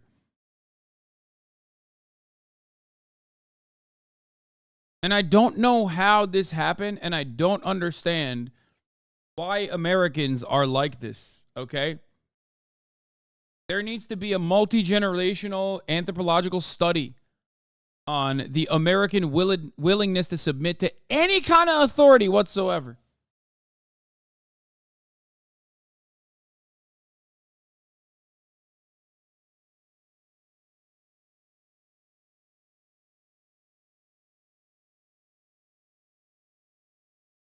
Anyway.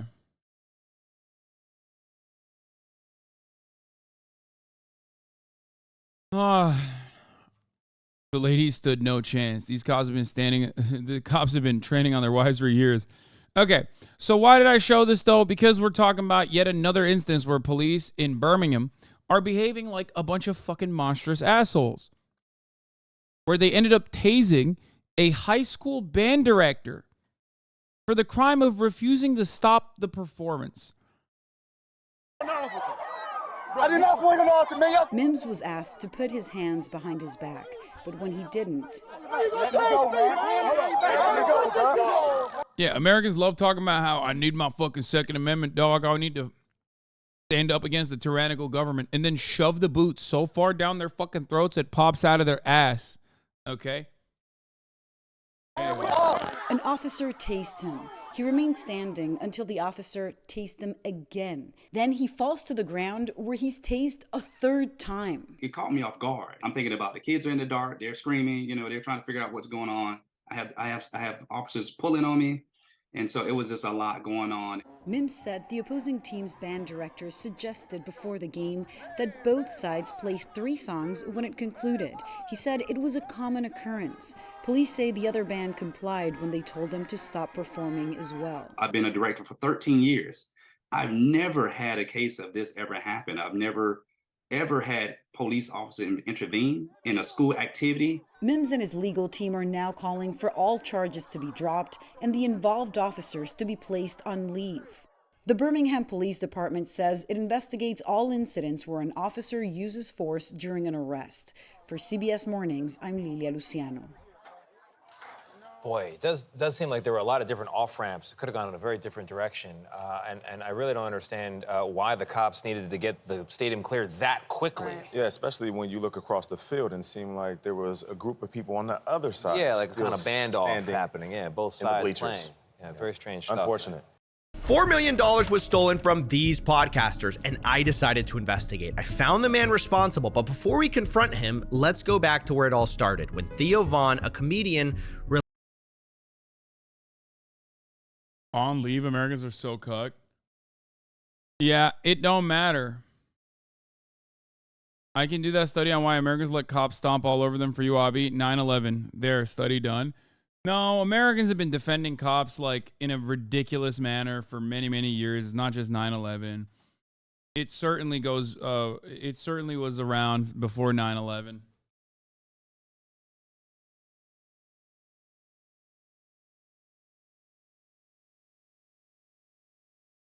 Anyway. Also, I mean, it ramped up after 9/11, but like something you got to remember is that one, this is something that happens all around the world. It's not just like unique to American cops. The brutality is a part of the job, right? The brutality is a part of the job. What I'm talking about is like the unique American reverence. Like it's like a unique thing that Americans do. Like there's something very broken with the American brain. I don't know what it is. And it's not just cops, it's about like all matter of authority. Like for all of my criticisms of the French, like there are certain aspects of French culture that automatically hate like authority figures or gross displays of wealth and things of that nature, right? Whereas we don't have that in America. We love when people are just like, oh, I'm so rich. Like, we love that shit. We're like, oh, one day I want to be rich like that. Or that guy is the boss. Yeah, he should be able to do whatever he wants. If he wants to exploit people, let him do it, because that's the American way. Like, there's no... You said you would cover the Canadian LGBT protest? Dude, honestly, I don't know why you want me to cover it. There's nothing going on, man. Like, what do you want me to cover? A bunch of fucking dumb Canadian hogs that are like, fuck trans people? Like, I looked at the tweet, okay? I looked at the tweet. It is literally more interesting to the people. It's nothing. Like, you and a bunch of other people who are Canadian in my Discord and in this community are more interested in this, it seems, than like the rest of the people. Don't let this distract you from Hasan getting steamrolled by Ethan Klein. I love when people are so fucking desperate.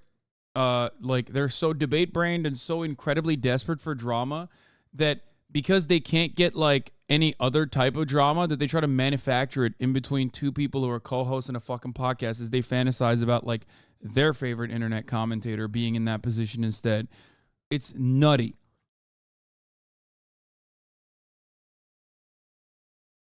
Anyway, debate perv drama farming for tomorrow. I know. Like, I don't know why these people also don't think that like me and Ethan don't talk outside of like an on-camera setting.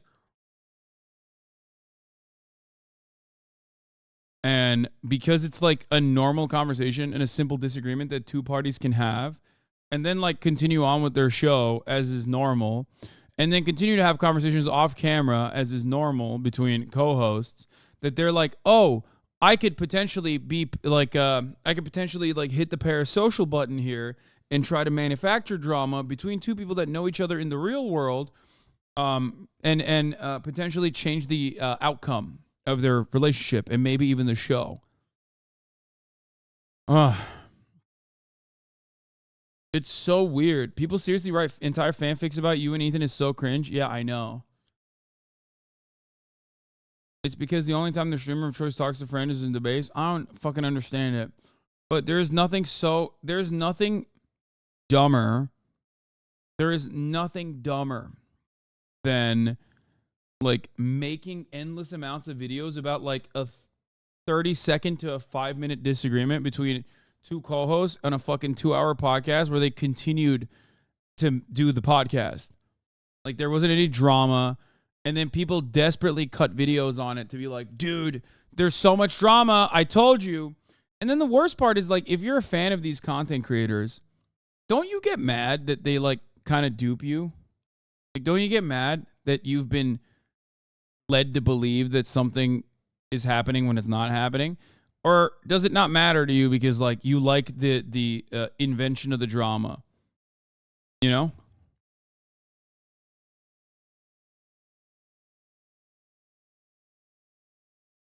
No, but like for real, I like what do you think? Like when you come in here or when you like tune into the leftovers and realize that like it's not like the way you were led to believe, doesn't that make you question the perspective of the content creator that led you to believe that it's like that? Or that you just don't care, I guess, and for you it's like, oh no, I don't care. I'm just in it because like I think it's fun and funny.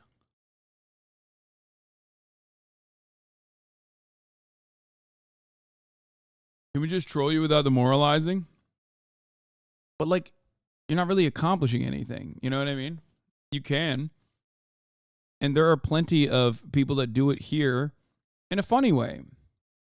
In a way that is like uplifting. In a way that actually, you know,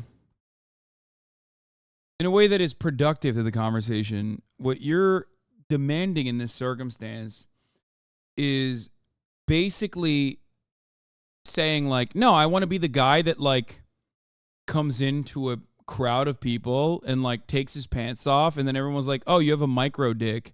And then you go, oh, I'm just trolling, man. And then people just continue on with their day and you're like, well, I guess you don't like my trolling. It's like, you're just annoying. You know? Like, get a hobby. Get a better hobby, a more productive one. You see what I'm saying?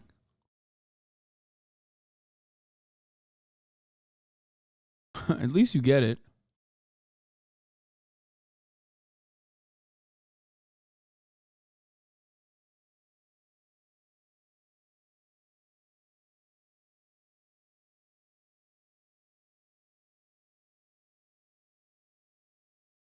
Lol, at the HasanAbi Productions video that made me think y'all were fighting after a weekend out of town. This shit is so stupid. I watched that and was pissed because it was really nothing and it wasted my time. Yeah.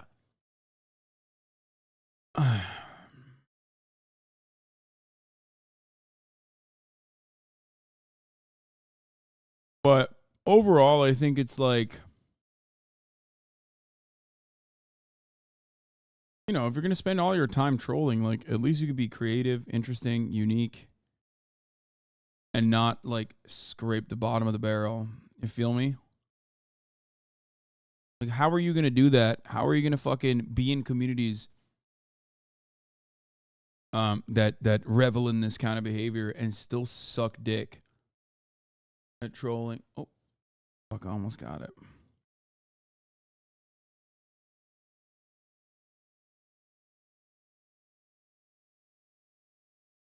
If people could be interesting and unique, they wouldn't be trolling, though. True. It's amazing how you've had this exact conversation every single day since that episode came out, and we're still engaging with it. I mean, the problem is a lot of the drama perverts, they fucking never stop. They are relentless. You know? After a certain point, I think the people that are still in here and on the fuck HasanAbi camp are in here as like, because it's been years and years and years. They're clearly in here because they're not mentally well. You know what I mean? That's it. There's nothing else to talk about other than like, you know, it's going to be the most mentally sick people who are still in here trying to carry the torch for the past fucking 4 years.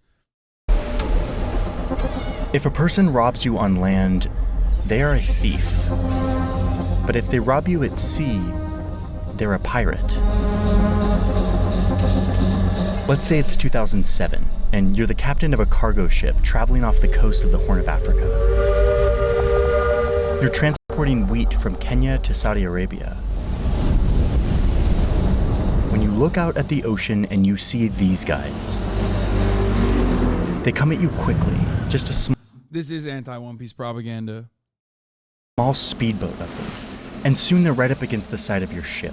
They're about to throw a ladder to climb up. You run into the ship's citadel or safe room and you call the Coast Guard. Or maybe you try to spray them with this water hose to scare them away.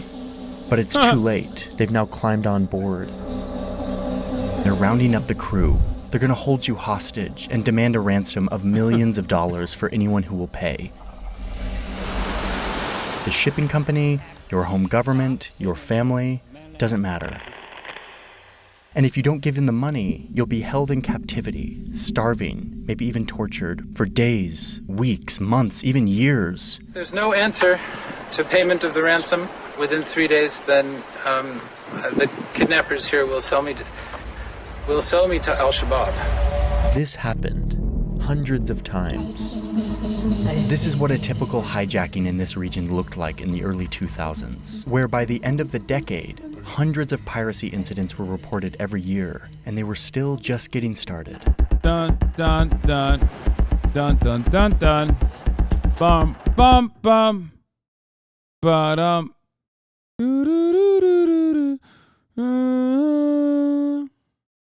So let me show you how the Horn of Africa became the epicenter of modern-day piracy, and how what started as Somali fishermen defending their waters turned into an organized criminal network.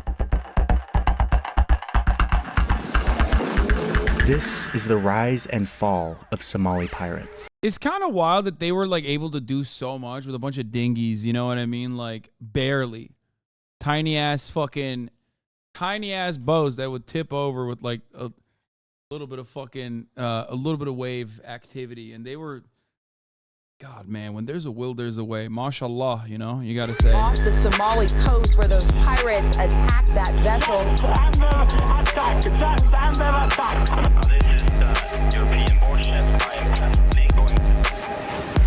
You're dealing with irrational people. If their back is put against the wall, I don't know what they are able to do. Okay, little sidebar really quick. Yes, I'm wearing my orange jacket. The captains have no weapons? Yes, they're not allowed to, I think, by international law. So the link is in the description. Thank you. Here's incogni.com/Johnny Harris. I'm giving you guys the ad. Read at least the link. Incogni for sponsoring the video. Let's dive into this big topic of pirates. Stop, dude. When pirates are not like the weird Japanese show. Listen, it's not a weird show. Also, I love that you're making fun of One Piece fans in the chat, but like, look at him. He's like also posting fucking, you know, the Western pirate lore. There's like plenty of Dude, pirates are a universal concept. If anything, it's more Western than it is Japanese. Let's be real. I mean, actually, there is different kinds of pirates in Japan because, island nation and whatnot. Pirates aren't one thing. They've always existed. As long as there's been international trade on the ocean, there have been pirates. Sailors who utilize the expanse of the open ocean to rob and steal and run sophisticated businesses. If you haven't seen CGP Gray's deep dive on pirates, go watch it. It's a two-parter. Pirates are everything from Norse sailors who raided other ships on the high seas to the famous pirates of the Caribbean like Britain's Blackbeard, who stole a French slave ship and souped it up into the ultimate pirate vessel. Blackbeard, the greatest fucking fake friend of all time, dude. Fucking fake revolutionary, fake, fake anti-slavery piece of shit. Former slaver family goes around, acts like he's acts like he's in favor of abolition of slavery, has like so many black pirates in his crew. At the end of it, betrays his best friend and also all of his black crew in an effort to kill. What? No, I'm not talking about One Piece, man. I'm talking about like the actual human Blackbeard. You fucking dumbasses. No, this isn't One Piece spoilers like... What? No, this is like... This is actual Blackbeard in the real world. Comes from a slaver family and has like literally a person who was enslaved by his parents as his like I guess quartermaster or like the second in command, takes over a slaver ship. His crew is mostly former slaves, and then in order to get like what was it, a piece of Virginia or something, he just like sells literally everyone on his crew.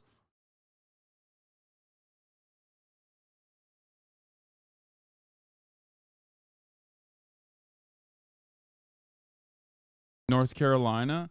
I don't remember where it was, but pretty sure it's just like a piece of American for like a little bit for a little bit of American land and to be able to like live freely.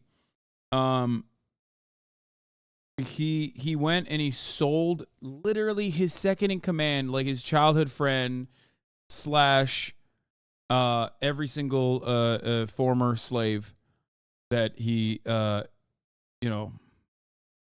he was able to fight alongside for years and years.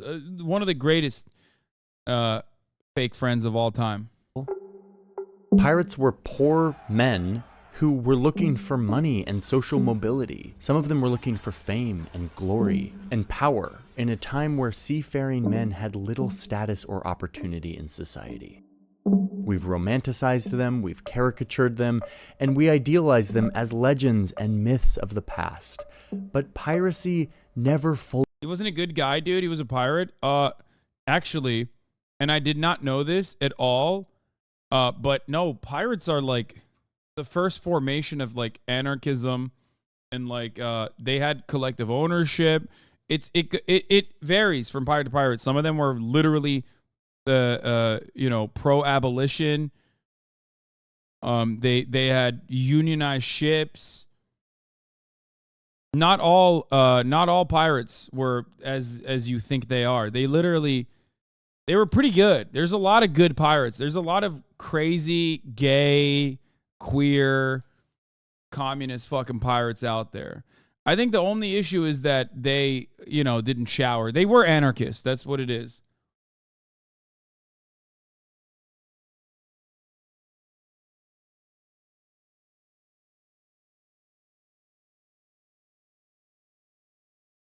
This Chatter's a real East India trading company head, huh? Yeah.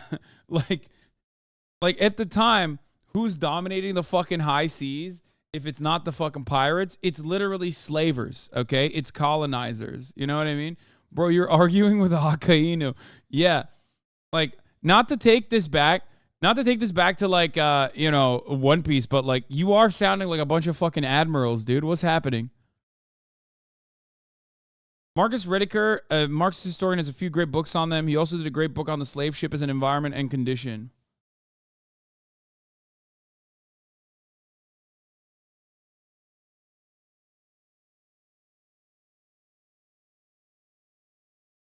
There's a reason why, you know, pirates have been written about a lot and have a prominent role in popular culture. It's because they were pretty cool. Like they weren't, you know, they weren't as bad as people think they are. The Bay Pirates literally hold the positions of the Dutch East India Company. Yeah. I'm so happy about the live action because now I know what fish people are, and I didn't have to watch 9 million episodes. Fun fact, one of the most successful pirates was a Chinese woman by the name of Zheng Yi Sao.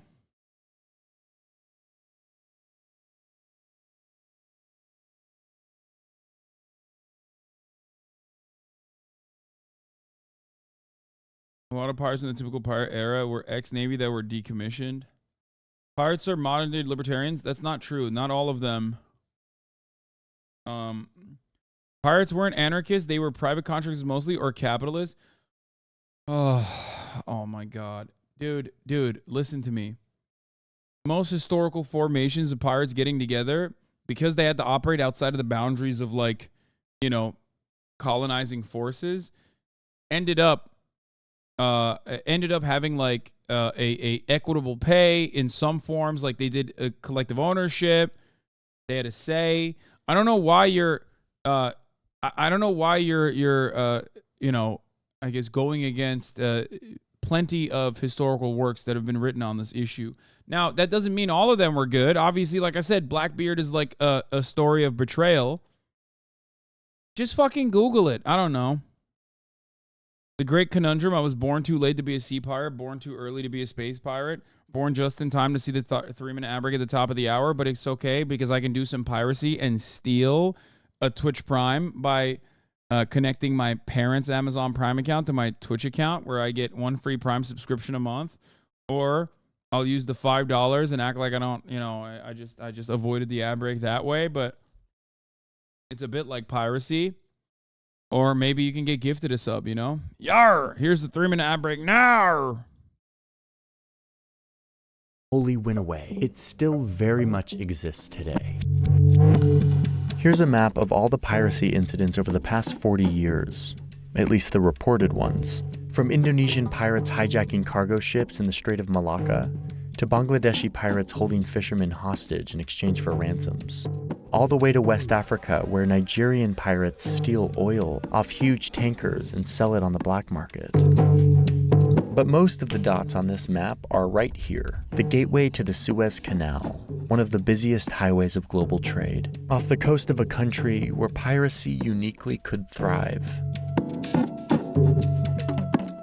I remember telling my mama I wanted to be a pirate when I grew up because One Piece, and she yelled at me and showed me these guys. Government of Somalia collapsed in the early 90s. The country fractured. Why would a left-wing watch this guy? I can understand why you do this. I don't know, because good editing. And I like think about the tangent that we just went on, where I talked to you about like the ultimate betrayal from Blackbeard and how pirates are fucking... Some of the pirates were actually like early adopters of communist formations before any sort of like Marxist lit.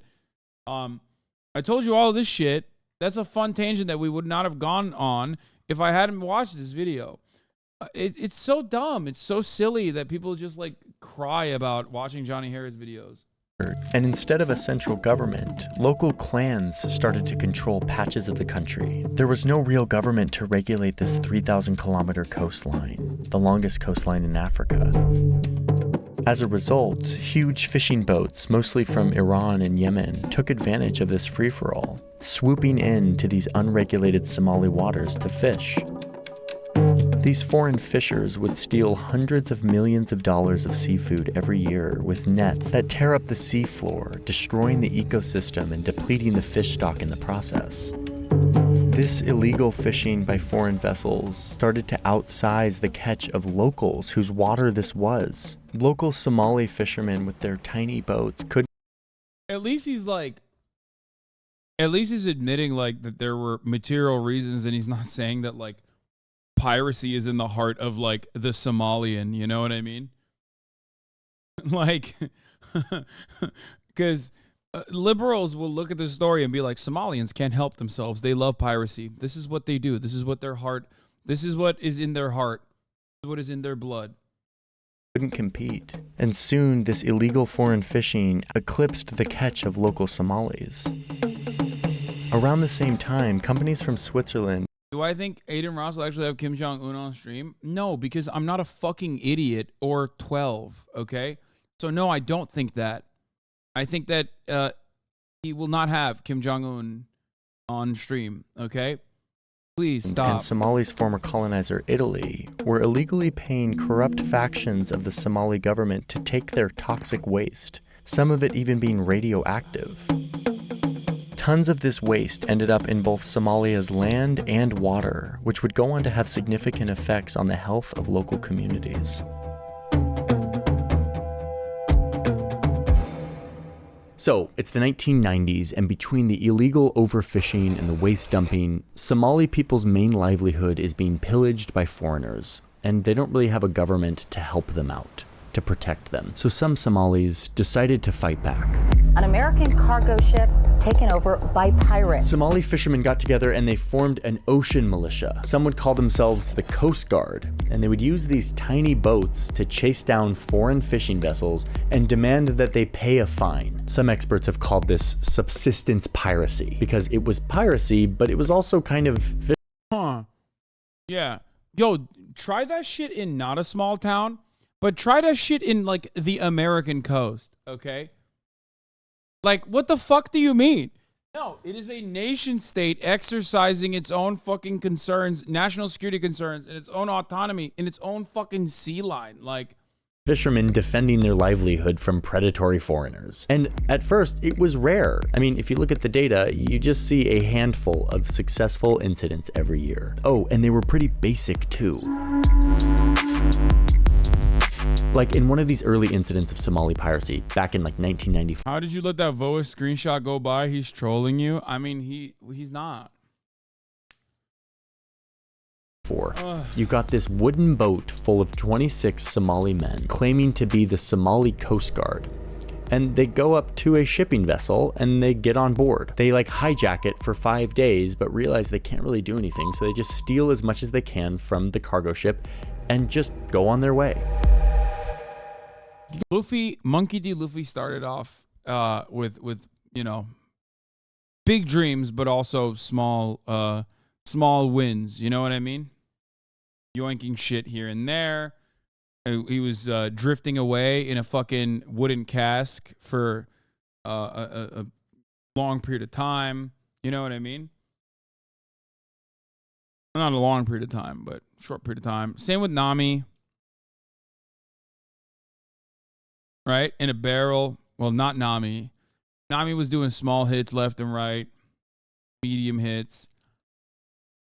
That's how it works. Yes, this was piracy, but it was super basic and kind of harmless. It was a bunch of locals filling in on the power vacuum left by their non-existent government. And this is how it was for a long time. Loosely organized gangs of armed Somali men climbing aboard cargo ships or fishing vessels, intimidating the crews to collect fines, or sometimes asking for informal license fees for fishing in their waters, even though they didn't have any authority to give out licenses.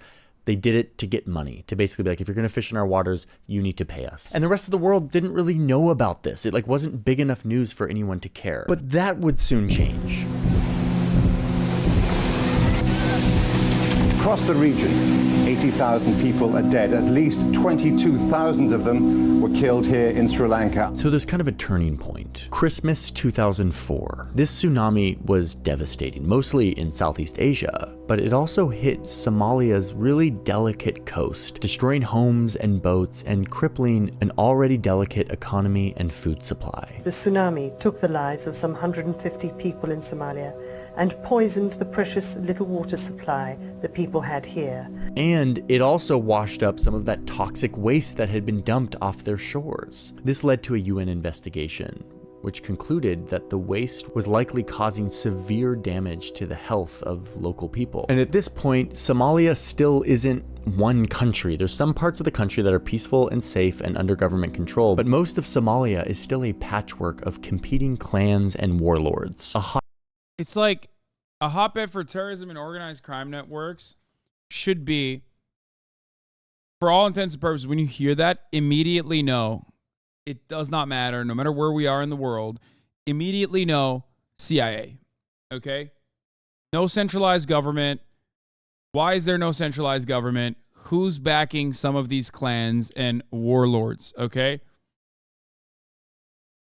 Like, just remember, always U.S. intervention, which, you know, classic like Hasan. Oh, God, you love talking about America bad, America bad, America bad, except, like, it's not like the nation did not have some level of democratic organization. They did, just like every other country, both in that region and all around the world. Okay?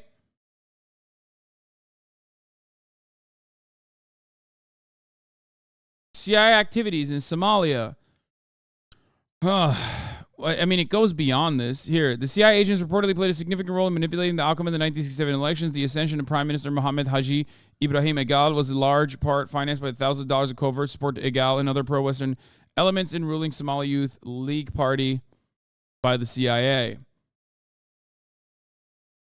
And then the Civil War. As always, there's backlash towards that. What is this? There's a YouTuber called Film Cow. It was a series called Vulo Lives, and at the end of the weird shit, there's a segment where they explain a lot of the military CIA operations in different countries. Please understand what the CIA has been in Somalia for so long. If you look at its geography, if the Suez Canal is the choke point of international trade, Somalia is the choke point before the choke point.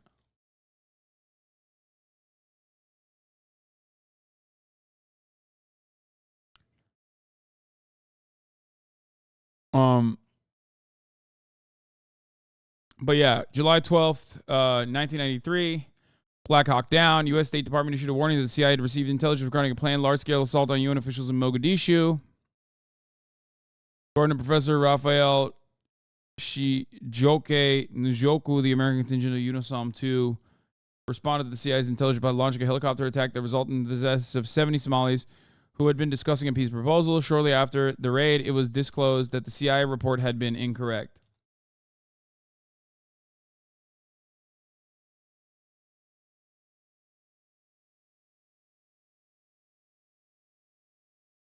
Yes, I have seen the Johnny Harris short where he's making fun of me.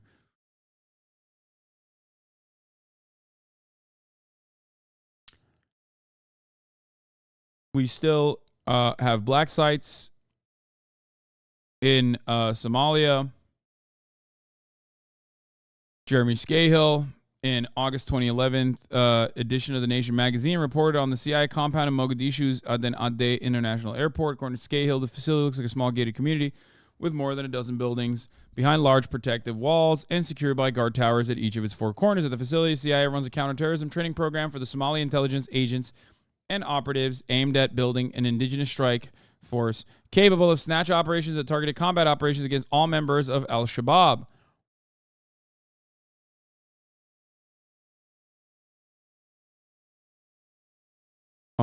So yeah, it's like, dude, think about it this way. Like, we're looking at Somalia, right? Fucking random ass country. Like, why the fuck, if you have nothing, if you don't know anything about American history, when I say like, oh, I wonder if America had any involvement in Somalia and you know, caused this destabilization by trying to create a stable, quote unquote, stable government that was like Western focused, Western backed. And if you're geared from random question mark, yeah, like random in comparison to where America is, man, the fuck do you mean? Like random as opposed to, I don't know, Mexico, okay? Like, I'm talking about where America is and where fucking Somalia is. Do you understand? At that point, we're not even in fucking West Africa. Fuck, I missed the goddamn bug. Listen. The point I'm trying to make is,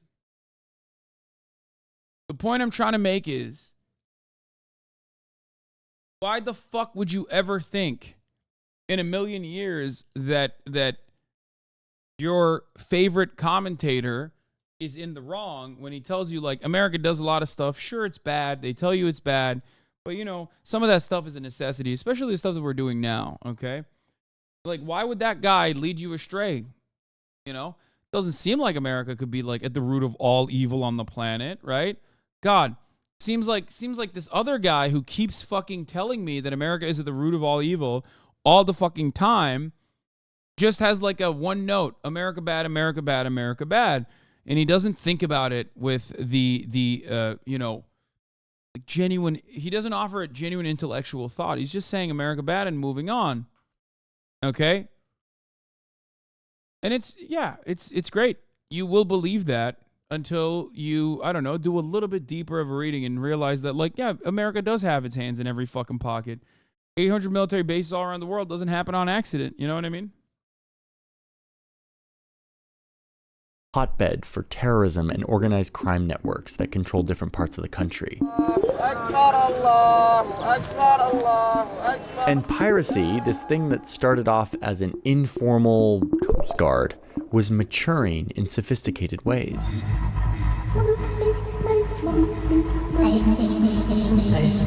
By 2005, you start to see pirates using motherships, larger ships that allow them to go way further off their coast, and then to use speedboats to attack like they did to this cargo ship. This was a huge level up. It's kind of sick, not gonna lie, dude. Fuck, man, pirates are so cool. It's like bullshit, but... For Somali pirates. Oh. These motherships started to be equipped with radar, which allowed the pirates to have new ways of detecting their prey.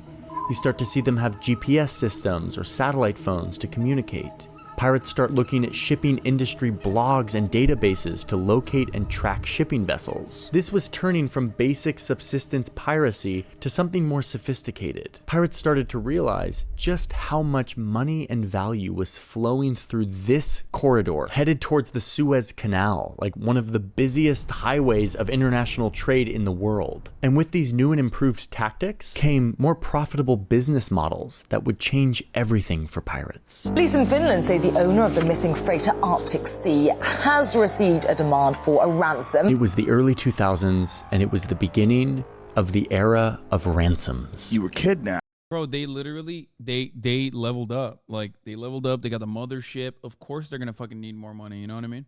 Yeah. By Somali pirates, and you were held hostage for more than 2 years. Yeah. Hey, Michael, it's Johnny Harris. Hi, Johnny. Good to hear from you. How are you? So we had a really interesting conversation with this American journalist named Michael Scott Moore.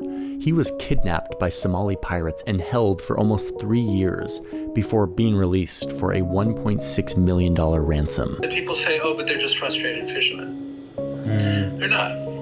They were in the 90s, but it was a much bigger deal than just fishermen turning to piracy. Ransoms changed everything. Pirates were realizing how easy it was to hold a ship hostage and to demand a multi-million-dollar ransom to extract a huge profit.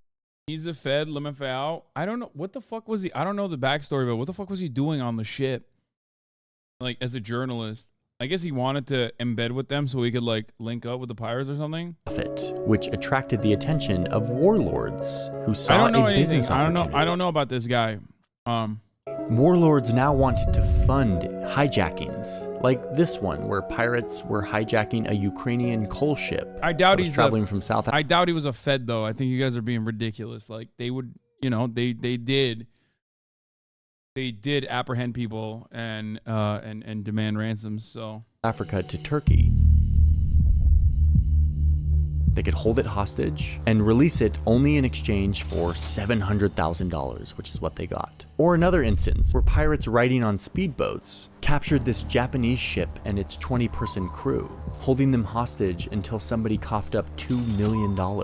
There was investment in these pirate operations because there was a return to be had. And by 2007, around 30% of the world's pirate attacks occurred within this circle. But wait, let's keep this in perspective. I love that we always talk about how like negotiating with the demands of bad actors, like non-state actors, actually creates this marketplace. But that similar principle, for some weird reason, is never applied to like all of these counter sex trafficking operations, who quite literally have created baby marketplaces. Okay, including the one that that the Sound of Freedom was supposed to portray. Our OUR.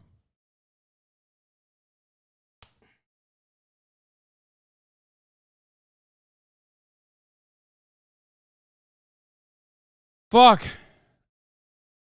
Tim Ballard. Perspective, this actually wasn't particularly high. If you look at a graph of all of the other regions of the world, you'll see that this wasn't by any means an outlier. But watch what happens the next year. This line going up represents the expansion of the piracy industry in Somalia. There was way too much money to be made here, and warlords were getting better and better at investing in and running pirate businesses. By 2009, this body of water off of Somalia was home to nearly half of all piracy incidents on Earth. And look at this graph of the average ransoms paid. In 2008, the average ransom was $1 million. A total of $30 million was paid out that year. And you got to keep this in perspective. These were huge sums of money for anyone, but especially poor fishermen turned pirates in a country with a GDP per person of $517. Yeah, I mean, if you want like a permanent solution to the piracy problem, you work to fucking solve that issue, right? Like, because, you know, like motherfuckers in Norway aren't doing piracy. You feel me?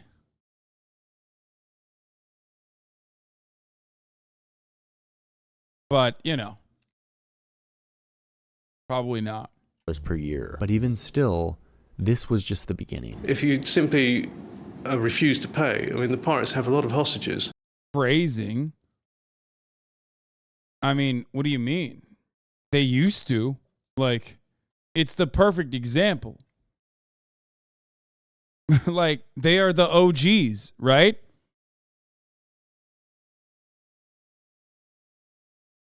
Material conditions improve, and you are no longer, you don't need to fucking do piracy anymore. You can work in the global marketplace and engage in trade as an equal actor.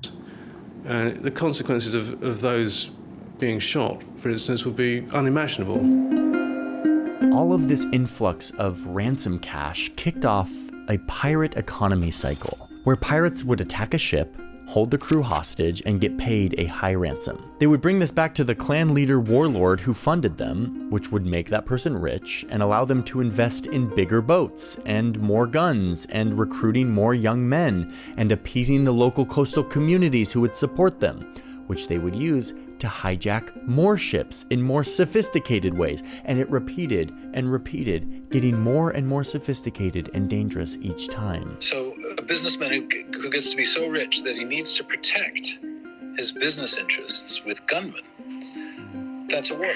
And a pirate boss is nothing else. He's a businessman who invests in piracy. The pirate businesses had lawyers and cooks and banknote tellers with machines. Bro, this is just like Monkey D. Luffy. Oh my God. Did they have a musician?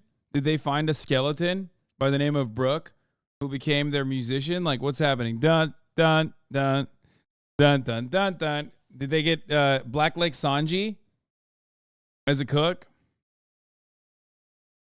Goddamn. Machines that could detect fake bills so that they could know if their ransom cash was real or not. There was this great reporting at the time in 2009 by Reuters. One of their journalists went to a pirate town that had been a sleepy fishing village, but had turned into a booming pirate hub, or in their words, pirate lair.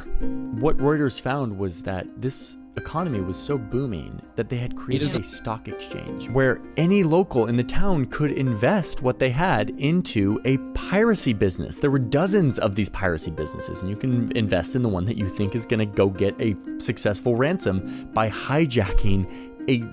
Did you know you can bet on pirate raids and you get money from their loot? Wait, what? International shipping vessel, and people made a lot of money. One local said they made $75,000 in just a couple months because they had made a good bet on the right pirates. Pirate bosses were not just, top pirates. They were investors who had a portfolio of businesses. These pirate businesses would in turn support these communities, help fund the schools and the hospitals in order to curry favor with the locals to make sure that they would support them running their businesses. But the people who were really getting rich here were mostly the clan leaders, the warlords, who were building massive villas and buying luxury cars and throwing lavish drug-laden... I like that we're like, man, it's the earnings off the backs of the laborers, the pirates, were not exactly being used to generate like even development. I wonder if you could translate that kind of criticism to like a non-black outside of the capitalist hegemony, black market operators, and maybe to I don't know, every fucking capitalist formation. Like, you're just describing, like, what companies do. You know what I mean? It's so funny. In parties. This was no longer the DIY Coast Guard. This was now lucrative, organized crime. And yet, some of these pirate groups still tried to make a moral case as to why they were justified in doing this, saying that this wasn't piracy, this was retaliation for all of the exploitation of Somali waters by foreign countries. You see this in a 2008 hijacking of a Ukrainian vessel, when these pirates demand $8 million, claiming that they would use the money to clean up the toxic waste that European companies had dumped in their waters. Yes, European companies have dumped toxic waste in Somalia. Were these pirates actually going to use the $8 million to clean that up? Probably not. At least that's what we found in our reporting. A lot of the moralistic, like Robin Hood narrative became really thin once warlords got involved and once they demanded a return for their investment. And you just start to see how thin this moral argument is when pirates start boarding ships and just shooting crew at random to show how serious they were and to increase the likelihood of getting a high ransom payout. Unfortunately, there is one seaman from mainland who was killed by the Somali pirates. Or when they started hijacking UN ships that were full of food and medical aid meant for Somali people. The ship apparently was bound for Mombasa, Kenya, and the shipment included vegetable oil, corn, soy blend, and other basic food commodities bound for people in countries including Somalia, Uganda, and Kenya. This was about money and power, and it was able to thrive because of a country that didn't have a government that actually controlled the country. By 2011, there were 237 piracy incidents here. Over 1,200 hostages were taken that year. 35 of them died while in captivity. This was becoming more and more deadly and more lucrative. Let's go back to that graph of the average. Why didn't the company clean it up, Johnny? You want to fucking talk shit about thin moral justifications? Yeah, I know. Like, we're awfully quiet about what the Western corporations were doing. You know what I mean? Whether it be overfishing in Somali seashore on the Somali coast, or dumping toxic waste, and then not doing anything, not being like pushed by the international community to engage. Like, what are they supposed to fucking do? You know what I mean? What are they supposed to do? People don't act this way if they have options. You know what I mean? It's not like they're like, oh man, I'm gonna go to school and fucking work at a tech company or some shit. Oh, Jesus. Ransoms that were paid. You can see it grow up to around $5 million for the average ransom. The total number of ransoms paid in 2011, $150 million. It was getting out of hand, but it would take a few key events for the world to really take notice. Ladies and gentlemen, dear gentlemen, all ships stay inside, stay inside, stay inside. We are trying to stay run away from them now. Stay inside, everybody. This is a real alarm. Please stay inside. There's this funny thing in international news where Big in order moolah. for the world to take notice of something, Big fucking moolah, baby. God damn. They hit the big one. Hold on.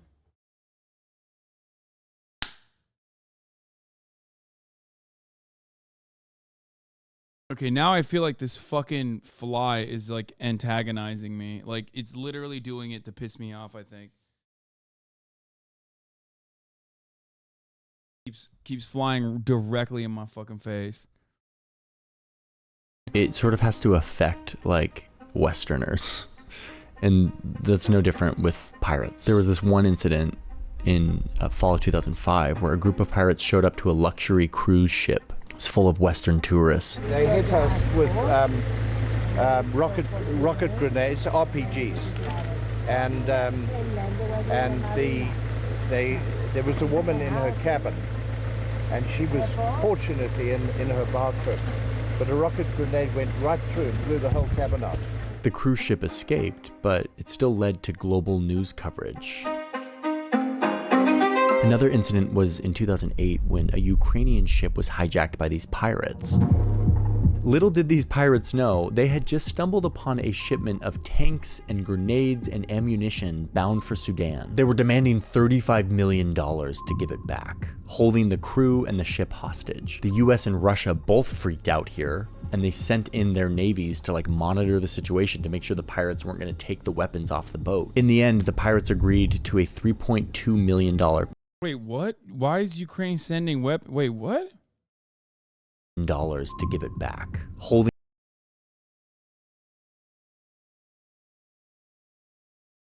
the fuck? The crew and the ship hostage. The US and Russia both freaked out here, and they sent in their navies to monitor the situation to make sure the pirates weren't going to take the weapons off the boat. This is a Ukrainian ship selling Russian weapons. Is that what it is? Classic Yanukovych selling off Ukrainian army on Russian command? Selling old USSR weapons on stockpile?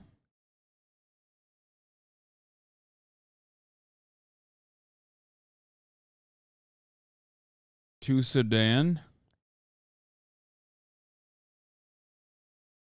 In the end, the pirates agreed to a $3.2 million payout, and the secret weapons shipment continued onward. It was a big scare, and it was another step in waking the world up to how big of a deal this was becoming. But the biggest event happened a few months later. A US container ship was traveling from Oman to Kenya when 4 pirates boarded and hijacked the ship, holding the crew hostage and demanding $2 million. The US government has a firm policy that it doesn't negotiate with hostages, but what they do is send in their military. So after 4 days, the Navy SEALs arrived with snipers. They shot 3 of the 4 pirates and rescued the crew. It was an incident that was later depicted in this Tom Hanks movie. These were dramatic events, a hostage situation with snipers and Navy SEALs, and it spread into the international news cycle in a way that Somali piracy just hadn't before. That Captain Phillips was taken hostage for almost 5 days and then rescued by the US Navy. It was clear that this had become too lucrative of an economy. There was too much incentive for warlords to get in on all of this money for it to stop. The only way to slow this down was a serious intervention. As we were reporting this story, I kept asking, why is this such a difficult problem to solve? And we asked all of the experts we interviewed, and we have a pretty good idea now why this is way more complicated than expected. First off, guns. You can't really carry guns on international shipping vessels. Yeah. Partly because there's international gun laws that are complicated. Yeah, because the rest of the world are a bunch of fucking pussies, dog. You know what I mean? They're not like America. Oh God, international law dictates we can't have fucking guns. It's bullshit, brother. You fucking come and take it, brother. You know what I'm saying? Fuck you. Hey. That's why I always keep that fucking thing on me. I'll shoot at the fucking woke ass ocean. Come at me, motherfucker. You know what I'm saying? Better not fuck with me, ocean. Keep that fucking thing on me at all times. I don't want no orcas coming into my ship, brother. Get the fuck out of here. You know what I'm saying? Partly because shipping companies don't want guns on boats because it can be a weird liability thing. You can't just have like a gun in a safe box somewhere. Why Second, not? it's hard to send in the Navy's. Yeah, exactly. You don't need a gun in a safe box. You need a gun outside. In the wild. Don't put that shit in a safety box anyway. I personally weld out the safety from all my weapons. Whenever a weapon of mine comes with a fucking safety pin, I take that shit out.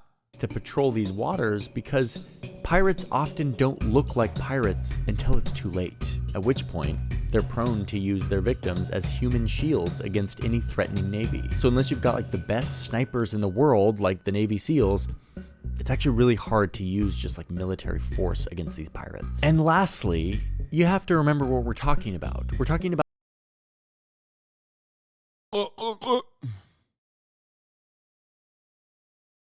Wow, you mean to tell me Aiden Ross is a fake Kim Jong-un impersonator and he didn't actually get the fucking leader of the Democratic People's Republic of Korea? That's crazy, man. I'm so shocked, chat. Yeah, I'm so shocked. I'm 12 years old and I really thought he was going to have the real guy on. I'm 12, or I'm not 12, I'm 32, but I have the brain of a 12-year-old. That's crazy. About the open ocean, huge swaths of water. It's really challenging to monitor and control this in an effective way. It's one reason why piracy has always thrived on the open sea. But even despite all these challenges, governments and businesses put their heads together and they figured something out. The first one's kind of boring. It's this report that this international shipping organization put out that basically teaches ships and captains and companies how to protect themselves. Chill. Calm down, bro. Hey. They recommend them using this high pressure hose that allows them to just like spray water at the pirates. They started recommending putting barbed wire and razor wire around your ship. Kind of gnarly. Put locks on your doors. Increase your surveillance. Like, this is pretty basic stuff. Create a safe room or a citadel where you can like lock yourself in. Too many people in Hoscore believe it was real? No, man. They just literally think that they think it's a meme. There's no way they believe it's real. I don't want to believe that they believe it's real. Please, I'm sorry. If you get hijacked. But one of the big things they did was create this internationally recognized corridor where ships could all travel together like in a caravan, sometimes escorted by a Navy ship from one of these countries, helping them navigate this really busy but very vulnerable part of the international shipping highway. And another huge step was, in spite of all the complicated gun laws, vessels were now allowed to employ armed guards to stand watch as they navigate these waters. So now you've got like security guards with guns on the ship who have nothing else to do but like protect the boat. And guess what? All of these strategies totally worked. I mean, look at this graph. After its all-time high in 2011, hijacking incidents plummeted because of these interventions. But this leaves us with kind of a complicated... Hasan getting Kim Jong-un is a huge call for Aiden. This is why you've fallen off. You couldn't even get the Taliban on stream. Yeah, I know, the Talibussy. resolution here. These communities were left behind by their government. They don't have the infrastructure of a society where people can thrive and work. That's for a lot of reasons, but it's in part because of the pillaging and the exploitation from outsiders. And so while these warlords who committed horrific crimes to get rich deserve no moral justification, it is morally complicated when you look at people who are just trying to live, whose waters have been poisoned by toxic waste, whose country has been pillaged, and who turned to piracy as a last resort. But I'm not going to go into the ethical dilemma here. I think you all can fight that out in the comments if you want. I'd love to see what you have to say. The fact is, piracy was solved in the Horn of Africa because of these interventions, at least for the most part. But just as Somali piracy was declining, incidents of piracy started. 300K viewers watching Aiden Ross get the cheapest Craigslist Kim Jong-un impersonator to show up on stream and stutter his way through a borderline non-existent interpretation. My friend, 1, a lot of those numbers are fake. 2, there are a lot more stupid people, especially on Twitter and especially online, than there are actually fucking relatively intelligent people. Okay? So no, there's not like actually 300K people. It's bought it out the fucking dick. However, there's probably at least 100K people in there, which is a pretty solid number. Okay? It's just like there's you know, I've given up on trying to course correct. Okay? I've given up on trying to fight against the stupidity, the sheer stupidity online. I've completely given up on all that. There's nothing you can do about it. You just gotta kick back and I don't know, enjoy the show if you can, if that's like interesting for you. Popping up on the other side of the continent. The Gulf of Guinea took. Chatters saying, why are there 300K idiots watching this as they themselves watch it to update chat for no reason? Yeah, exactly. So. Somalia's title as the piracy hotspot of the world. These attacks. The most important thing is Aiden 100% believe is really Kim Jong-un. Yeah, the funniest part about this is that a lot of people say Aiden Ross is stupid, which is true. He is. He's not the smartest guy. But many of you are stupid enough to think that he is that stupid. Okay? No, he's just acting. Like, he doesn't actually believe it. The reality is, you, in a weird way, become stupider than Aiden Ross when you believe that Aiden Ross is actually not aware that this is an impersonator. You know what I mean? So, everybody likes to believe that they're fucking brilliant, that they're like super smart. And yet, you know, you're duped by those who you personally think are dumb. You're duped into being, well, I guess if it's entertaining, it's entertaining, you know what I mean? But you're duped into believing that this is like someone who genuinely think that that's what's going on. Happen for different reasons, and they look quite different. They're usually Nigerian pirates boarding oil tankers to steal the oil that they feel like was stolen from their land. The international community is now turning its focus here, and this is a more complicated thing to solve for a lot more reasons. The fact is, piracy won't go away as long as the ingredients that have always fueled it exist. Frustrated young men with no chance of finding work in an economy, incentivized and organized by clan leaders looking to get rich on the high seas, operating in a gray area where the government and the society that should support them and employ them doesn't exist or is too weak to help, leaving them to fend for themselves and to turn to more and more sophisticated forms of crime in the process. The One Piece is real, man. Would you have the real Kim on stream, be honest? I mean, yeah, I would love to, except that would never happen. Are you out of your fucking mind? The pirate era will never die. The new era is not as... Many people are saying that the new era is not as good as the golden era. These kids are all fucking losers, but in reality, they are the ones who are truly going to find the One Piece, you know what I mean? Which is real, all right? And no, I don't mean Israel. I don't mean Palestine. I mean, like, it's real. The One Piece is a real thing. The worst generation is the best generation. Bum, bum, bum. Bum, bum, bum, bum. Bum, bum, bum.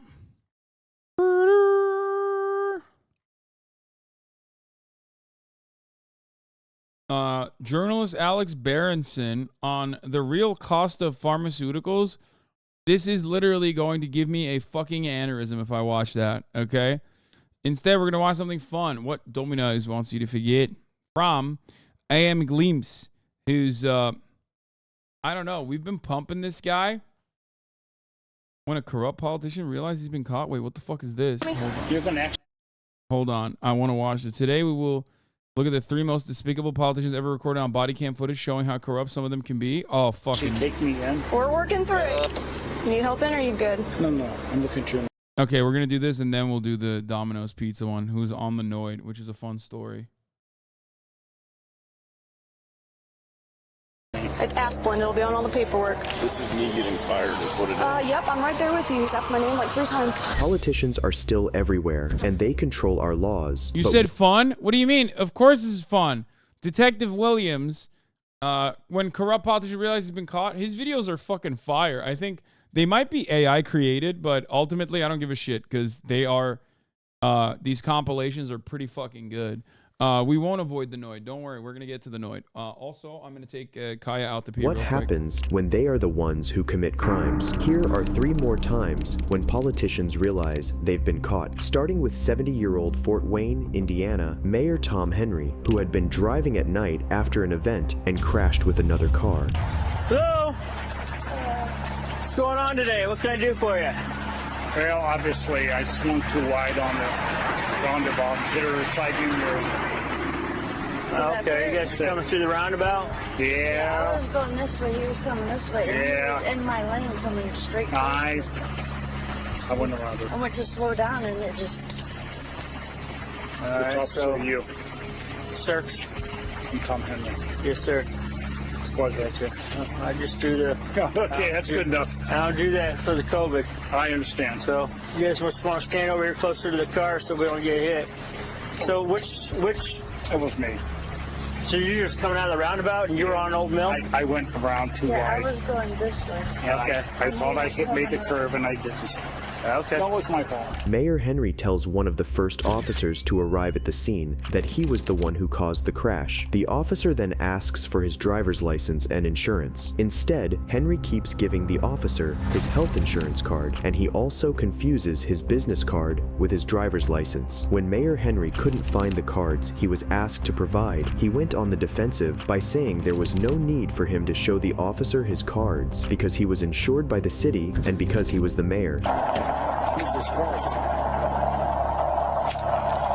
That's my wife's.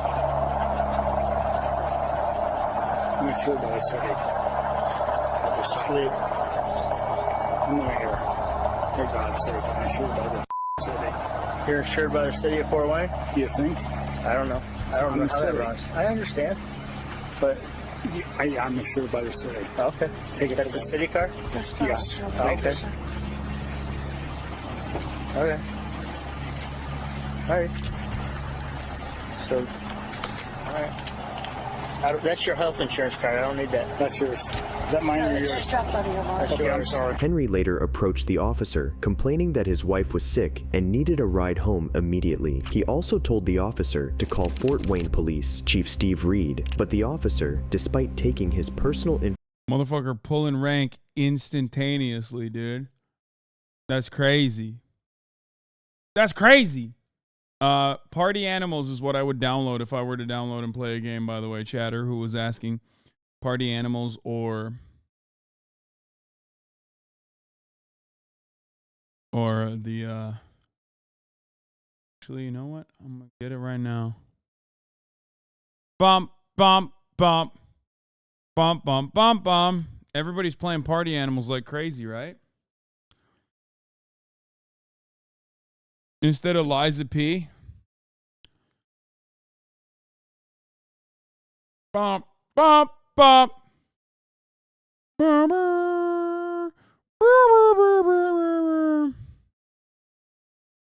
Bump, bump, bump. Bump, bump, bump, bump. The One Piece is real. Information wasn't going to take his chances. Oh, fuck, I forgot. Party Animals is just Gang Bees? Yeah, except not broken, okay? It's literally Gang Bees, but not fucking broken. By letting the mayor go. She's very ill. She has cancer, and she's very, very sick. She needs a ride home right now. She needs a what? A ride home. A ride home? Oh, yes. Okay, I'll get a unit out here to take her home. I'm the mayor. Goddamn it, take her home right now. Steve, I don't care who you call. You take my wife home. You want me to take her home? Yes, right now, and with lights and siren. Where's home at? What's the address? Out in the northwest part of town, off of Harris Road. Off Harris Road? I'll be on Steve. Okay. Right now. Right now. Okay. What it takes. Okay. It's in order. All right. A few minutes later, other units arrived at the scene, and the officer who stopped the mayor New audit, the audit video goes crazy as well. Man, I fucking love this shit, dude. It's so was called good. aside by his sergeant and asked what had happened. Crash. He's, I'll say on his feet. He's all over the, losing his balance. Okay. Did you offer him CCT? No, I didn't do anything. Okay. It's just... Our supervisor should probably be on the scene before anything like that goes on. He's sucking on breath mints one after another. He asked for his license. He gave me his business card. I said, "That's a business card," and he gave me his. I said, "Well, you can keep that." And I kept asking for his auto insurance. He kept looking for it. Then he realized that he's driving a city car. It's city insurance. Seeing that his movements and demeanor are that of an impaired person, Mayor Henry performs a breathalyzer test. Deep breath and blow. Probably 4.0. No. You'd be dead if it was 4.0. I know. I have no way. Sorry, I do appreciate your cooperation. No, okay. We have to do it. Okay. What is it? 156. You're over the legal limit. That's about twice. About twice. Having tested a 0.15, the officers know what needs to happen, but it surely wasn't going to be easy for them, seeing who they were dealing with.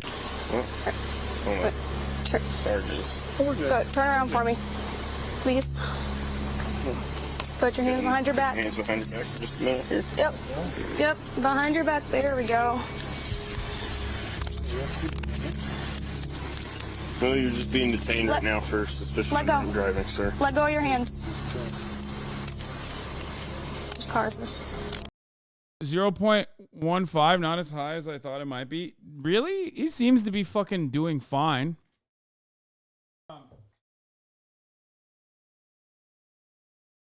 Maybe my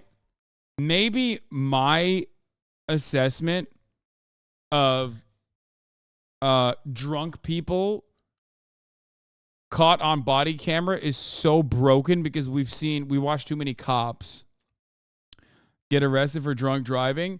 And when a cop gets arrested for drunk driving, they're like, their fucking body, their BAC is more alcohol than blood at that point. Okay. They have like 200% BAC.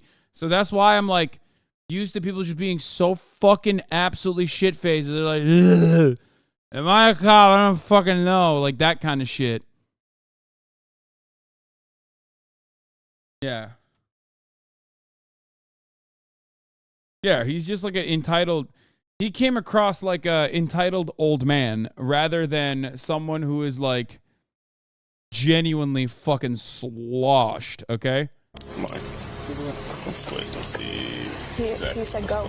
Yeah, he already said yes, we're doing this. You're going to take me in? Well... Can you have a seat for me? 2 times above the legal limit is just about normal for a drunk driver. Yeah, you can drive better. Listen, a lot of people fail to factor in that like a lot of drunk drivers are not necessarily drunk crashers, right? So 2 times the legal limit just simply means like you're a good ass drunk driver. You're a really good drunk driver, 2 times the legal limit, not a big deal, right? The normal amount of drunk driving, yeah. Have a seat for me? You're going to actually take me in? We're working through it. We're waiting to see. Right now, you're just being detained. Can you please have a seat? You need help in, or are you good? No, I'm looking at your name. It's Asplin. It'll be on all the paperwork. He was going on the opposite direction in a roundabout. Yeah, because he's old. You know? It's because he's old. That's why. Not because he's drunk. Aiden has Kim Jong-un. Oh my God. Watch. That's what you sound like. Kim Jong-un. At a certain point, it's just like you're making noises. You're not even saying the person's name.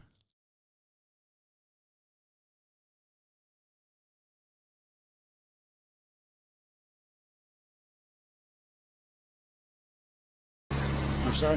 Asplund. Asplund. I understand what you're doing. I just want to know. Seeing such an extreme hesitation from the officer.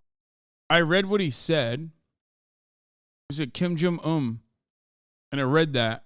If you want to be snarky and be like, call me a racist, then, you know, get your ass clapped. To arrest the mayor could be first noticed as despicable. Still, being in their position, their jobs and careers are literally on the line, especially after observing how Mayor Henry asked the female officer her name multiple times. The officers then said something that a police officer should never be allowed to say when doing their job. This is me getting fired, is what it is. Yep, I'm right there with you. He's asked my name like 3 times. Yeah, that's so funny. Yeah, except let's be fucking really real, all right? They never say that. They never do anything that's like disruptive to the powers that be. I'm going to get fired, and so are all of you. So it's been nice working with you. It's been a good 3 years. I might as well start looking for other departments now. Yeah, by the way, fired in cop speak means going to a different department. I wish they did get fired. Yeah, fucking taking down an honest man for living moss, you know? I agree. What's next, dude? At the top of the hour, you're going to see a 3-minute ad break and you're going to have no way of avoiding those ads? Like, they're coming for everything at this point. Luckily, though, luckily for you, there is a way to avoid the ads at the top of the hour. It's by subscribing for $5 or for free with a Twitch Prime by connecting your Amazon Prime account to your Twitch account, where you get 1 free Prime subscription a month. Use it on your favorite broadcaster. Hopefully that's me. Go back to school. If this wasn't enough corruption already, even the sergeant is threatened by the whole situation. Just with you, obviously we're all in the same boat here. Yes. We just need a report from you. We're gonna get the wife, see if she can drive. Okay. If she can drive. Who's working the He car? was saying she had some kind of medical condition, so Where's she I don't at? know. He's in this car. Can we handcuff him? Yes. We handcuff him behind him? Yes. He told them to do it. Okay. If he's good, that's good. Okay. I just he's not good. He's not good with it. He doesn't want to be handcuffed. He doesn't want to be in the car. So. And he's already threatening us. Yeah. Leave it the way it is now. Okay. I was going to do it a little bit differently, but we're good. We're fine. I thought you said just go for it and then you left, so I didn't. No. Listen, I was just going to handcuff him in the front. Please hold over in the front. But you're there, so it doesn't matter. Let me find out from Chief. He's talking to Coleman. Cool. I'm going to talk to Coleman in just a second. See how either I'm going to walk through this with you, and it's going to be my name on everything, with you running everything. If you're good with that. I'll do whatever you need me to. I want to walk through this thing. At the end of the day, I got to do my job regardless of who it is. We are, yes, that's, so you do your report the way you saw it. You did a perfect job. You know, like I told you. We don't do this the right way, someone's going to find out. And it's going to back to bite you one way or another. Yep. It's this way you can go face it and walk through it, say I made mistakes, and people can forgive. The mayor then expresses his disappointment as he couldn't believe they had him in handcuffs and in the backseat of a car like a common criminal. Henry later asked who had spoken to the chief and got angry when he learned that his wife was still in the vehicle at the scene of the car crash. Who talked to the chief? I did, sir. I need to know. Who? This Wilkins. Officer who? Watching them calculate this is so funny. In a normal world, they'd be able to arrest a clearly drunk mayor without any problems, and yet, yeah, it almost feels like this is yet another reinforcement that police are not there to protect and serve the interests of the citizens, but instead protect and serve the interests of capital and those in positions of power, like the motherfucking mayor. That's the entire point. Literally go to any big city, and the Sergeant Benevolence Association basically runs the fucking show. They threaten the mayor. In New York, they literally arrested Bill de Blasio's child and doxed them, okay, misgender them, doxed them. They made threats to Bill de Blasio at the time, like, you know, as long they run the show. Smaller cities like this, smaller towns like this, the mayor kind of runs the show because he is the one who is friendly with the chief. They are all defending the interests of capital. They're defending the interests of the real estate developers and whatnot. So, of course, the cops are thinking twice before actually harming someone who has the power to destroy them. If it's an average Joe, if it's a regular old citizen, they beat the fuck out of them. Like, they, for a little bit of lip. You saw how they behaved even in Rhode Island against white people at a fucking yuppie ass, like, a yuppie ass wedding. Sergeant Wilkins. And we're doing everything the correct way. Okay. We're doing everything. That's fine. We're walking through this. We got to walk through this, sir. Okay? We're walking Where's through my it. wife? We have her, sir. We're about to It's on her way home, goddamn safe. We're going to get home. She's on her way home. We had to get your car out of here first before we get home. I don't give a about me. I don't care about Sir, just watch yourself coming in. We're shutting the door. All right, look good. When they got to the station, Henry was read his offenses and was asked to take a chemical test, which he agreed to. We read this in the car. Oh, yeah. I'm just going to read it to you again, okay? So it's on this camera. Yep. Yep. My camera up here? There's one there, and there's one there. And there's here, and there, and there. I understand. So this is just Indiana implied consent warning. It says, I have probable cause to believe that you've operated a vehicle while intoxicated. I must now offer you the opportunity to submit to a chemical test and inform you that your refusal to submit to a chemical test will result in the suspension of your driving privileges for 1 year. If you have at least one previous conviction for operating while intoxicated, your refusal to submit to a chemical test will result in the suspension of your driving privileges for 2 years. Having read that, will you take the chemical test? Okay, thank you. This was when Henry realized the trouble he had gotten into, as he then asked the officers if they were being recorded and pleaded to turn it off, but they refused. Are we still on record? Yes, sir. I'm going to ask you about the jail, the new jail situation. Turn it on. Turn those off. No, that's the problem, sir. We can't. Oh, that's the problem. That's the policy we have. Yeah, okay. Oh, that's the problem, sir. If only we could, man. If only we could. That's the problem. Yeah, we get in trouble if we turn them off. Yeah, I know. I understand. While they waited for the test results, the female officer performed a few other tests on Henry. As every test confirmed that he was under the influence, Henry was told he'd have to spend about 6 hours in a cell. Requires you to be here for 6 hours and 40 minutes. Stay long. No way around it. You're at the level that you are. They have a cell to yourself, away from everybody else. And we've been very specific to just get you in here. Can I talk to the chief? No, sir. No, sir. I can't talk to the chief. No, sir. I can't talk to the sheriff. The mayor didn't seem very happy when he was told he could neither talk to the chief. Same place recently lit a cop off with a $35 fine for hitting and killing a pedestrian. Wait, what? No fucking shot. Are you serious? Also, I forgot to run the top of the hour ad break, so I'm going to run it right now. Sorry. I know I debated you, and I forgot to run the top of the hour ad break, so I'm running it now. Give me the link. Or did I not debate you? That's that happened in Fort Wayne, Indiana, Muncie, Indiana.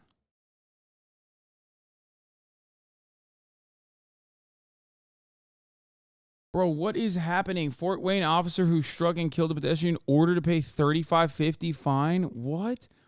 In the 5th on-duty collision of his career? Bro. 5th? Dude, what is happening? 5? Bro, this guy's a menace.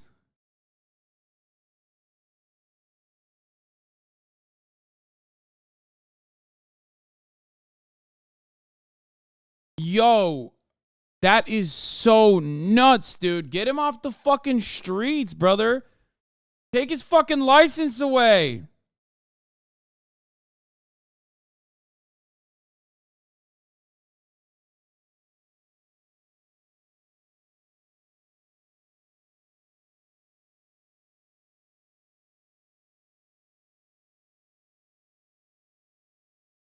What the fuck?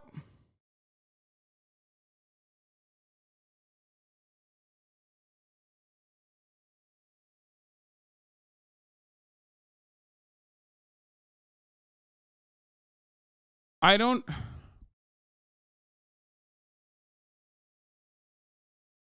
Prosecutors instead opted to file a Class A infraction due to failure to yield instead against the sergeant.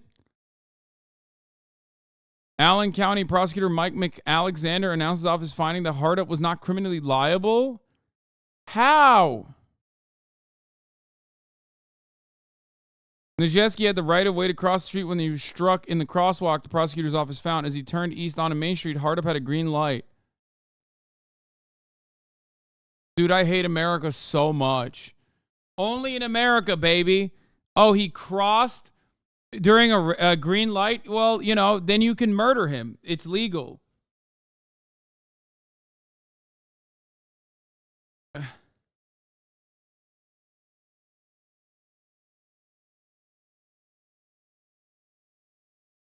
Like, why even teach people that pedestrians have right of way in every circumstance and to be careful when it's like totally legal to do a cool murder? Green means go and kill the person who's walking. That's what it means.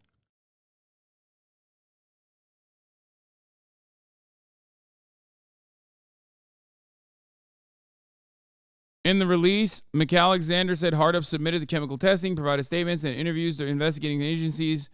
So yeah, he was sober too. Wait, Najeski had the right of way to cross the street? As he turned east on the Main Street, Hardup had a green light?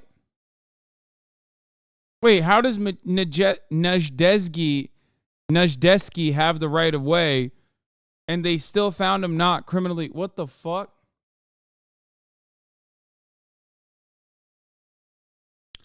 This cop had other incidents? Yeah, 4 other incidents, dude.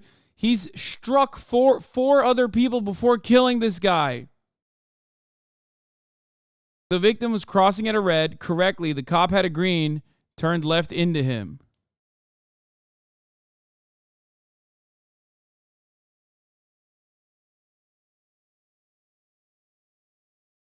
Like, what's the motivating principle here? America's love for cars? Is that what it is?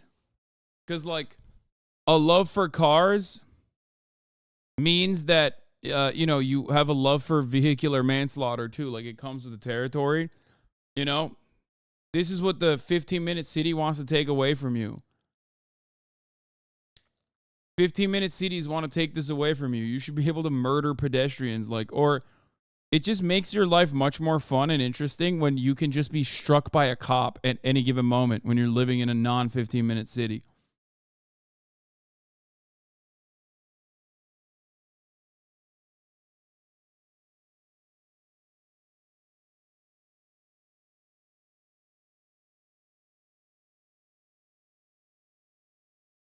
You've clearly never hit a person with a car, nothing quite like it. Yeah. Cars don't kill people. Cops don't kill people when they're driving the car. It's the pedestrians that kill themselves. Nor the sheriff. It's like guns don't kill people. Okay? It's the people that run in front of bullets that is the major problem. I figured it out. NRA, hire me. New propaganda unlocked. Guns don't kill people. Even the people pulling the trigger don't kill people. It's the people that are basically landing themselves in front of the bullets that kill themselves. It's kind of interesting how nobody talks about that. Sheriff. He was then scanned before being escorted to his cell. By the time they got to the cell, Henry still tried to put up a fight. He then faced the sergeant and instructed him to call Chief Steve. I will give you. She's got medical problems. You know that. I'll give you her phone number. I will call her and let her know how long. Who's a positive leader in this survey? I'm the cooperative sergeant. Hafner. Is it PJ or Hafner. This happened. Get hold of Steve. Have to get hold of me. Now, do you want me? Have Steve get hold of me now. But you have to stay That's an here. order. Do you want me to call your wife and let her know how long? No. Call Steve and have him get here now. That's an order. I will. This is what I'm going to do. That's an order. I'm going to call. You understand what I'm saying? I will call the chief of police and let him know what the disposition is right now. Yes, jaywalking was invented to provide legal immunity exactly in this situation. Yeah, jaywalking is illegal because we need a car reliant infrastructure and we need to protect those who drive vehicles as opposed to those who are walking. And also, we eviscerated sidewalks in general because why the fuck do you need a sidewalk? What are you, poor? You have to walk? Stupid. You know? Everybody has a car, dumbass. Where are you going to walk? To the gay store to do gay stuff? Yeah, exactly. Fucking owned.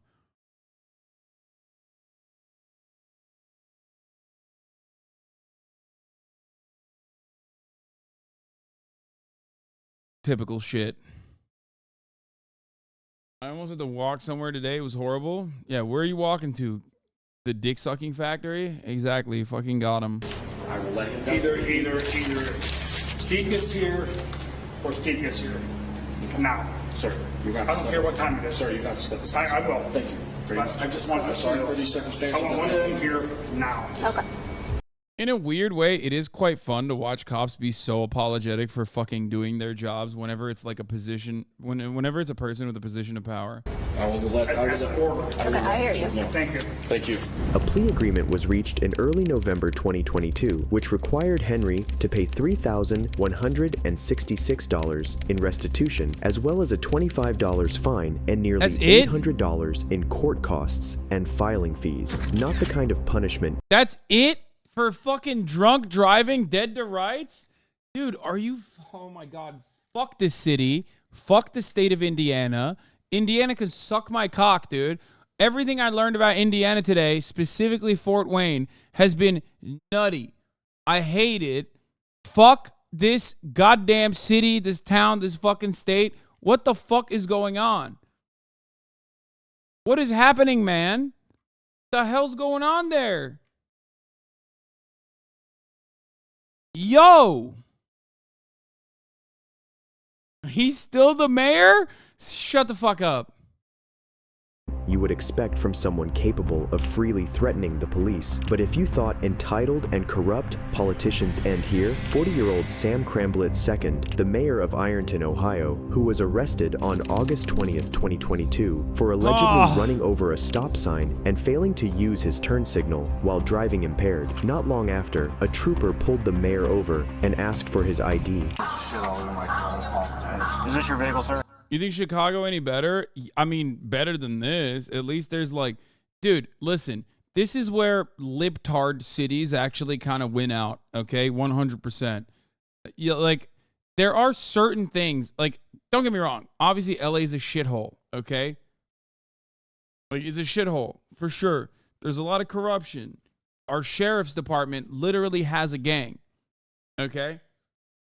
But having said all that, like, there's certain things that just, you know, you can't get away with.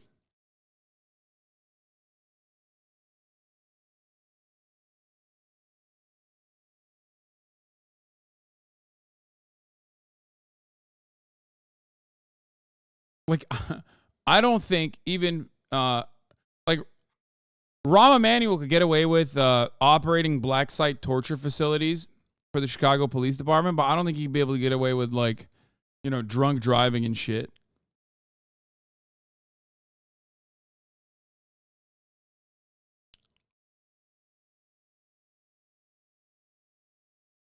Yes. All right, where are you guys trying to get to? We're just going in here. I was bringing them here. I got you. All right, well, the reason I got you stopped for a few reasons. One, when you was coming down the road there, you didn't even stop at the stop sign at that four-way. Which one? That's how you fucking know, by the way. Like, this guy immediately, you know, he's got cop skull, okay? And he's the mayor. And he's coming at this from a position of authority. How do you know? Because he's blasting music. There's never been a point where any normal human being that has ever fucking encountered a cop has been allowed to blast music as the cops pulled him over. No shot. That's South 4th. Where? That's Pleasant? Yeah. I stopped. I was coming down South 4th this way and saw you come right through the intersection. and then you come up here, and your left tail light's busted. You got white light coming the rear. I knocked that out. And then when you turn right here on the south 30, you hear the signal. Yeah. No, I knocked that out recently when we went to the beach. All right, well, back here with me for a minute. All right. How much have you had to drink tonight? Me? I had a couple earlier. Okay. But, like, I was just driving them. Let's walk back here, please. All right. While looking for proof of insurance and vehicle registration, the officer noticed how slow and sluggish his movements were and asked how much he had to drink before telling him to wait by... See, look. Libtarded city, right? Chicago chief of police was found asleep drunk as fuck after a party with a side piece. Former Chicago police superintendent Eddie Johnson, apparently passed out in his running car at a stop sign in Bridgeport for nearly 2 hours after consuming several large servings of rum at a bar in the Loop. An investigation by the city watchdog concluded. Okay? Like, he's not still the fucking superintendent. You know what I mean?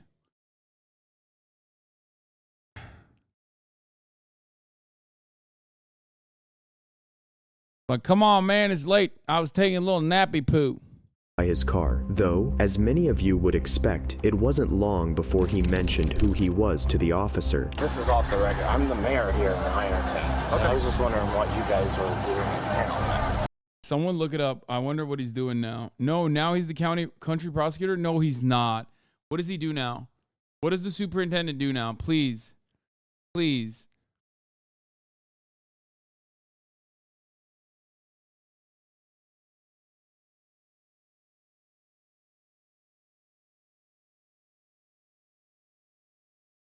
American retired police officer. He started 62nd superintendent. Yeah, he was dismissed. Yeah, what do you mean? Wait, no, he was he was caught drunk driving after he was dismissed. Yeah, he was dismissed at that point.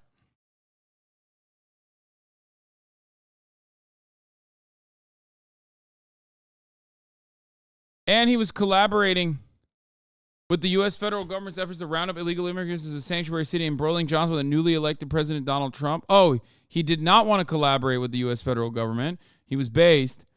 Trump, in turn, traded words with Johnson, who criticized Chicago officials over their mishandling of the city's high crime rate. And then he was retired. He was forced to retire.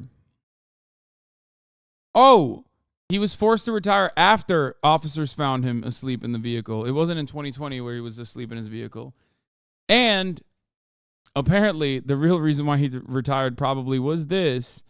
CPD officer Cynthia Donald sued Johnson for sexual assault and harassment.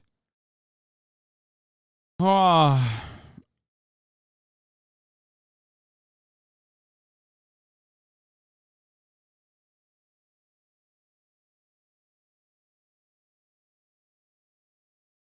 Dude, least crooked cop, by the way. Like, least crooked fucking cop. Why is every cop like this? I don't understand. There's so many.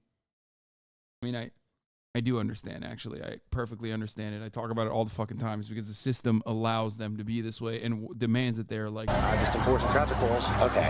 All right, I'll take a look at your eyes real quick. Make sure it's drives. Is that okay, too? Yes. Sam tries to persuade the trooper by saying he's the mayor and asks what he is doing.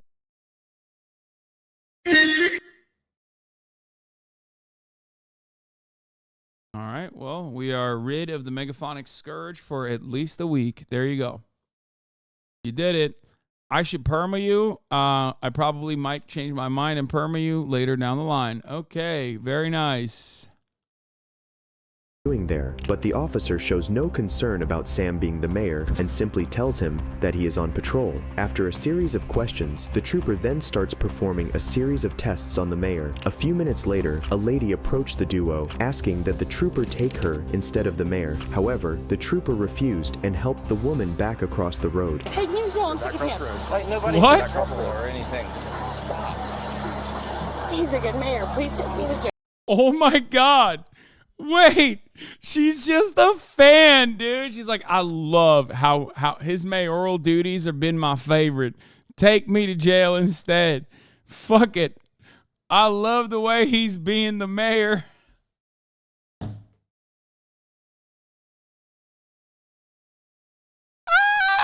I love how good of a mayor he's been. Everybody talks about my stands, but none of you stands would actually ride like this. Okay, you would not throw your body in my stead. Okay, you would never demand to be thrown in jail in my place. Okay. How do you become a groupie for a mayor? I don't get it. I actually don't understand how. Yeah, y'all ran from the fucking barbs, dude. Y'all ran from the barbs. Not a single one of you.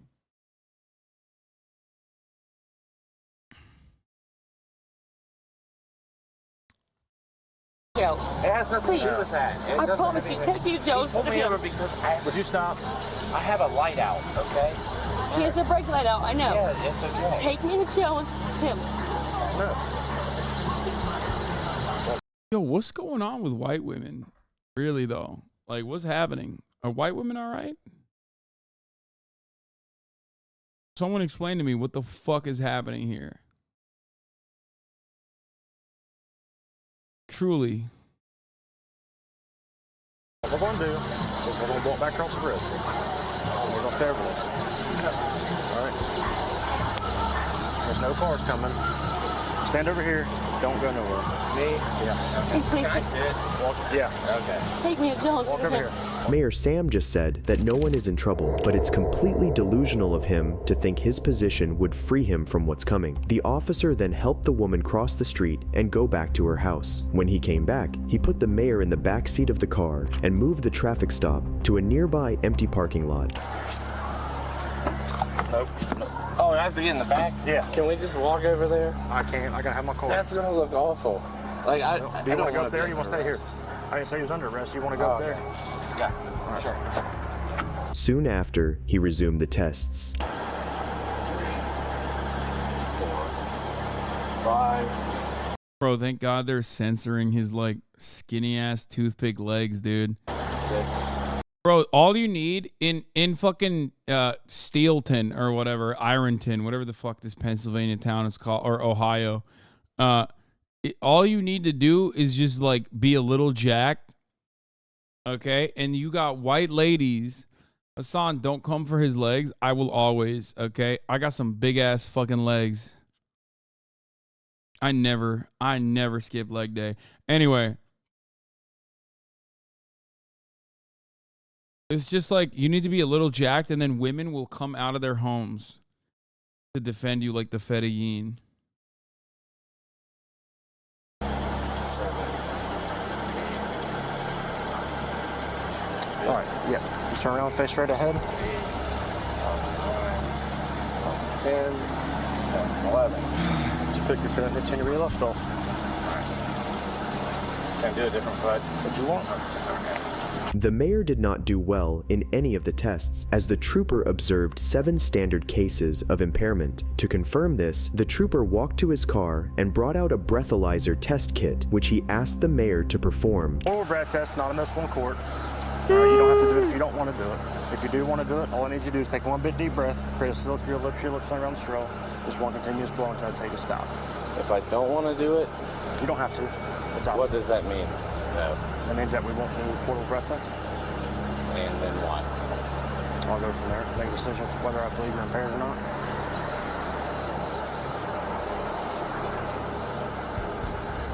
I don't know, I've always heard things like of doing it or not doing it. What's your choice? You don't have to do it. It's up to you. Sam hesitates for a long while before refusing to take the test. The trooper immediately wasted no time in arresting the mayor, who was then handcuffed and read his Miranda rights. I don't want to do it. Stand right here, face my car. Put your hands behind your back. You're under arrest for operating a vehicle under the influence. You have the right to remain silent. Anything you say cannot be against you in court. Sadly for the community, the prosecutors recused themselves from the case due to the city funding a portion of the court's cost, showing how corrupt things can be. But it isn't always the case when despicable politicians don't pay for their wrong actions, especially if we are talking about Brandon Whipple, 41-year-old Brandon Whipple, mayor of Wichita, Kansas, who on September 24th, 2020. Bro, I didn't realize so many mayors also love drunk driving. Like, I thought this was mostly cop activities. God, Americans really do love drunk driving, man, just across the board.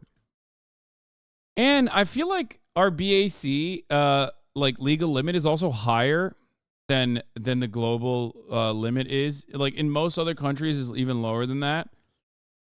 And even then, we still get popped regularly, dude.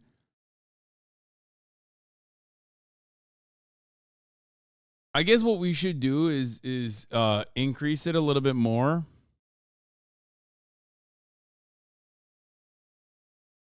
You know?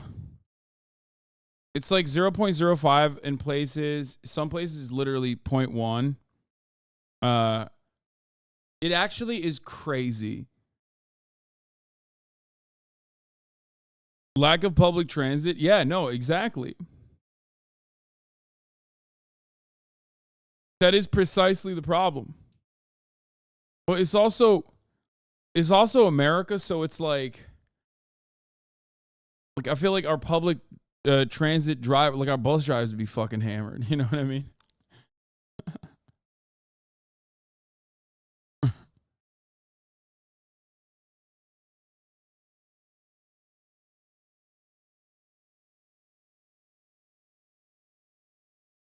What?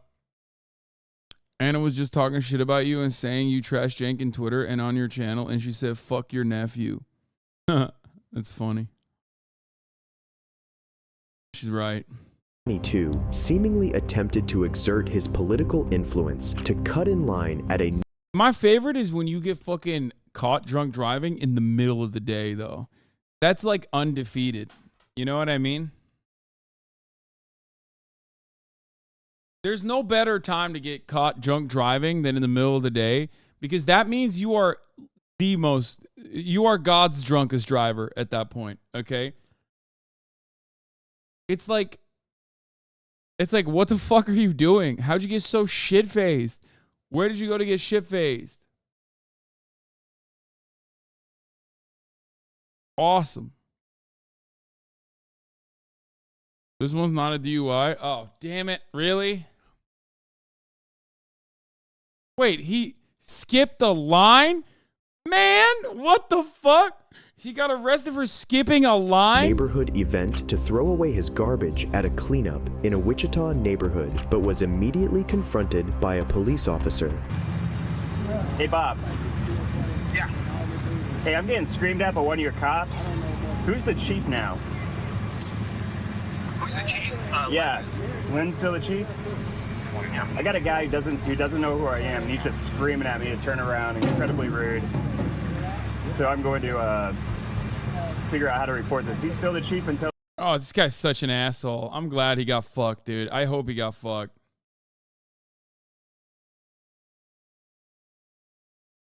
This is ridiculous. I mean, he's such a fucking annoying little nuisance. This week? Yeah. He's the chief through the week. They overlap. 11 starts on 11 chief. All right. Immediately after the interaction started, Whipple was annoyed because the officer didn't know who he was, then called city manager Robert Layton and asked how to file a complaint against an officer, while Officer Vogt watched calmly and gave his officer identification. Ford Ranger driver behavior? No.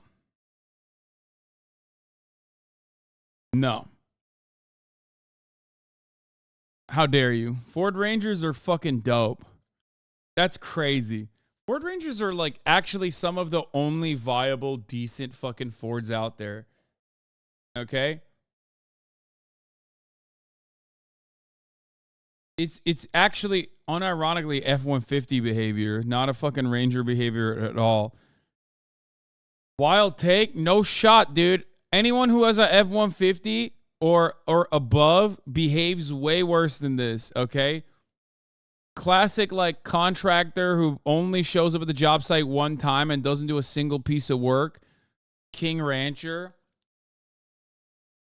Always detailed.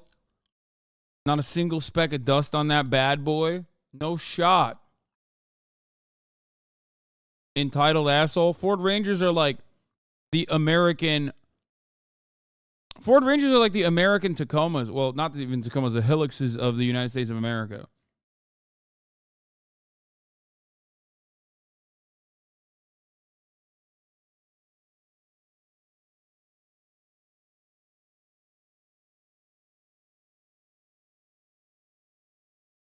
Pavement Princess. What about a 350 dually? That's what I got. You better be fucking literally directly using that as a agricultural, for some agricultural purpose, okay? The hell? A 350 is literally just like, it's basically like a fucking 18-wheeler in Europe, okay? What the hell are you using it for?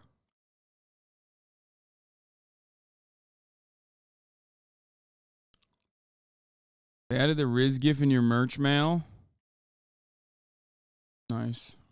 Oh, ew, they say comrade in the merch mail? That's so fucking lame. I wish I didn't know that. So, Chief, so how do I file a complaint against one of our officers? Oh, I gotta tell them not to ever do that ever again.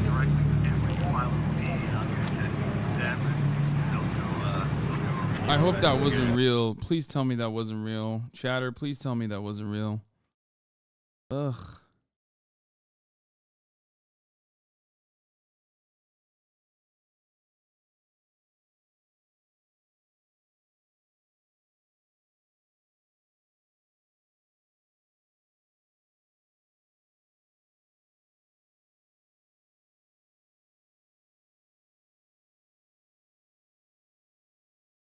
I'm literally texting him right now. They do tons of cringe shit like that. I have no idea. I have no control over any of that. VOGT. My ID is 2348, sir. 2348. And this guy just went nuts on me because I turned into a parking lot wrong. Yeah, he's right now. He's writing down my ID and stuff. He has no idea who I am. Yeah. I know who you are, Mr. Mayor. Hello, sir. Officer Vogt with the Wichita Police Department. How are you, sir? Officer Spotley. Yes, sir. I assume the mayor's trying to get you an event. Yes, sir. Nah, it's just my commuter from Naperville. Shut the fuck up. You're not a real person. And you're with the mayor right now. Yes, sir. Can you let him pass? After Layton talks to the officer and asks if Whipple can go through, but Officer Vogt says Whipple can't. I turned into a neighborhood cleanup, and I called here after this guy told me I'm no longer welcome at the neighborhood cleanup, and that now he is going to be the, I guess, the authority on who can do a neighborhood cleanup and drop things off and can't, which is definitely not what we do at City Hall, and that's why you're on the phone right now, Bob. That's the complaint. Not that I need to go in the back of the line, is that this guy tried to kick me out of what we appropriate for neighborhood cleanups based on his attitude and not on any facts. Wait, what? Got it. All right, Mayor, I've got one. All right. Ma'am, the officer's name again. Officer Vogt. Hey, can you spell that, please? Yes, sir. VOGT. Okay, thank you, officer. Okay. And, oh shit, I know Officer Vogt. Actually a nice guy for a cop. I mean, it seems like he's a decent fucking dude here, for sure. I don't know how nice you can be at the end of the day, but like, this is pretty solid. This behavior is unironically solid. I'll stand by this any day of the fucking week. Mayor, where's this happening? This is at the Machinist Hall. There was one of the neighborhood cleanups. I got a bunch of stuff from one of my rentals coming through. I noticed that this guy didn't know who I was. I tried to ask him questions, and then also I just wanted to see how he would talk to citizens, and this is how we're being treated. Mayor Whipple appears infuriated with Officer Vogt, but he seems to be the one acting in an entitled manner. Layton then again asks for the officer's name and asks the mayor about his location. As the officer walked away from Whipple's vehicle, Vogt mentioned that all the dumpsters were full and that Whipple could still not unload his items. I'll be right back with you. Can I unload my stuff? Nope, we don't have any dumpsters to unload it. I love little things like this, like zoning, like different zones for different kind of dumping and like how big of an ordeal this becomes. I had no clue about why this would be a big issue until I became a homeowner. And like, you have a lot of trash, right? And it's fucking so annoying. Like, trash pickup is one of the most annoying things on the planet, because you have so much of it. And if like let's say you put your trash can out and like someone parks in front of your house and the garbage man is just like, yeah, I'm not going to get it. Fuck this guy. You're just stuck. You're just stuck with that trash for the week. You know what I mean? That's when you really find out like, oh shit, this is a huge part. This is a huge part of living like this. Someone stole my trash can in LA. That happens too. First world problems? Like, wait, what? Like, what do you live in fucking Indonesia? Like, are you living in the trash heap? Like, what's happening? Why did you just say that?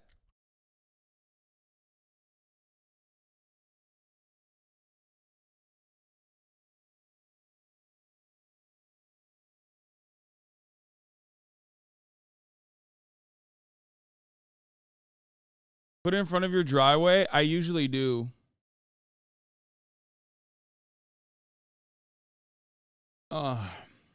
Anyway. They're all full. Officer Vogt then goes inside a restaurant and questions some witnesses on the matter. I just asked you to tell me what you saw. That way it's... Well, I just... Bro, this guy is literally doing an investigation, dog. This is like RoboCop, dude. I've never seen anything like it. If cops behaved like this on serious issues, like... If cops behave like this on serious issues, like this is like... There would be infinitely less problems. You know what I mean? He's vengeful for getting a little bored. I mean, I respect it. I really respect it. This guy's going to write a fucking solid-ass report. Seen him pull up there, and then I seen, was it you that went up there and talked to him? I tried to, yeah. And then, you know, he just kind of looked at you, you know, and he didn't do anything to diffuse the situation.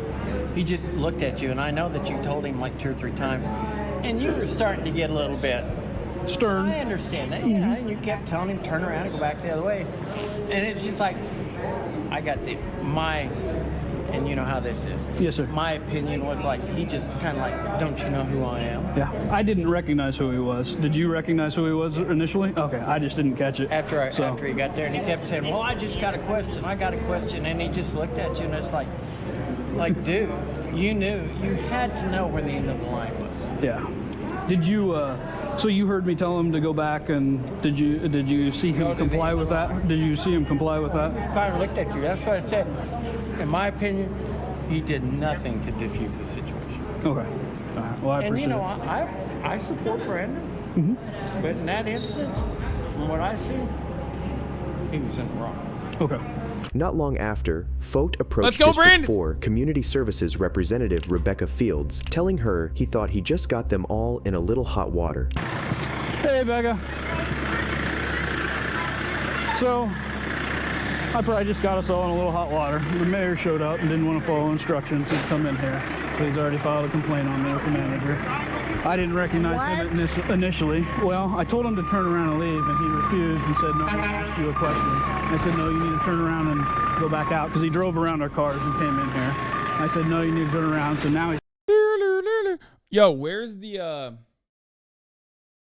Yeah, it is a community dump, which is the entire state of Idaho.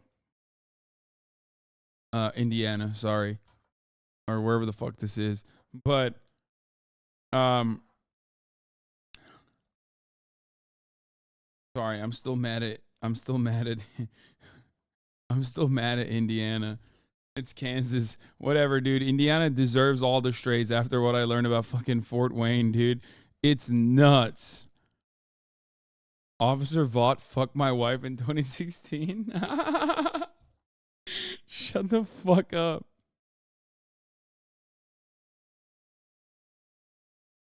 goddamn small shit gets turned into a huge deal in these places? Yes, 100%. Because, okay, this is the average cop, okay, in most of America. You understand? That's why they're not like under any sort of imminent threat, despite the fact that they do the thin blue line shit. There's literally nothing going on. Like, the only time something happens in small towns like this is in a fucking David Lynch movie, okay? Like, that's the only time those small towns get any action, when you got, like, fucking, I don't know, like interdimensional vampires doing murders or some shit. Do you understand? It's just like they don't do anything. No, I literally I live in Wichita, and this was all anyone talked about for like a month. Our town does this once a year for 1 to 2 days. You can dump anything for free, stuff that you can't normally throw away. Way worse than missing your weekly pickup.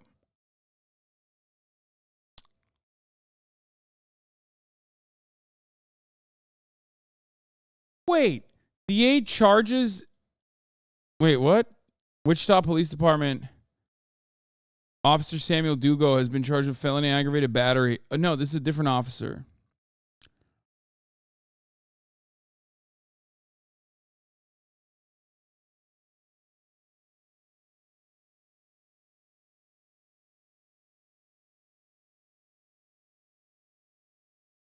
Nah, violent crime per capita is higher. It just doesn't touch the cops.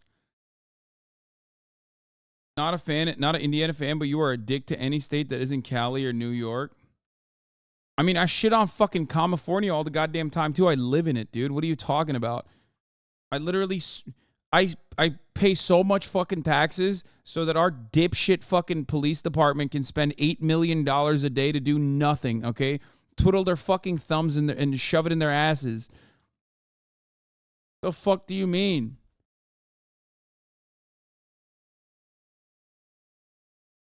Not true. You were very generous in New Hampshire tonight. Even called it fun.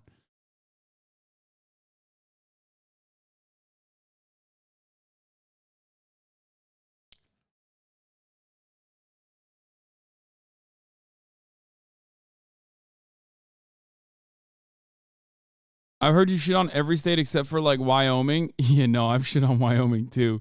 But Wyoming usually doesn't get a lot of flack because it's just a cow state.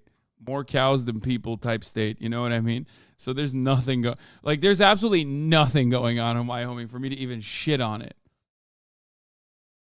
That last chatter was like, yo, check it out.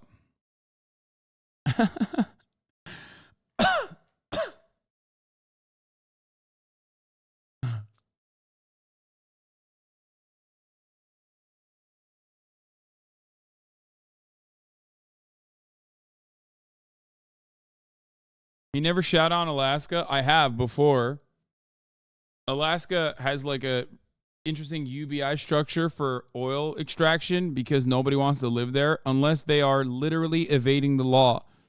Okay? Alaska is for oil drilling and also evading the law. If you're a serial killer, you go and you live in Alaska.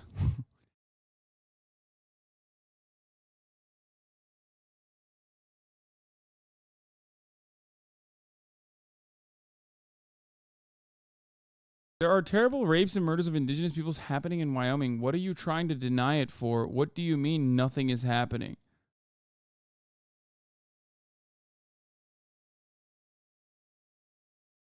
My most normal chatter, dude. Like, I said nothing is happening. Oh, Jesus Christ, dude.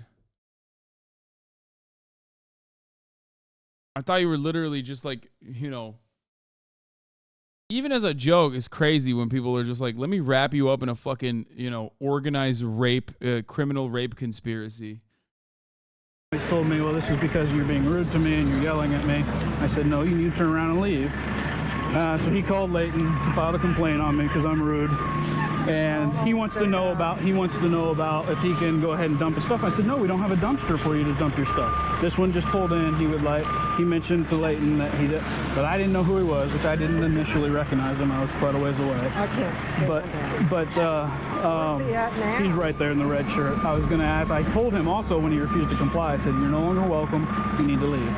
And he said, now this, I've dictated that, but that's the same way we treated other people that have refused to comply with our instructions. If you wanted me to allow him to go and bring his stuff up and dump, or to tell him to leave. He said these are from his rental properties, which will be part of his businesses. That's what he also told the manager. What? That's what he said. I heard him tell the manager that, which also would mean his stuff is not from his personal property. Vogt explains to Field all that had happened up until then and confesses how he didn't initially recognize the mayor. Fields later approached Whipple and asked why, as a District 3. Has anyone ever lost this much from skipping a line, by the way?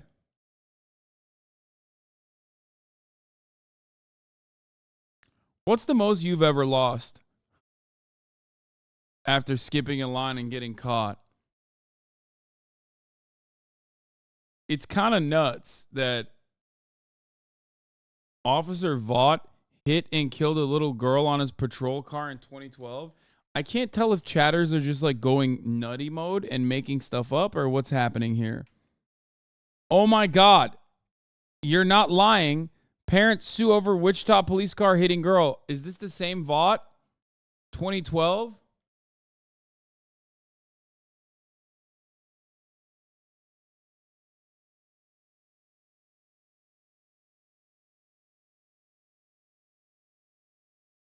Oh, there you go. ACAP. Yes, it's the same Vaught. I'm local to the area. Well, there you go. Chatter was like, he's a good cop. Turns out, no, not a great cop. You know, there it is. Resident, he was trying to dump items at a District 4 neighborhood cleanup. Here's your ID back, sir. Thanks, sir. Did you get a Here's your ID back, sir. A mailer? I don't know if I got a mailer or not. Why? Because it's only for a certain residential area. Right. And I'm in that area. So, okay. Town Reddits go crazy. Whipple versus WPD Officer Vaught. For reference, the officers Atlee Vaught, on behalf of whom the city of Wichita paid $300,000 to the family of a 12-year-old girl, Vaught hit and killed his cruiser when responding to a call at high speeds without using lights/sirens and city limits. Vaught was never charged.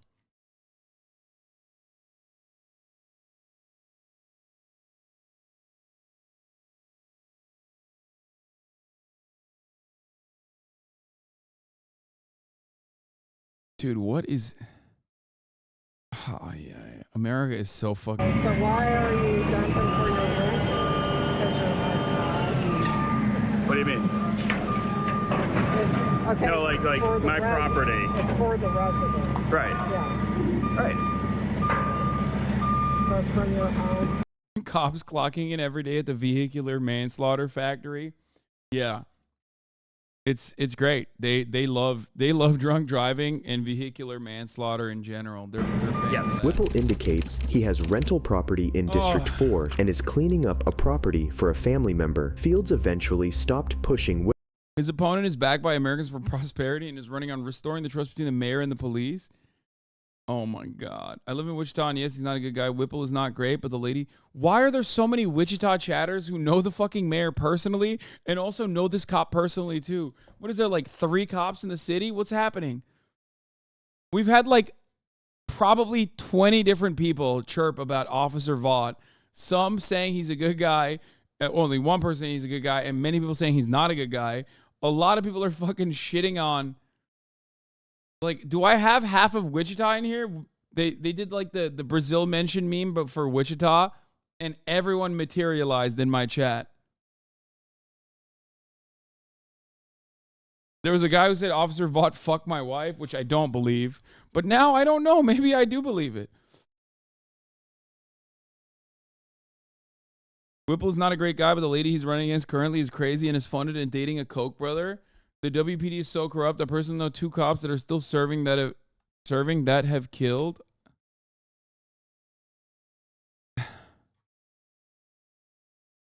Dude, it's like 100 people living there and 20 of them are in the chat.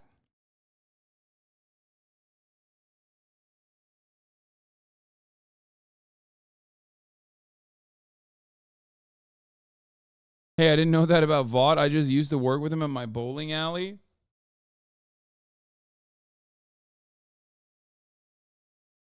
Whipple about his residence. After their interaction, Vogt apologized to the mayor, saying he didn't recognize when he first met him. The officer then directs Whipple to re-enter the line to dump his trash.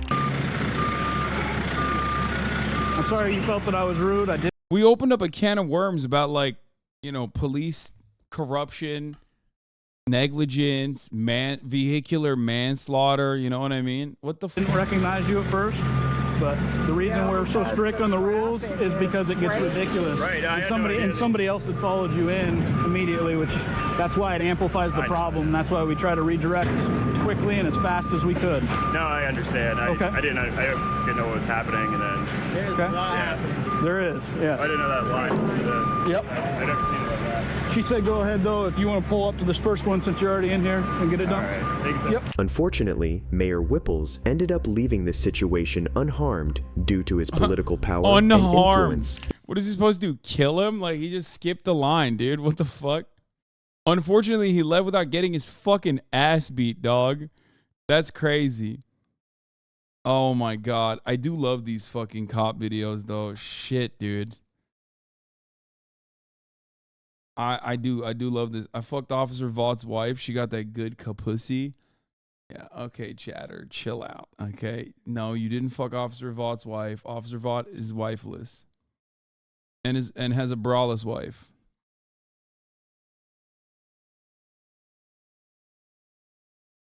What I learned this week, half a chat's from India and the other half is from Wichita. That's true.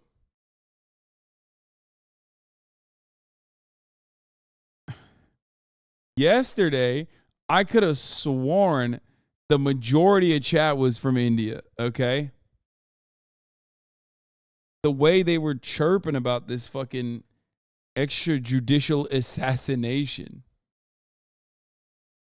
You would have thought that, you know, everybody was typing.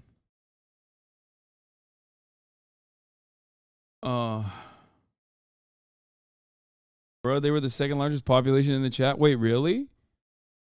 Oh, shit. Did we actually attract attention from Indian Twitch? Is that what happened? Like, there's a lot of people?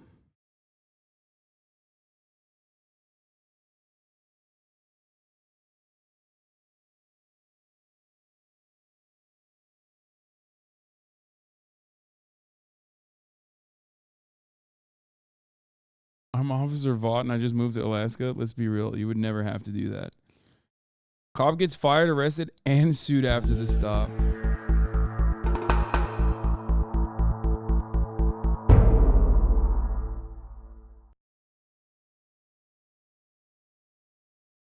Welcome to Audit the Audit, where we sort out the who and what and the right and wrong of police interactions. This episode covers hindering, excessive force, and vehicle searches, and is brought to us by ABC News 4's channel. Be sure to check out the description below and give them the credit that they deserve. On August 20th, 2020, Corporal Robert Barano of the Somerville Police Department initiated a traffic stop on 42-year-old grandfather Timmy Miles after he drove away from his Somerville, South Carolina residence. Prior to the stop, Charleston police officers had intercepted a FedEx package containing marijuana that was sent to Mr. Miles' home, but addressed to an individual who did not live there, and, according to Mr. Miles, was not known to him or his family. As part of a narcotics surveillance operation, officers from the Somerville PD delivered the package to Mr. Miles' front porch, and at least two 42-year-old grandfather? Listen, man, it's not illegal to fuck, okay? And also, I didn't hear this kind of chirping from 36-year-old grandmother Lauren Boebert when she was giving an over-the-pants hand job to the Democratic bar owner, okay? Everybody was thirsting over Lobo. She's 36, and she's a grandma. Yeah. getting her fucking titties honked at the Beetlejuice theatrical play. 2 officers watched the package from a wooded area behind Mr. Miles's home. At one point, the officers lost sight of the package, and when Mr. Miles drove away, Bad news. This is my hometown. Your chat is cursed. What the fuck? Corporal Barano pulled him over on the mistaken belief that he had picked up the package and put it in his vehicle. Corporal Barano approached the vehicle, and the encounter that followed was captured on body camera. You just I know what you picked up. I know what you picked up over there, okay? What I picked up? Yeah. Come on. Get out of the car. No, I ain't getting out the car till y'all tell me what's going on. We're about to tell you what's going on. Come on out. No, bro. What's going on? Let me record this. Okay. Y'all got y'all. What y'all got y'all camera on? We're recording right now, so come on out. What's going on? We got the camera on. Yeah, come on out. Tell you, all right? Come on out. Oh, no, don't grab me. Don't grab me. Don't grab me. Well, we're telling you, giving you lawful order. If you don't get out, you're about to get ripped out of the car. Well, go ahead. So don't. I got a back problem. Don't rip me out. I'm not trying to do that, so come on out. Come on out. We'll explain it to you. We're going to tell you, dude. Come on, step out of the car. What the fuck's going on? No, I'm not letting you go. Bro, let me this go, is your last chance, man. No. Get the out. Hands behind your back. Why you punch me in my face? I don't know what's going on. Yeah, pull them up. Up in the trunk. If you got your camera on, punch me in my face. We got a camera, bro. Somebody punch me in my face. Hey, bro. Oh, Johnny, what's going on? What's going on? When Mr. Miles... Bro, he has the shiesty? What is happening? I didn't know cops had shiesty. What the fuck? What?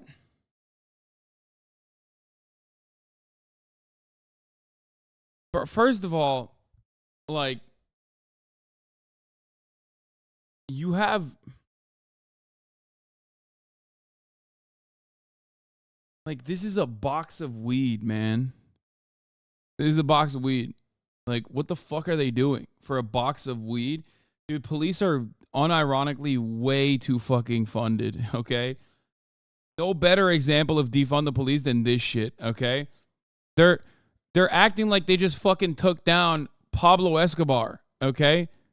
They're like, it's like a box of weed, man. Calm down. Miles refuses to exit the vehicle without an explanation as to why he was stopped. Corporal Barano grabs him around the neck, pulls him from his vehicle, and strikes him several times in the face. We will explore Corporal Barano's use of force later in this episode, but first, it is necessary to discuss the legality of Mr. Miles's conduct in refusing to exit the vehicle. As we have mentioned previously here on ATA, courts have generally concluded that officers are not constitutionally required to inform citizens about the reasons they have been detained. And although Section 17-13-50 of the South Carolina Code makes it illegal under state law for an officer to, quote, refuse to answer a question relative to the reason for the arrest posed by a person who has been arrested, this statute does not apply to Terry stops. Additionally, officers typically have the discretion to require individuals to exit vehicles during traffic stops, and for this reason, an order to step out of a vehicle is typically considered lawful. While South Carolina's hindering statute, which can be found in Section 16-5-50 of the South Carolina Code, is limited to interference with arrests. Under Section 16-1 of the Somerville Code of Ordinances, it is unlawful, quote, for any person to refuse to obey a lawful order of any officer of the police department for the town engaged in the discharge of official duties. However, if he was charged with violating this ordinance, Mr. Miles could attempt to defend himself by arguing that the order to exit the vehicle was not lawful because the underlying traffic stop was not based on reasonable suspicion. Although it is difficult to determine whether Corporal Barano had the reasonable suspicion necessary to detain Mr. Miles without knowing the specific details of what the surveillance officers saw and what they communicated to Corporal Barano, given the fact that the package was still on Mr. Miles's front porch, he would have a legitimate argument that the traffic stop was not supported by reasonable suspicion, and that he accordingly could not be convicted of disobeying a lawful order for refusing to exit the vehicle. Yeah, I sure do. My face is hurt. Man, somebody punch me. I'm a good citizen. Punch me. We thought it was going to 300, but we got the package still there. Yeah, we have to make sure that we don't have any. Yeah, dude, reform, totally. Yeah, definitely reforming. That's no one's ever said reform before this moment. So, surely we'll reform. More training. That's the problem. More training, that would fix it, I think. More money and more training would fix it. Surely they wouldn't use all the additional funds to buy like cool new gear that they can use to beat the shit out of people with, you know what I mean?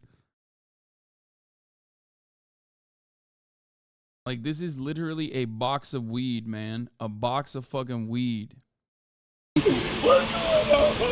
They lost sight of the box, and this car left. We stopped it. He didn't want to get out. We had to extract him. It's not there.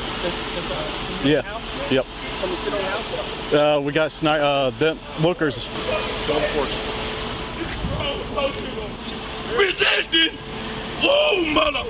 Man, y'all get It's on the porch still. After Mr. Miles was physically removed from the vehicle, the officers realized that the package was not inside it, and later determined that the package was still on the porch. Despite this, they continue to detain Mr. Miles and keep him in handcuffs. You know, just to make sure, right? Like, the person, well, he is black, you know? So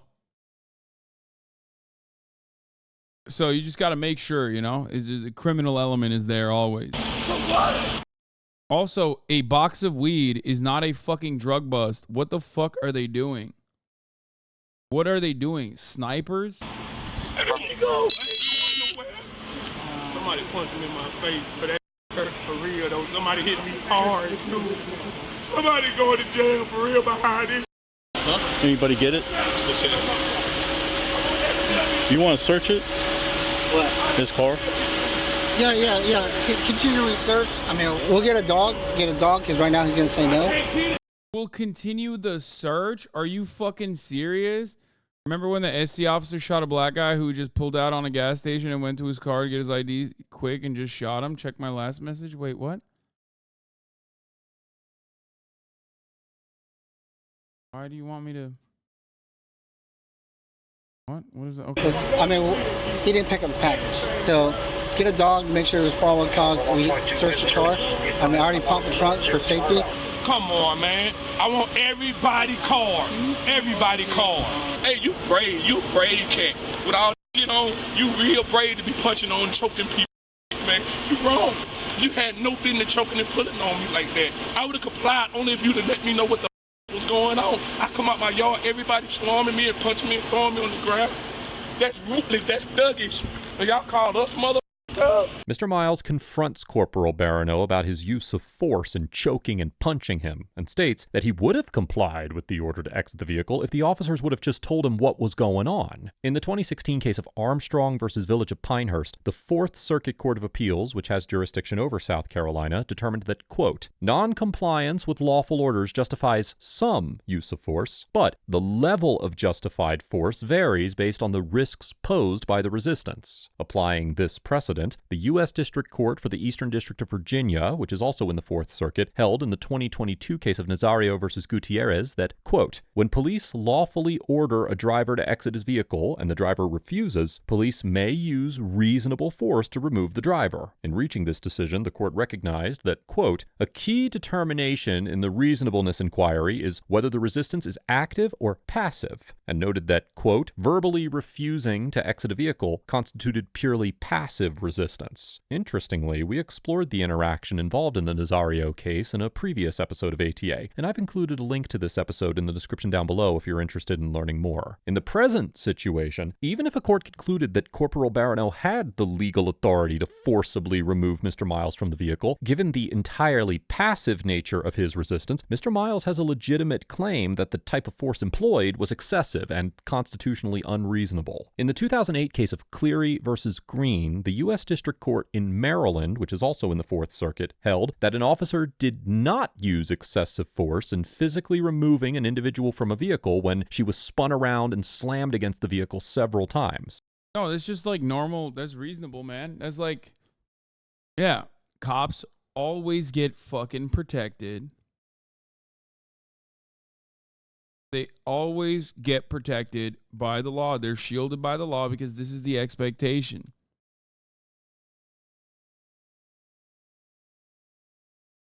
This is what they're supposed... This is what they're supposed to do.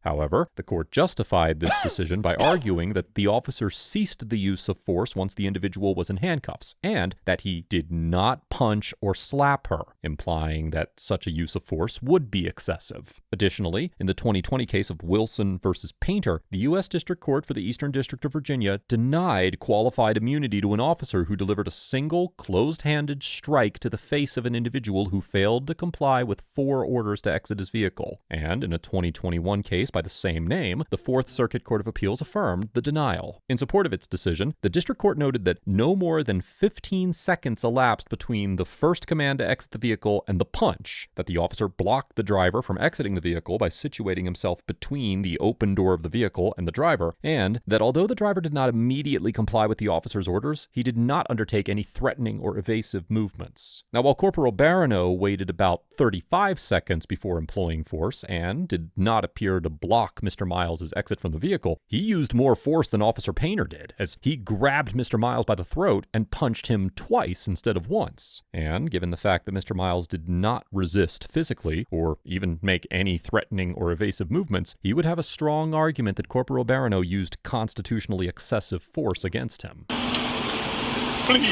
and I'm paying my taxes. What? But you told me. The thing is, like, this channel will stay within the confines of the law and does a decent job of breaking it down. But, like, a part of the problem is that the law also offers, like, these are edge cases where, like, they go above and beyond and they're 100% in the wrong, even with all the legal protections that they've offered. Which is insane because the law itself has to change. You know what I mean? Like, when I watch stuff like this, I lose my mind because to me, it only proves that the law is unjust. Like the top of the hour ad break is to those who are not subscribed. Because the 3-minute ad break comes for those who have not subscribed at the top of the hour. And of course, if you're one of those people, you can change that outcome by subscribing for $5 or for free with the Twitch Prime or by getting gifted a sub. Kaya is literally like, she has wrapped me around. She's wrapped around my legs underneath me. I don't even know how.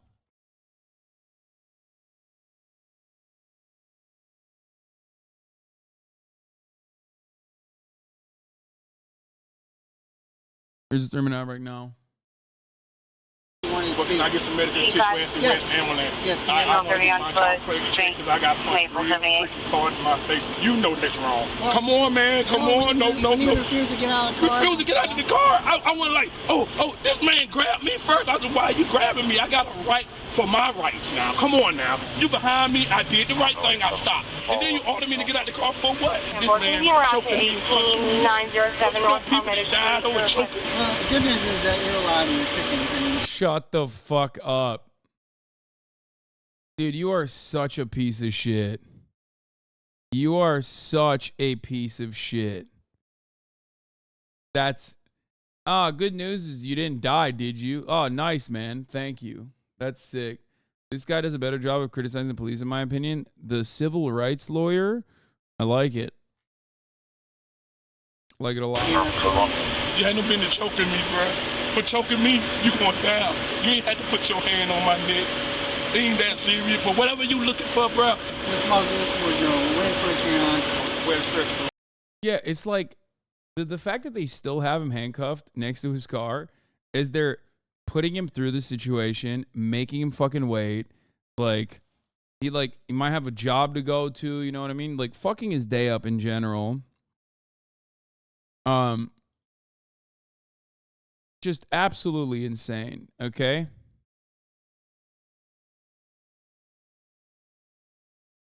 Wait, YouTube removed my content?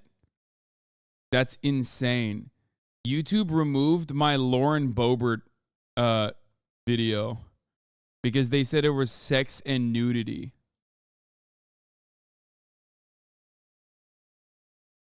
Look at this. You can see an example of 1506 in a video. While this is one example, there may be other instances.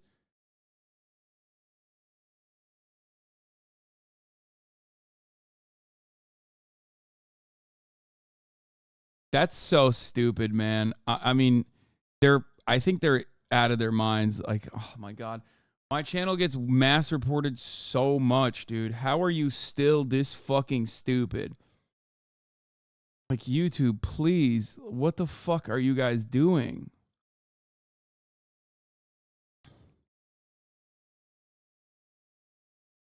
God damn it, dude. YouTube being someone's like sole revenue stream is so devastating.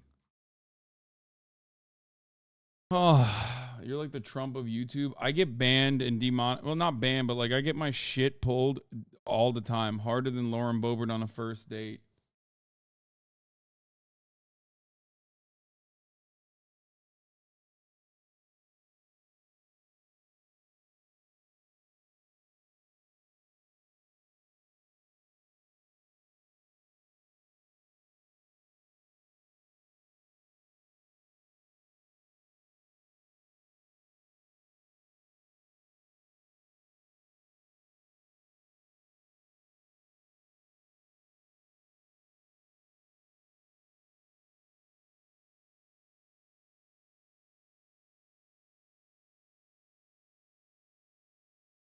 Yeah, you can wax buttholes as long as it's instructional. I don't understand. I mean, I don't even know. Even if it was an auto human intervention to your mass reporting, they're probably a hater too with the content YouTube's been supporting. No. I do not do a search on my car. I do not allow a search on my car. No. I do not conduct a search on my car. See what you looking at. Yeah, they called him. What's to do with the trunk open, do they know? We thought there was a package in there. Who, the driver or you guys? We did. It was supposed to be a controlled delivery. Gotcha. Yeah, if we can get that trunk closed for him.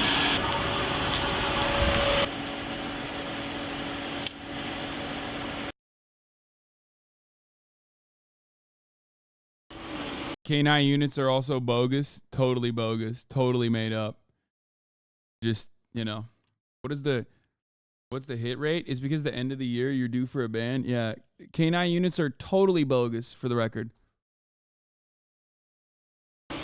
Yeah. The whole thing. No? All right. I appreciate it. Thank you. Did they notify you about sending EMS to the traffic stop? Negative, sir. Can we get one for blackmail, approximately 30, 35, complaining of head trauma? Nobody notified them, so they're coming now. Oh, coming out. Y'all see the EMS were coming on? They're coming. I confirmed it. They're coming now. We're going to search this. Anything else we find here. Secure his phone. Mm-hmm. So I could do a search warrant on it. Best part about a video that was removed for violating YouTube's terms of service is that, like, I can't even look at it. Like, I have no idea. It says, like, you know, I want to find the violation, right? And I can't even do that because if I click on the video, it just automatically says this video has been removed for violating YouTube's terms of service. Oh, I found it. Okay, so... Okay. Begin the review. We listed the problems we found. Make sure your content non-consensual. Oh, it was look at the circular motion. Oh, and then she goes. He goes in for the middle. Where is she? She likes it. She puts her hands down his pants. His dick can't be that big. Look how far down her thigh, his thigh sheet. Yeah, no, this is the one hand, brother. Then she puts in the second one. Just to get a little thigh. Maybe he's got a fat one. You don't know. I don't know, but she's really far down there. Bro, he literally put his hands in there like she's got some fucking goodies that she snuck into the movie 100%. Theater. You know? This was removed for pornographic content. Content featuring non-consensual sexual activity, unwanted sexualization, or otherwise degradingly sexualize an individual is not allowed on YouTube. Like, it wasn't even age restricted. It was fucking taken down entirely. This is the time. Look at the circular motion. Oh, and then she goes. He goes in for the middle.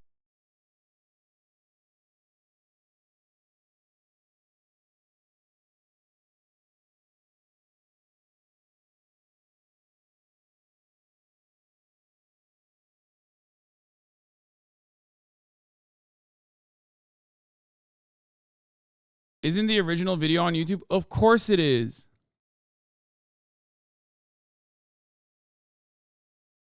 Okay, we review educational, documentary, artistic, and scientific content on a case-by-case basis. Limited exceptions are made for content with sufficient and appropriate context where the purpose of the posting is clear.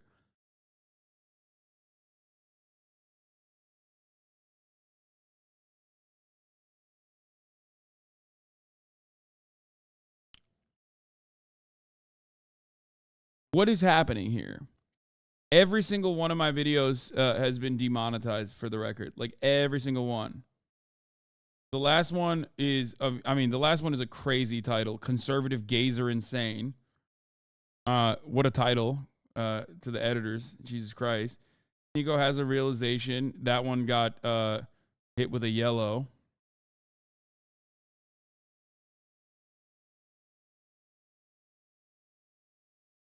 That's nice, man. Thanks, YouTube. The union and writer strike. Oh, that was no.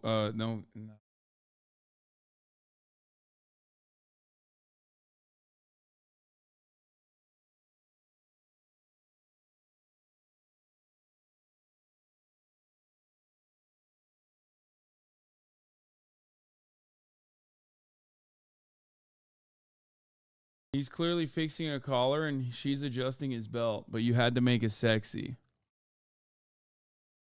I mean, you did overtly sexualize it.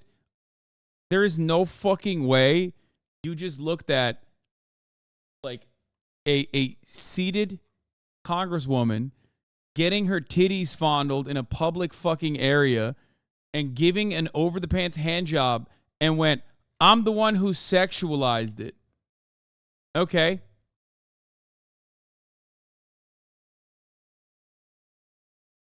Like, she's the one who's literally, you just said don't sexualize sex acts?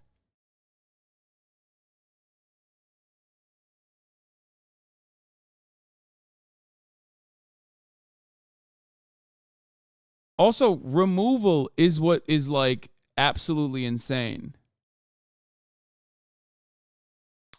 The removal of it is crazy. They didn't even hit it with the 18 plus. They just removed it.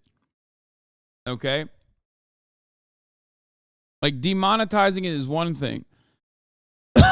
But straight up removing it is crazy. I can't appeal it. No, when they removed it like this was fucking like a depiction of rape or something. Okay? Like they removed it like I'm showing rape or something. That's what this is hit for. Rape, unwanted sexualization, or otherwise degradingly sexualizing an individual is not allowed on YouTube.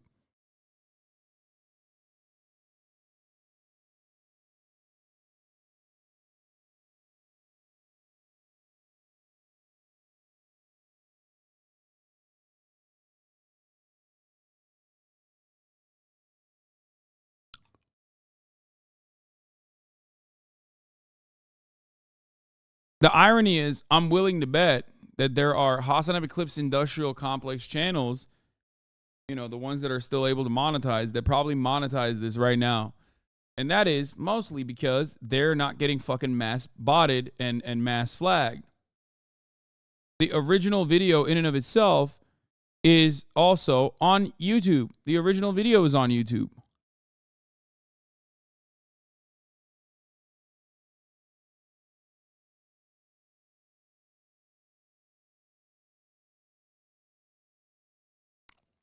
That's crazy.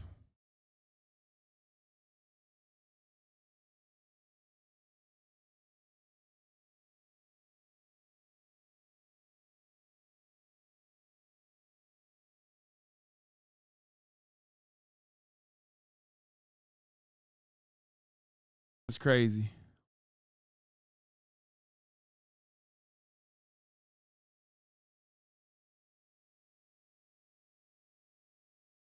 Bro, you only make 10 shirts of each size or what? No.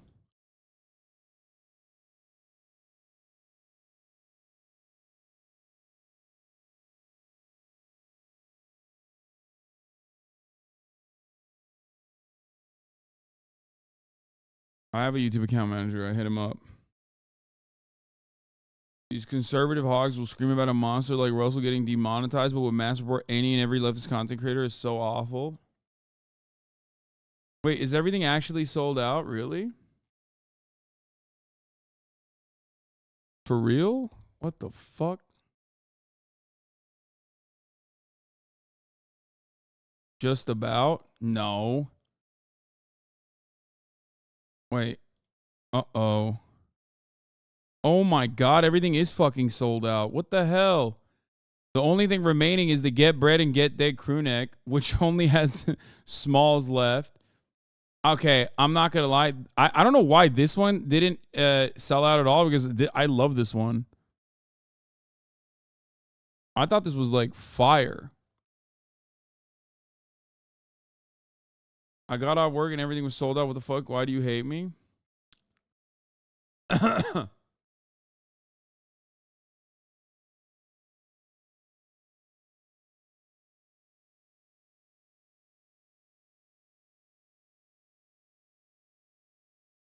Why the stock market ticker? Because it's capitalism. We're doing... Oh... It screams streamer merch. Wait, this screams streamer merch? I feel like this is very... I feel like this is very high fashion. It's good, but it definitely says, I watch Twitch.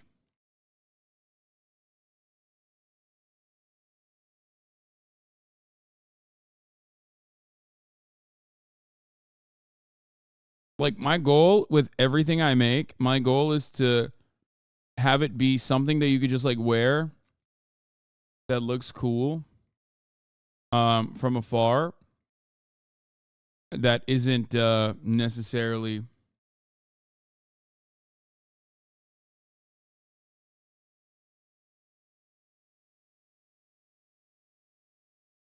stop encouraging people to get the hoodie. Is my favorite size, a Marlboro shirt. Stop telling people to buy it.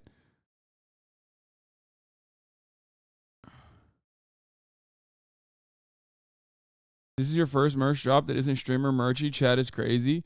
Yeah, this is like not even remotely streamer merchy in my opinion. I feel like it's very streetwear.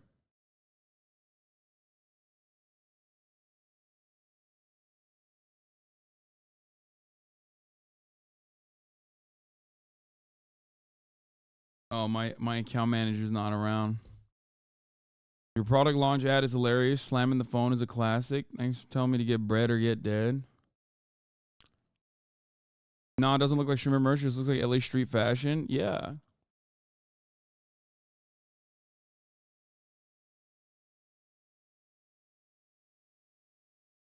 But chat, design one of your next pieces and it'll look trash. I love the hoodie, but phones only allow one item. Okay. More hype beast than any streamer merch? Yeah.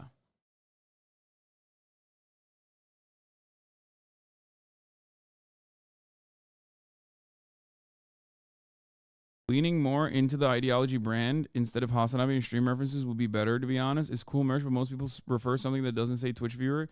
Yeah, except that is the whole point. That is what I've been doing. That's what I've been doing. Every single thing that I make, I try to make sure that is like, yeah, it has a little bit of the stream in it, or like me in it a little bit, but is like something that you can wear on its own.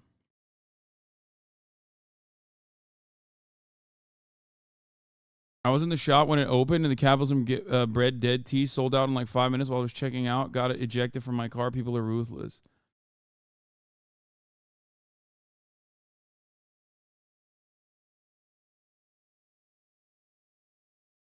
The live on a live show would be better if it didn't have HasanAbi on it. What? No, it wouldn't. It's like a little baby bit. What are you talking about? The fuck do you mean? It's perfectly fine to have it's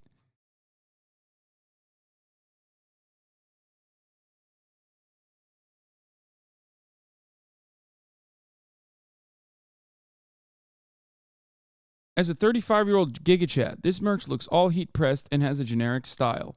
Reminds me a lot of the merch for music artists, etc. No flair or uniqueness.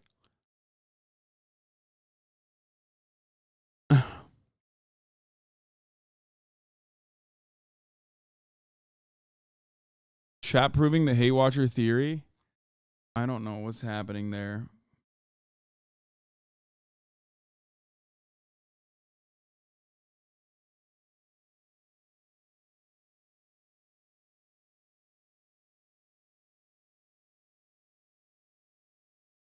I think it's perfectly fine. All your merch drops are fire and appreciate all your hard work. And I'm genuinely think they're all sick and I wear the stuff often. Hell yeah.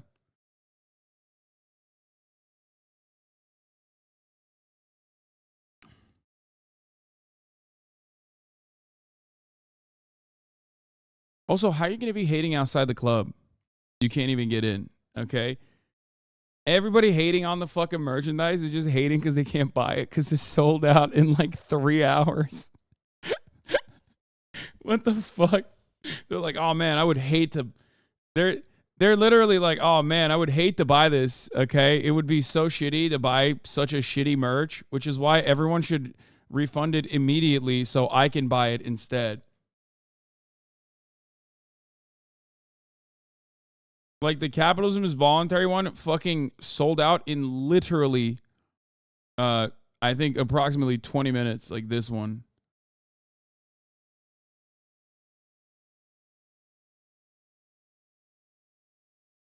So uninspired. It's so uninspired, dude. Refund it immediately, please. It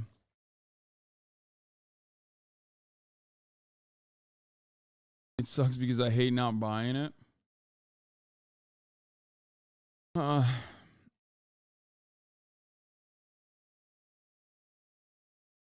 We'll see what we can do. I feel like it's on, like it would be. These were all pre-made. That's why it's like shipping already.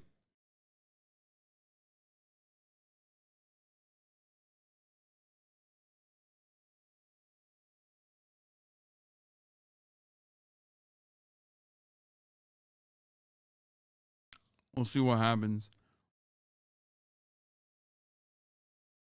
I think the theme this job was a home run and the thematic photo shot showed web design was on point too. Shame my 6'6" eyes didn't get in on it on the time. Yeah, we'll see what happens. It's not artificial scarcity at all. No, we made a shit ton of pretty much everything.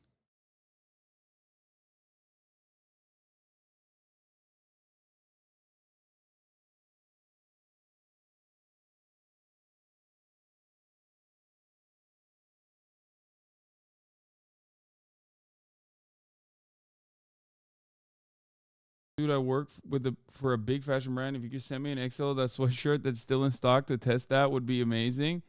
I think you are onto a certain style. You have what it takes. Oh man, sick. Well, if you work for a big fashion brand, you probably could, get it. Like get your boss to give you some money to purchase it for your job,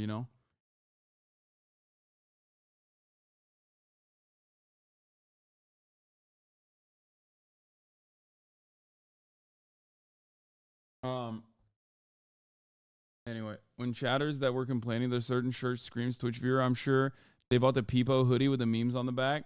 Yeah, the Peepo hoodie was cute as fuck.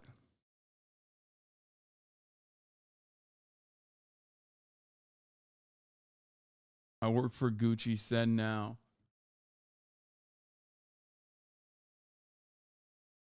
I did closing design in the past. Chatters are crazy and unhinged for saying it's a bad job. This is arguably his best job. These designs are incredible. You can easily wear them anywhere. I got a 2XL false consciousness tee. Stay safe.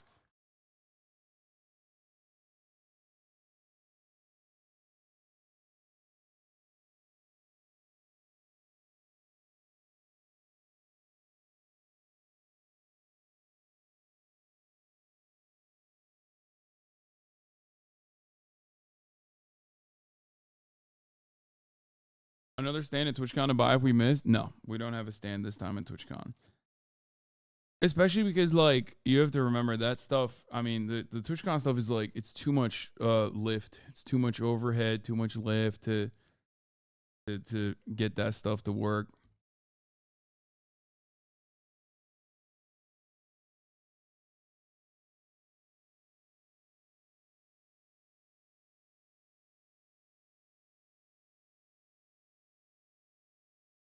But there's going to be another one.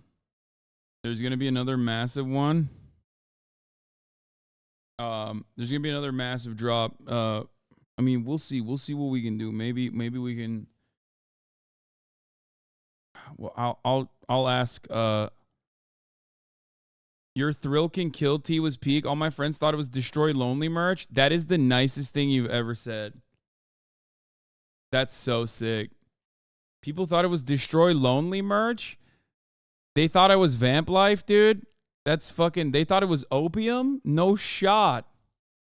I am Opium. I'm so Opium. You don't even understand, dude.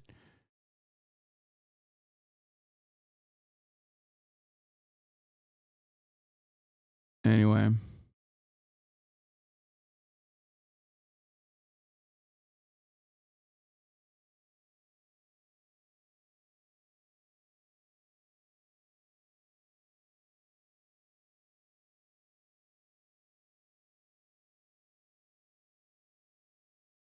Is there a logistical issue or is it not possible to make more? Like every single merch drop is always instantly sold out. Are they not able to make more?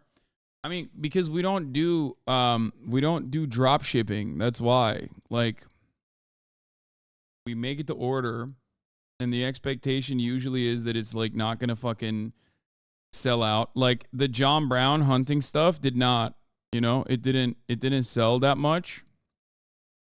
I think, which is why they probably scaled back. Why not a pre-sale though? I don't know. Maybe we should do that.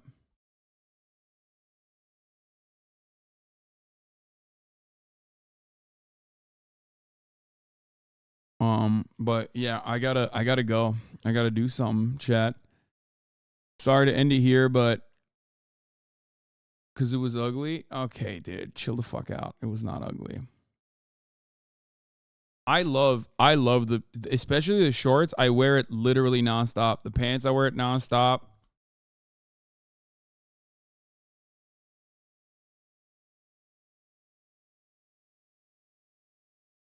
But I gotta go, ladies and gentlemen. Love you all, and we'll be back tomorrow. We're gonna duke it out, dude.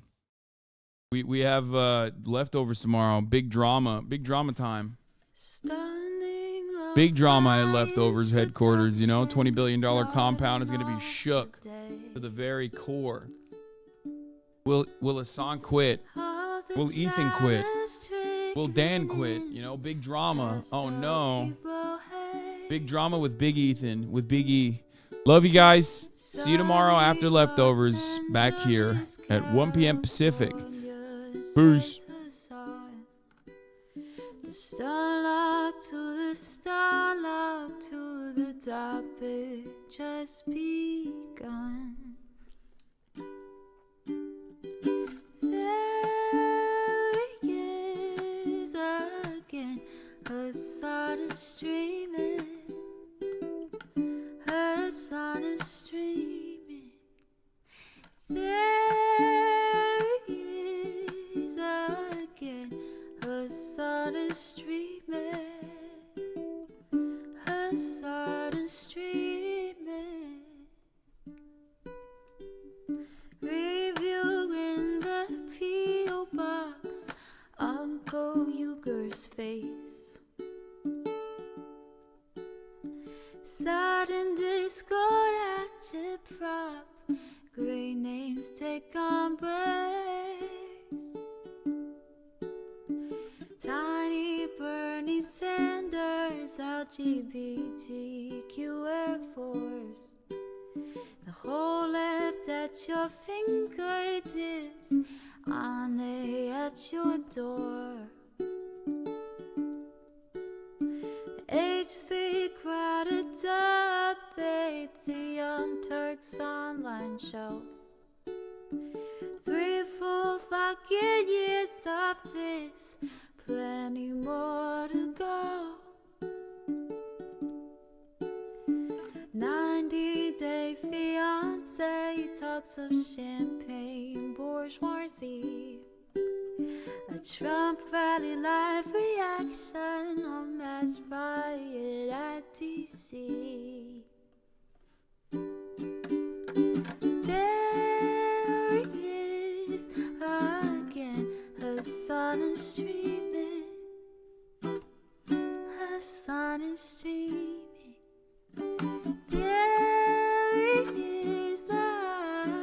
again. The sun is streaming. The sun is streaming. Reading a live stream, fair comments, Austin show chat advice. And all the ways the right-wing pipeline can suck you in a lie. JCS react, Lord frame gets broken, cover blown. A full-blown mass pandemic monster streaming at your home. Total radicalization coming out to find the system you were taught to trust in was broken the whole time. All these daily streams, whether big or whether small, have helped me and so many find the meaning through it all. There he is again, her sun is streaming, her sun is streaming. There he is again, her sun is streaming. Her sun is streaming.